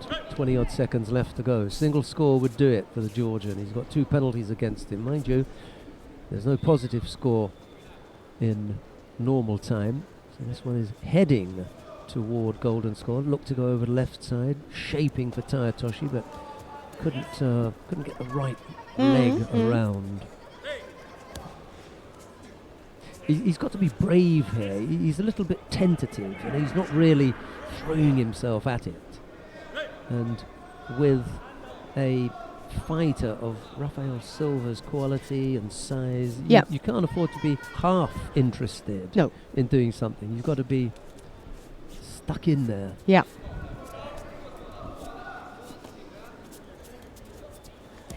So golden score it is.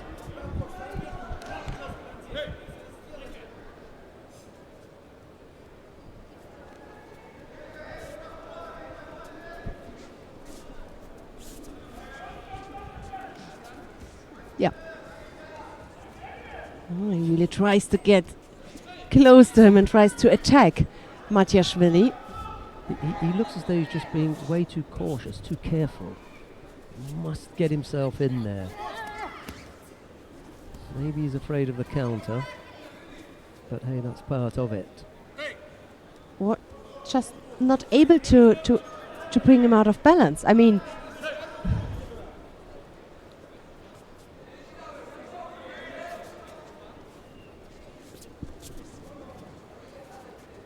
He has that little step, but he's not really doing anything. It's not a genuine, full-blooded attack. yep. Well, that was dreadful from Silva. Come on, big man. First That was penalty. really poor. Just collapsed, did Rafael Silva. Picks up, as Shido has just said, his first.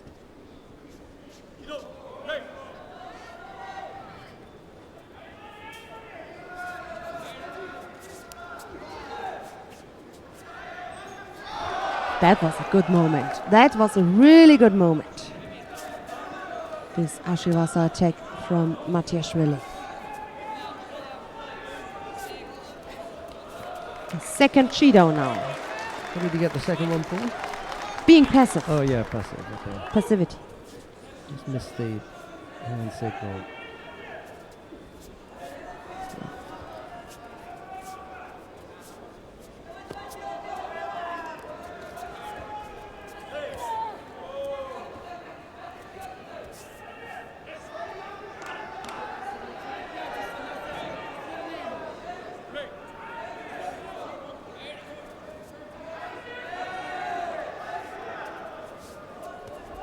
Come on. It's almost dead.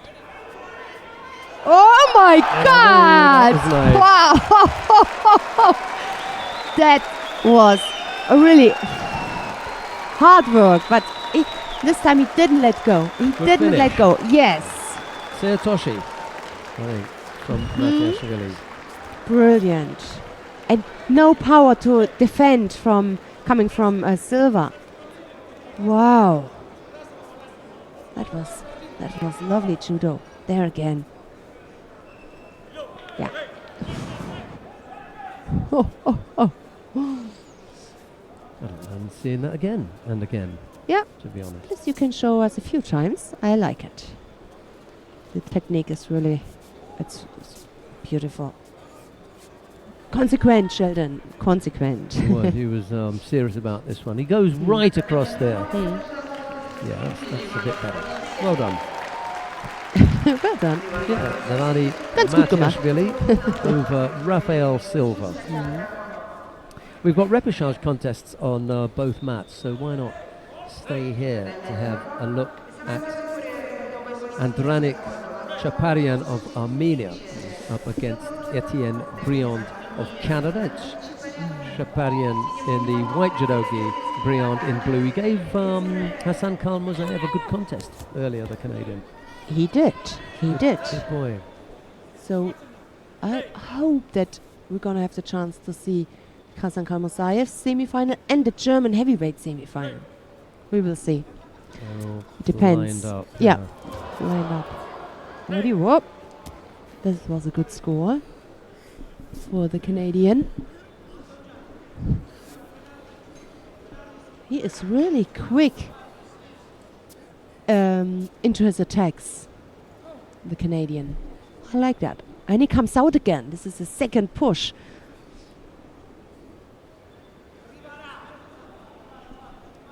Got a good feeling for the moment.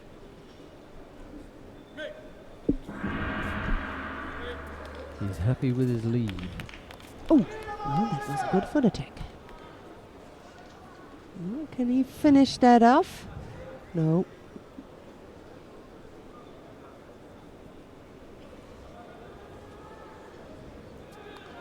Well, he is really interesting on the ground. Worked a nice Chaparian. turnover, just got the right leg to get out now.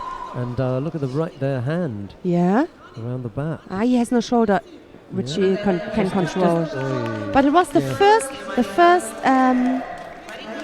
der erste Griff, the first grip you saw. He's interested. Yeah. He's interested to get on the ground, That's right. working things out. Yeah.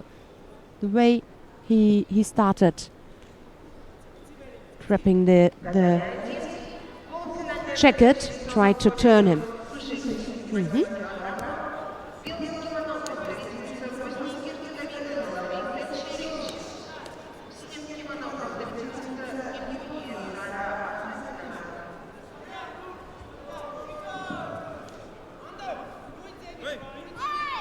Yeah, he didn't like that grip, did he? Briand. He decided he's going to take a dive. Picks up Judo for that with a little over 2 minutes left to go.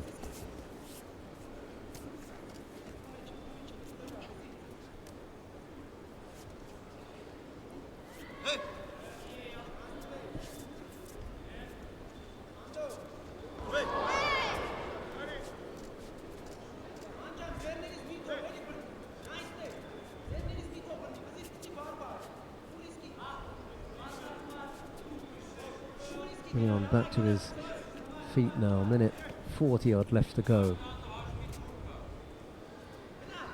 It's Nice. Briand is coming forward.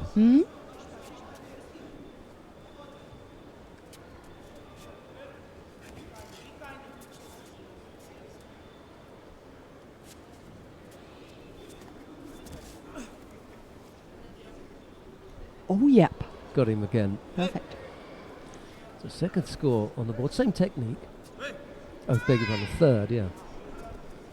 2 from Khalmurzaev that I've seen. I'm not sure if the middle one was.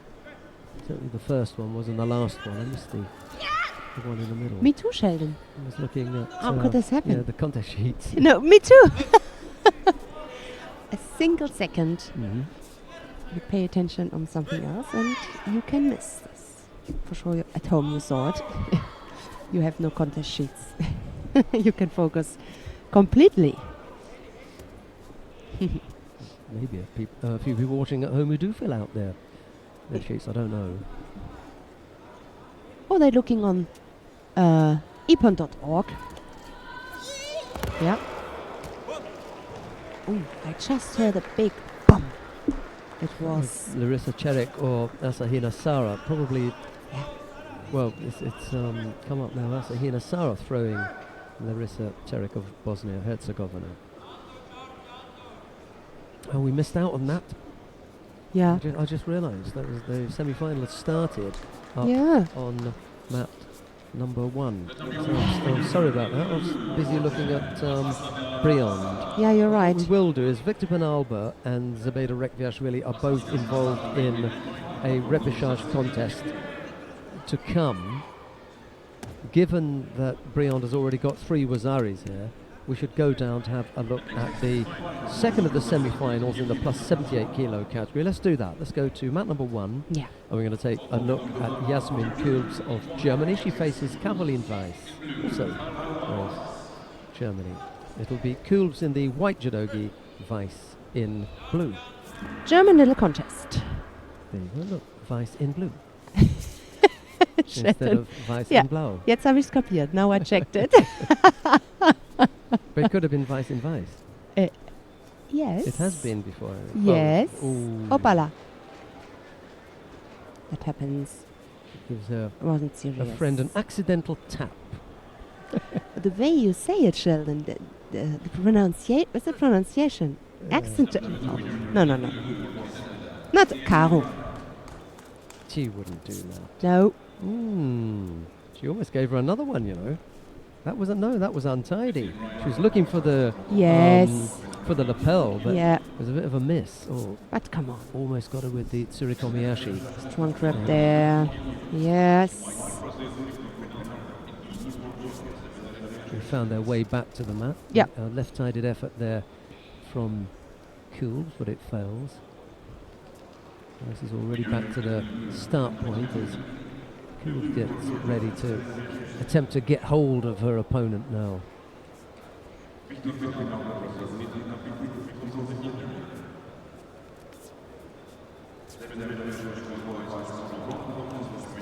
Outside attack. Yeah, wasn't going anywhere. Huh? Good transition from Jasmin. There's a payback. You want to continue? Completely accidental. Yes. I saw again, Sheldon. Accidental. 2:40 left to go. Yeah. It's all very interesting between this pair. Not just the medals at stake here, but the bragging rights for Germany. Good grip now, and then she decided against it. Cool. So I thought she was going to go over the back there. Just a little. Now she was her attempts there. Left-sided Uchimata. Kojigari on the way out. Khalmurzaev entered the mat. In that case, we may have to give way Yeah. to the Olympic champion on mat 2. Let's go to see Frank de Witt of the Netherlands. He's up against the Olympic champion Hassan Khalmurzaev of Russia. It's de Witt in the white judogi, Khalmurzaev in blue. I'll keep you informed as to what's happening with the Kubes Vice head-to-head, but here's Annette with de Witt and Khalmurzaev. Yeah. We keep one eye on mat number 1. But our focus lays on the semi-final, on mat number 2.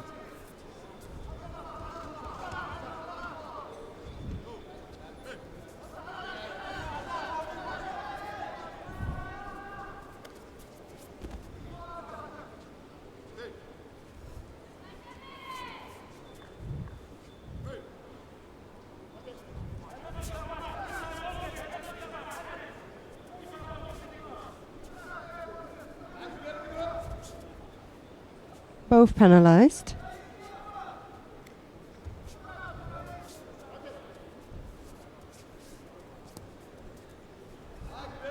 He's bleeding on his lips. We had this before, so Yes. it's an injury from a previous fight.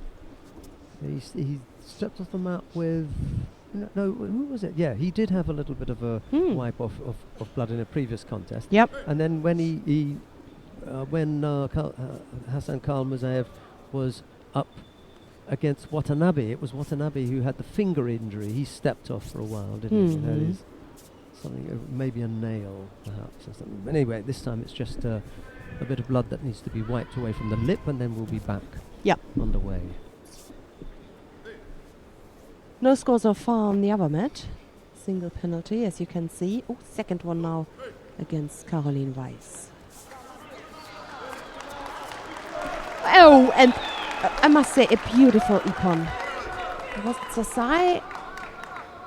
Sasai or Hitsagun?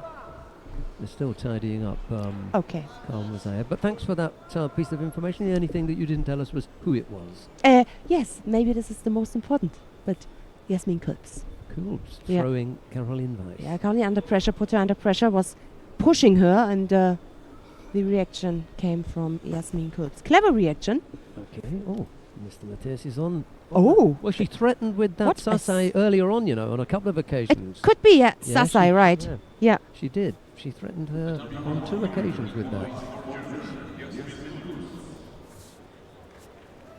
Really well done from Yasmin. But everybody knows that also Caroline Weiss is able to throw. With Ashiwaza? Or, With beautiful judo. yeah. She really is a good Uchimata thrower. have seen her throw on a couple of occasions. Emily Andeo at the Was Europeans on the last receiving year. end, yeah. A nice kind of Uranage. Okay, so I can sit down again.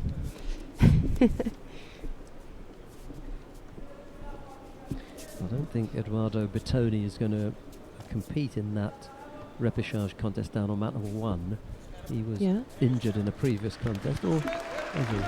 No, he is. He is. Is he there? It's another Brazilian who's not coming out apparently. I can't remember who it was. Okay. Right. So that cut lip. Yeah. It's been had some tape applied to it, and Khalmurzaev is underway again.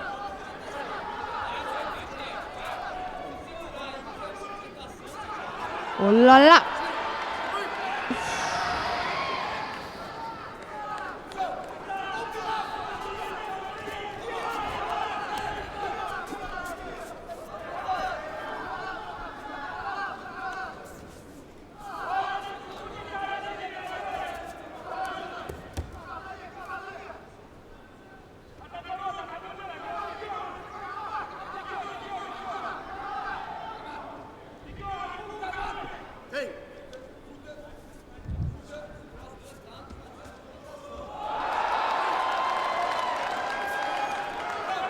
No, not this time. A minute 30. He must come first. Khalmurzaev with his Uchimata. Frank de Witt is doing a good job, I think. He keeps him busy. There's some good attacks. Yeah, right arm is not in the right position.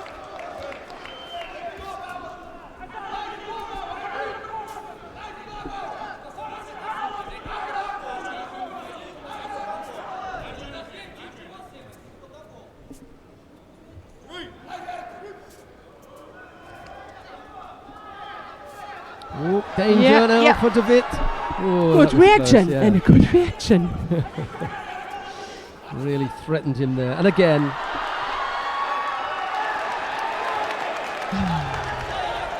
What a fight.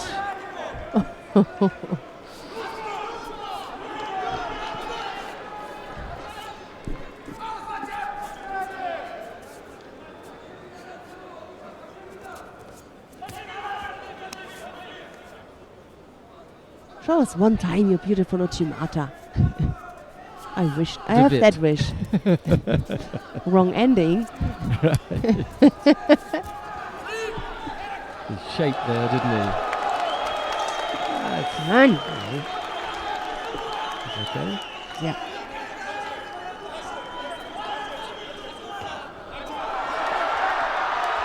Left arm on the sleeve.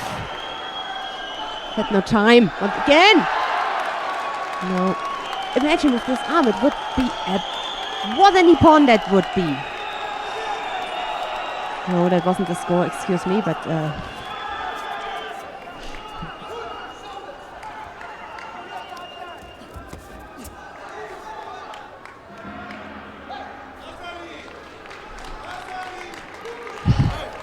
exciting fight. They were kind of crowd throws because, as Alat was saying, didn't have control of the sleeve. So on each occasion, De Witt was able to get the hand down and avoid going over.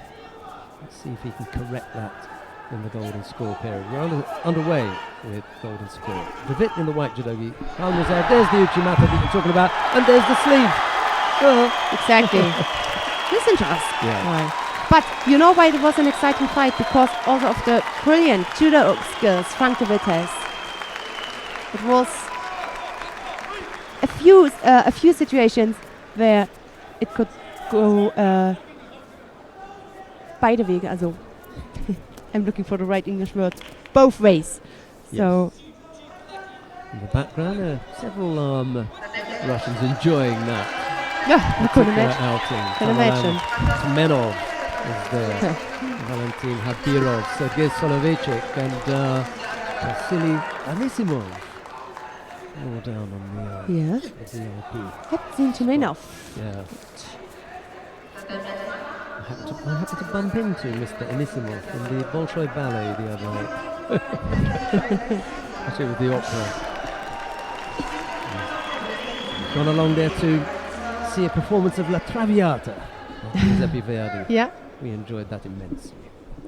Murat Kabachirov of Russia faces Ungvari Attila of Hungary. It's Kabachirov in the white judogi, Ungvari in blue. Why not?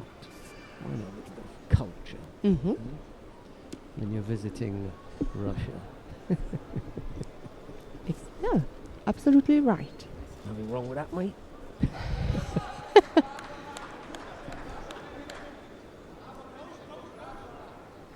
Well, it was either that or Dynamo Moscow. I'd come for the opera.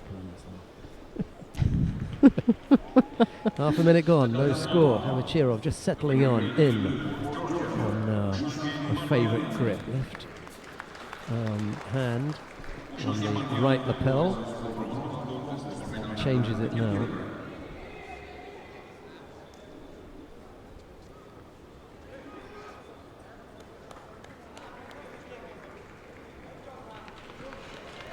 Oh, and Mikhail Cherkasov is up there as well.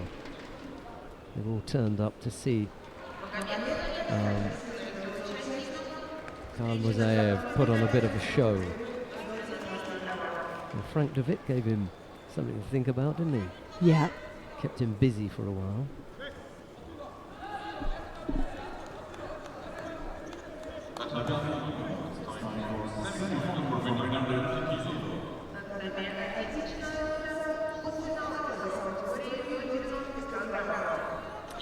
Semifinals on both mats now in the under 90 kilo category. Nicolas Sherazadishvili of Spain is up against top Christian.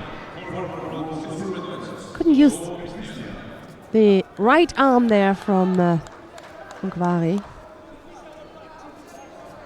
And we follow the Sherazadish top contest with Noel van der End and Nagasawa Kenta.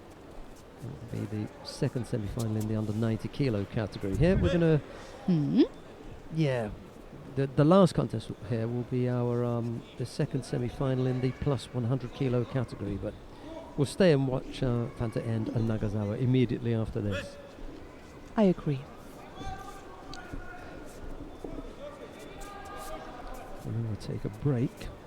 Oh, by that time it'll probably be about 2:45, I'd have thought. Mm-hmm.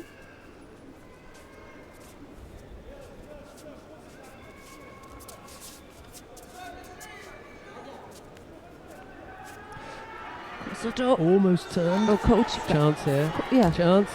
Oh, it's gone No. across the chin. Yeah. Yeah, it's gone Exactly. across the chin. Coach Gake. Huh? Yes, Coach Igaki. Kosoto, coach from the inside. Yeah. The danger was there.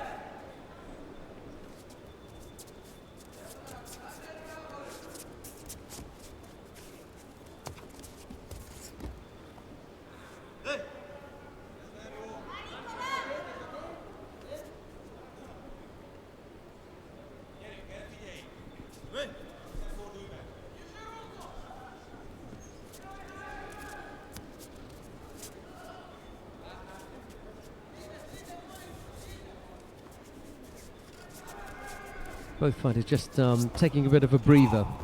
Yeah. Yeah. Yep. Neither fighter really up to anything and just trying to catch their breath before getting back underway.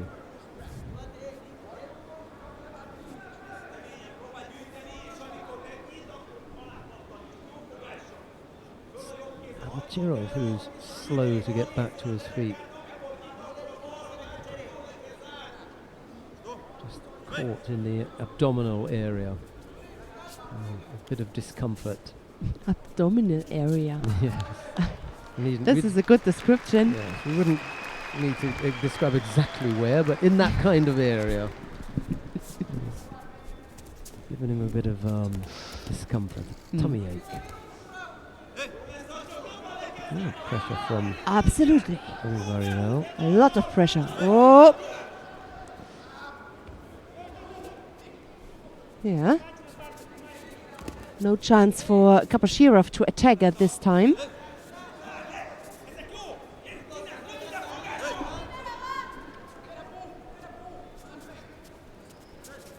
Mentally, this is also really strong because you keep your opponent so much under pressure.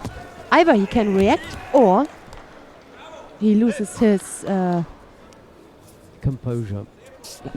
And you get swamped. Yeah. Exactly. And then you do mistakes, or you start doing mistakes, and that's it. Still, the more active and the determining fighter is Ungvari. You see, Kapashirov only has time to react. Oh, the penalty given to the Russian. He's tired. He looks tired now. Well, I think it's the third time that we've seen him today going into golden score. Yep. So That makes you tired. he's going to struggle.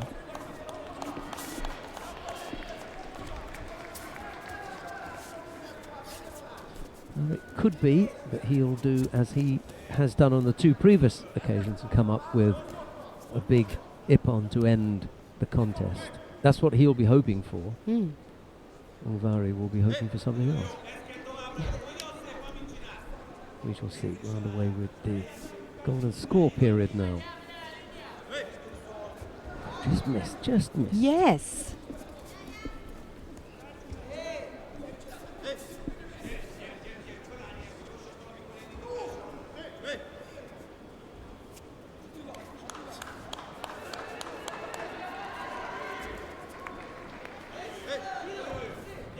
Come on. It was the Hungarian coach that was being asked to, or being reminded that he should only coach during the mate. Half a minute gone. Ekaterinburg looking slightly dishevelled. His hair is all over the place and Yeah. beginning to look slightly untidy in some of his efforts. Big strong grip from Ungvari. Thought about the Koji Gake, but it didn't come off. Khalmurzaev running out of steam here. Counter. Oh, unbelievable. That was mentally so strong for Can Ungvari. you believe it? Never give him a chance to determine the fight in the end. Although I feel sorry for Murat, but he will fight for bronze, so. And we're gonna see Khalmurzaev against Ungvari in the final.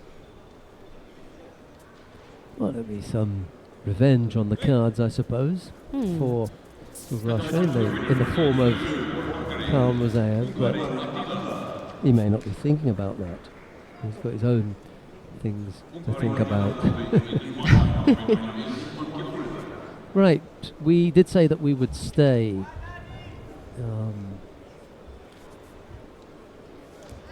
No, where did we say we were going to go? Down for the semi-final on mat number 1. Yeah, Yep. that's right. That's right. Stay Let's with- go to mat number 1 because we've got repechage contests coming up here. We want to take a look at the upcoming contest.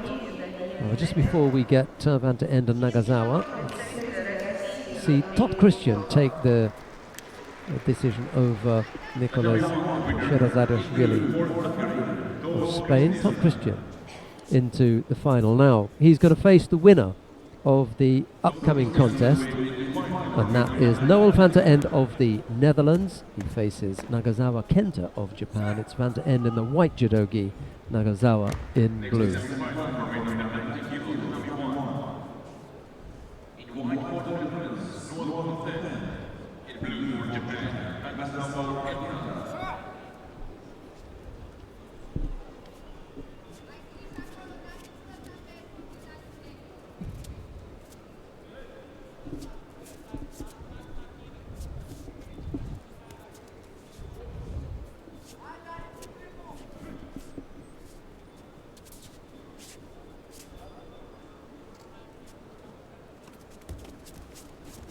Jigari left-sided. First attack from Nagasawa.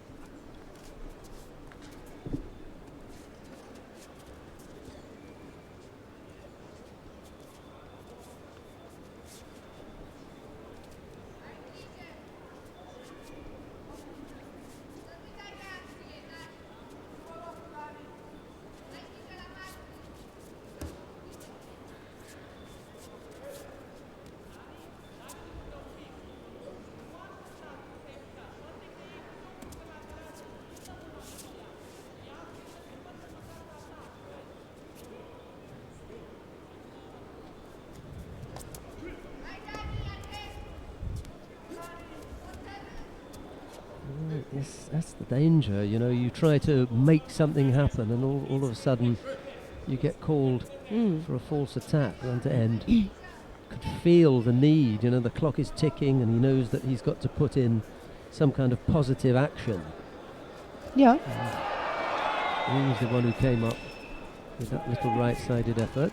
Here's a left uchimata from Nagasawa that Vanta End manages to avoid as he moves around to his left and steps off that. Minute 40 odd left to go. It's the Morote Seiragi that Vanta End is best known for.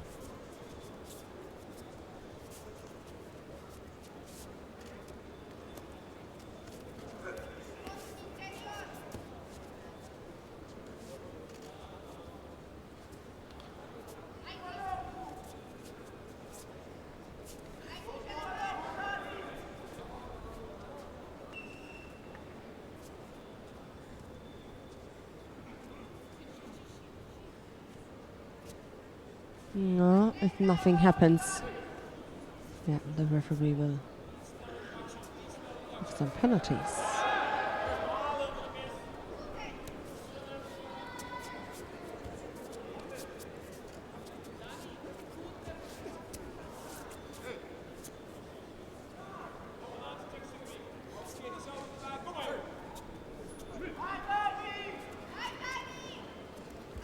Uchi, oh, again.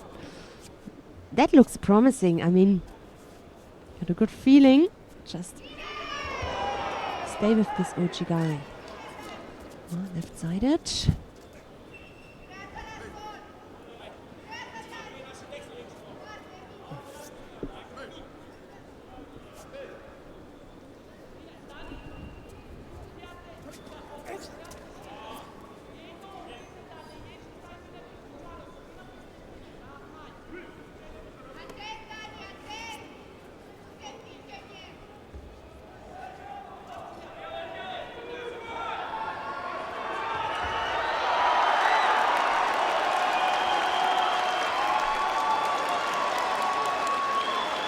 Andrei Volkov won on the ground by Osekomi against Daniel Natea.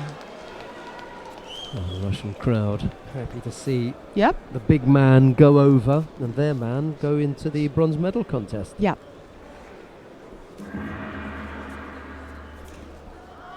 Meanwhile, we've run out of time on that one. It's going to be golden score between Vanta End and Nagasawa.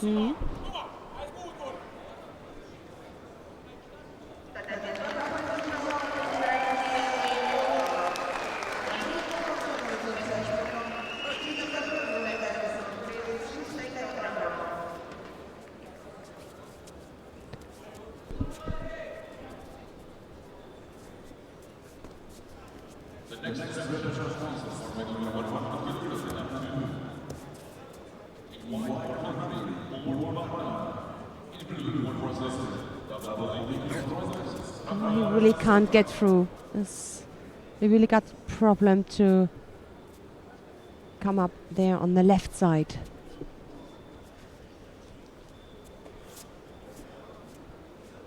The right shoulder from the Japanese, that's just too strong to put any pressure against. Sorry, left shoulder. It is the left shoulder from the Japanese and the left arm. Really hard for the Dutch to come up with his attacks on that side.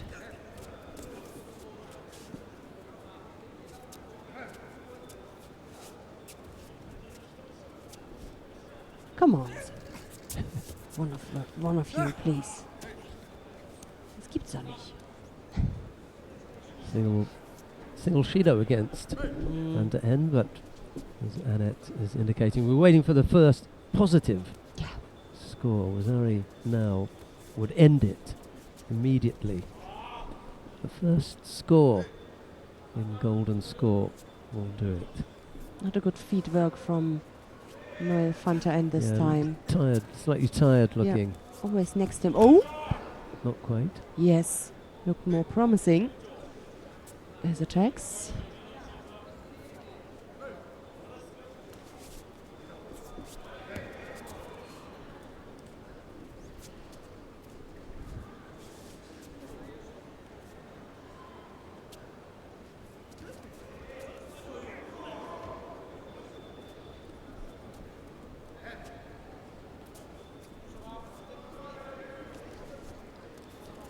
Yeah, I was going to say that suits Nagasawa, that kind of was position. good. Yes. And it ended up playing right into his hands. And he turned him not very high, just short above the tatami. He almost landed, and then he got this rotation and turned him over. So Nagasawa Kenta. It is. Who's fighting against Todd Christian?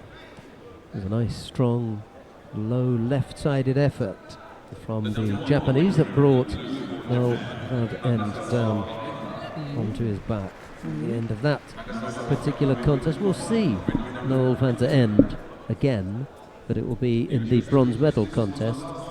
And Nagasawa, well, he goes into the final. We're looking at the repechage contest in the plus 100 kilo category now. Borbano of Hungary faces Rafael Silva of Brazil. There's no score in this contest. We've got a minute and 30 odd seconds left to go. Both fighters have picked up a Shido apiece.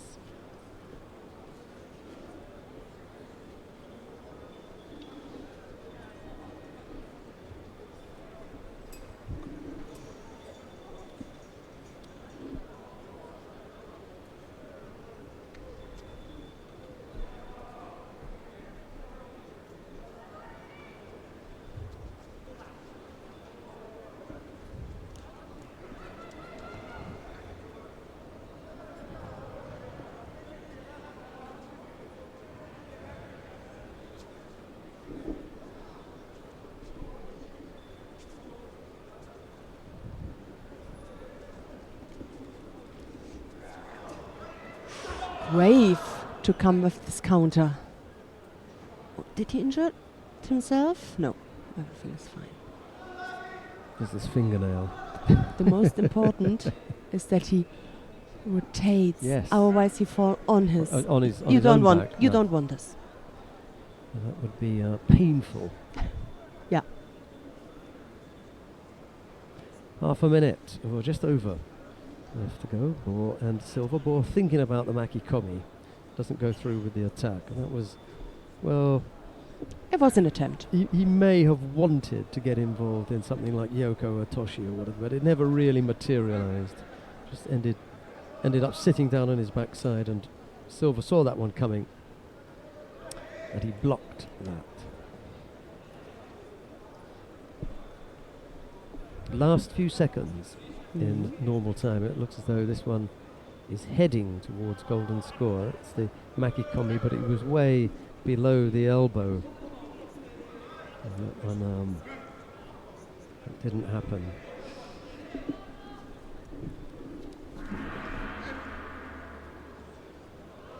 So we will get a period of golden score.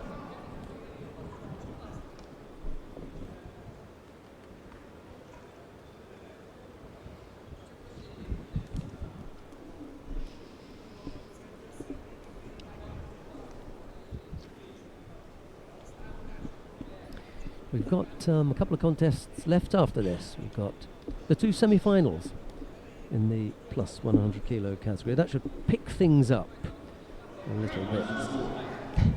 Well, given that it's a bit of a battle at the moment, is it, between Bohr and Silva.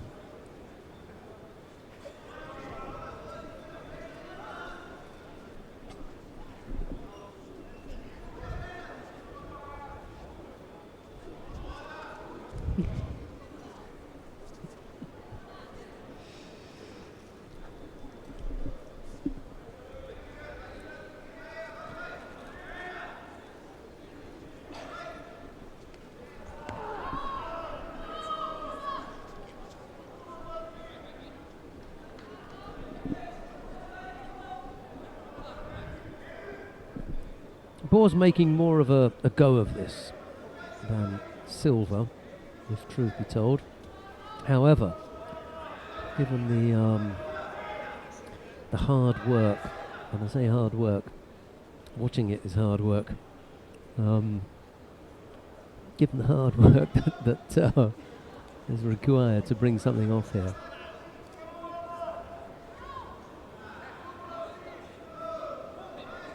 It's Silva who's going to have to be careful here, because another big attack from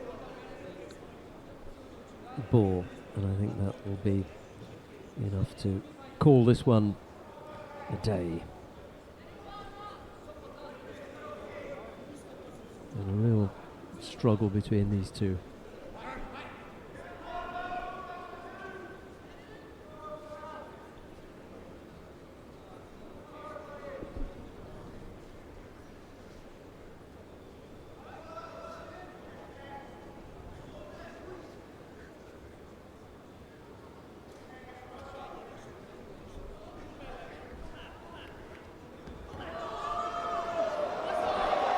There was the push. Bor finally coming up with the winning upon Seoinage. Stay with us. We'll bring you two semi-finals in the plus 100 kilo category. We'll start with the contest between Batulga Timoilen of Mongolia. He faces David Mura of Brazil, and then we'll have Yurislav Sirapitsky of Belarus to face Levani Matiashvili of Georgia. We'll be back with you in a moment.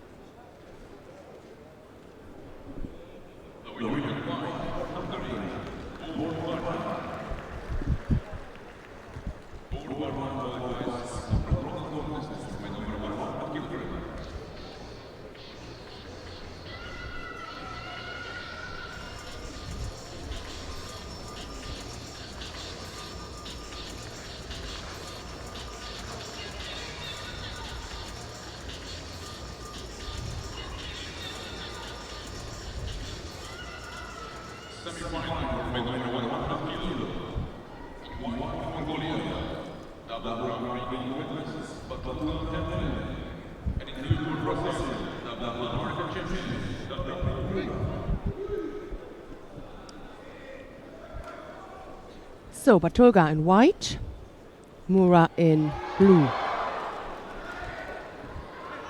Starts good.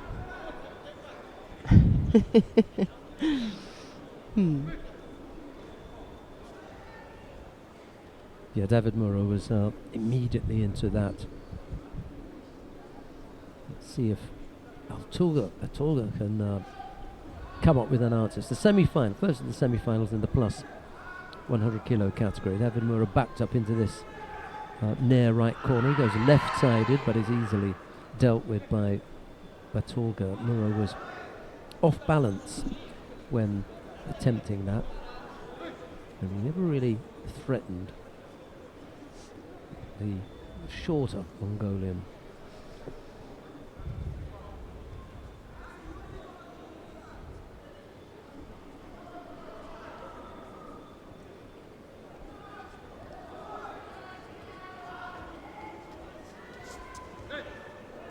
Oh, he left the mat, I think, huh? Or, I mean... Yeah, David was a little bit untidy with the area. Yeah, I just wanted to say it's more dynamic, but yes, of course, you get penalized when you leave the mat.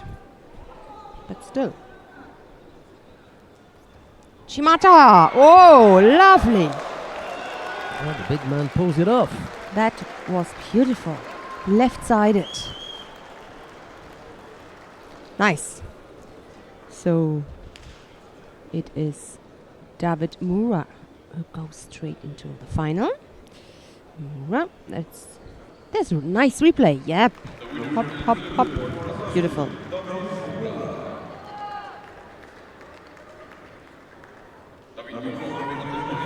Both don't look like heavyweights. Wonder how heavy they are.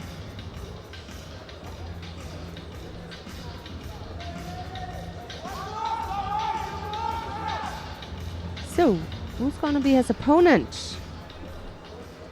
Vladislav Sirapitsky of Belarus or Levani Matiashvili of Georgia.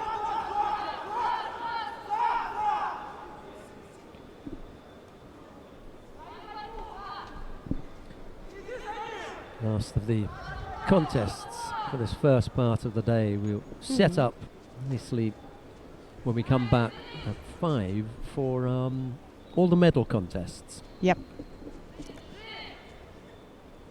Like yesterday, we are splitted. We're doing it separate. That's okay. You had enough. So, 2 meds. Sirapitsky, the Belarusian, Yeah. up against Matiashvili, the Georgian. To be honest, I haven't seen him before here in his previous contest, Sierpitsky. Have you, Sheldon? We may just have seen one of them. Let's have a look and see. Yeah, I did call his name earlier on. Who was he up against? 2 fights before. Before he bet Borbana, and therefore he had Sadikovic. Then it must have been against Bor. Mm. Yes, I saw him. I did call his name as well. Well, Matiashvili threw really nicely with left Seotoshi Unforgettable. earlier on, so maybe he'll come up with something as spectacular. He just steps off that little stab at Kosotogaki from Sirapitsky.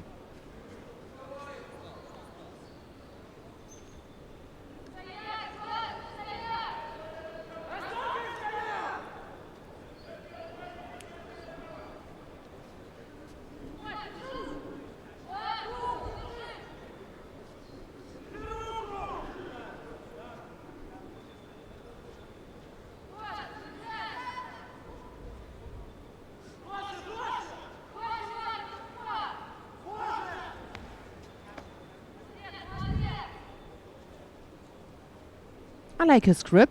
Matiashvili got a good grip.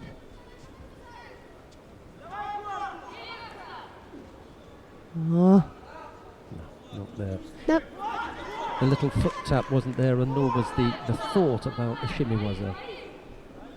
Both fighters a little bit slow in taking advantage of situations that are available to them. You need to take advantage when that comes your way.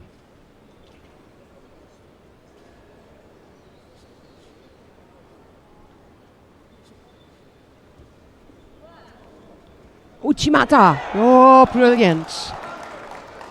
Well, Vasari. He could have had the possibility to get Ippon when he had turned him a little bit more. He had a good grip, he didn't lose control. But just in the end, this little rotation. Yeah, it just wasn't there. So it could have been over, no? But it is Vasari. And lift up your leg for the Uchimata. Yeah, why not?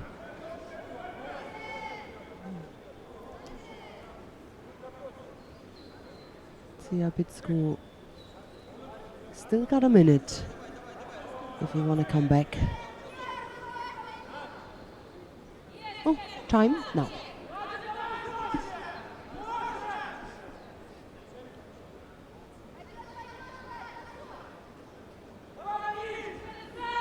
There again. Not this time, the Belarusian says.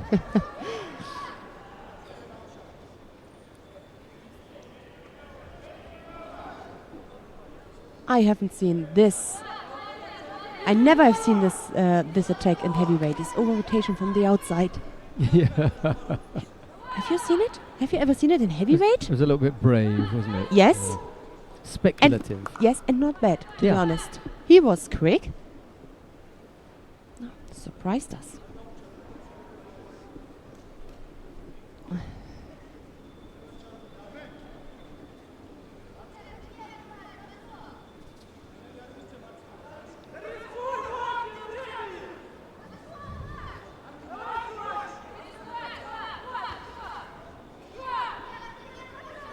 Oh, he tried to attack him on the outside. He just stepped things up a little bit, hasn't he? The Belarusian. But luckily for him, it's come a little bit too late. Well, it came when he trailed, when he began to trail. Oh, lost his grip. But he attacks a lot of different techniques, really, the Belarusian. I like it. Last chance here. Yeah. Well, not quite enough. It's Levani Matiashvili of Georgia who makes his way into the final. Who's going to face it? David Moura of Brazil, the big Brazilian awaiting the big Georgian. That's where we're going to be going. Let's take a look then at the lineup for the finals. Here's Annette with a rundown of who we're going to I be start with seeing. women. Why not? Yeah. Only three of the weight categories. The under 70 kilo category. In the final will be Alena Prokopenko of Russia. She's up against Sanne van Dijken of the Netherlands. Right, well, as we did yesterday, I'll just have a quick look at who I think may be the favourite for that. I think Sanne van Dijken. She looks the stronger of the She's two. my favourite So too. Put my money. Yeah. Next category, under 78. It is Omeki Mami of Japan. She's up against Natalie Powell of Great Britain. Well, I think it'd be, a miss of me not to pick the British fighter, or else I'll get lynched.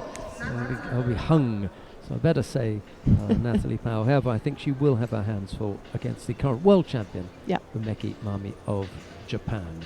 So you don't live there anymore, so you can say it. Yeah, that's right. No danger. Omeki then. Okay. Right. Heavyweight.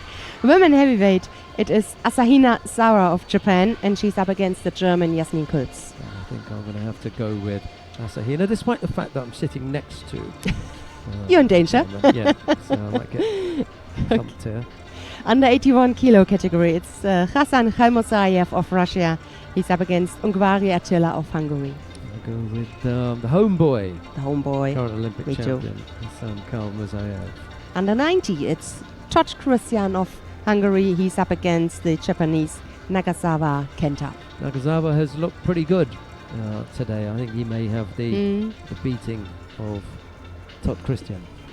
Under 100 kilo category, it is Syrianix Miklos of Hungary, and he's up against Ilias Iliadis of Russia. I think Ilyasov is going to shine in the final. He'll bring something a little bit special to that final. Maybe Syrianix Miklos will just be a little bit behind in that. That's my feeling. On that one. I didn't see him today. I was really surprised that he went through until the final. We will see. Okay. And men heavyweight, we're gonna have David Moura of Brazil, and he's up against Levani Matiashvili of Georgia. Well, both fighters have thrown today. We saw an Uchimata from David Moura. We saw a Seotoshi from Matiashvili. Could be. Let's hope they give us a good final. I'm going to go for the Georgia, Matiashvili. Good choice. We'll be back in 2 hours now with all the medal matches. But from Annette Burma and myself in Ekaterinburg, it's bye-bye for now. Bye-bye.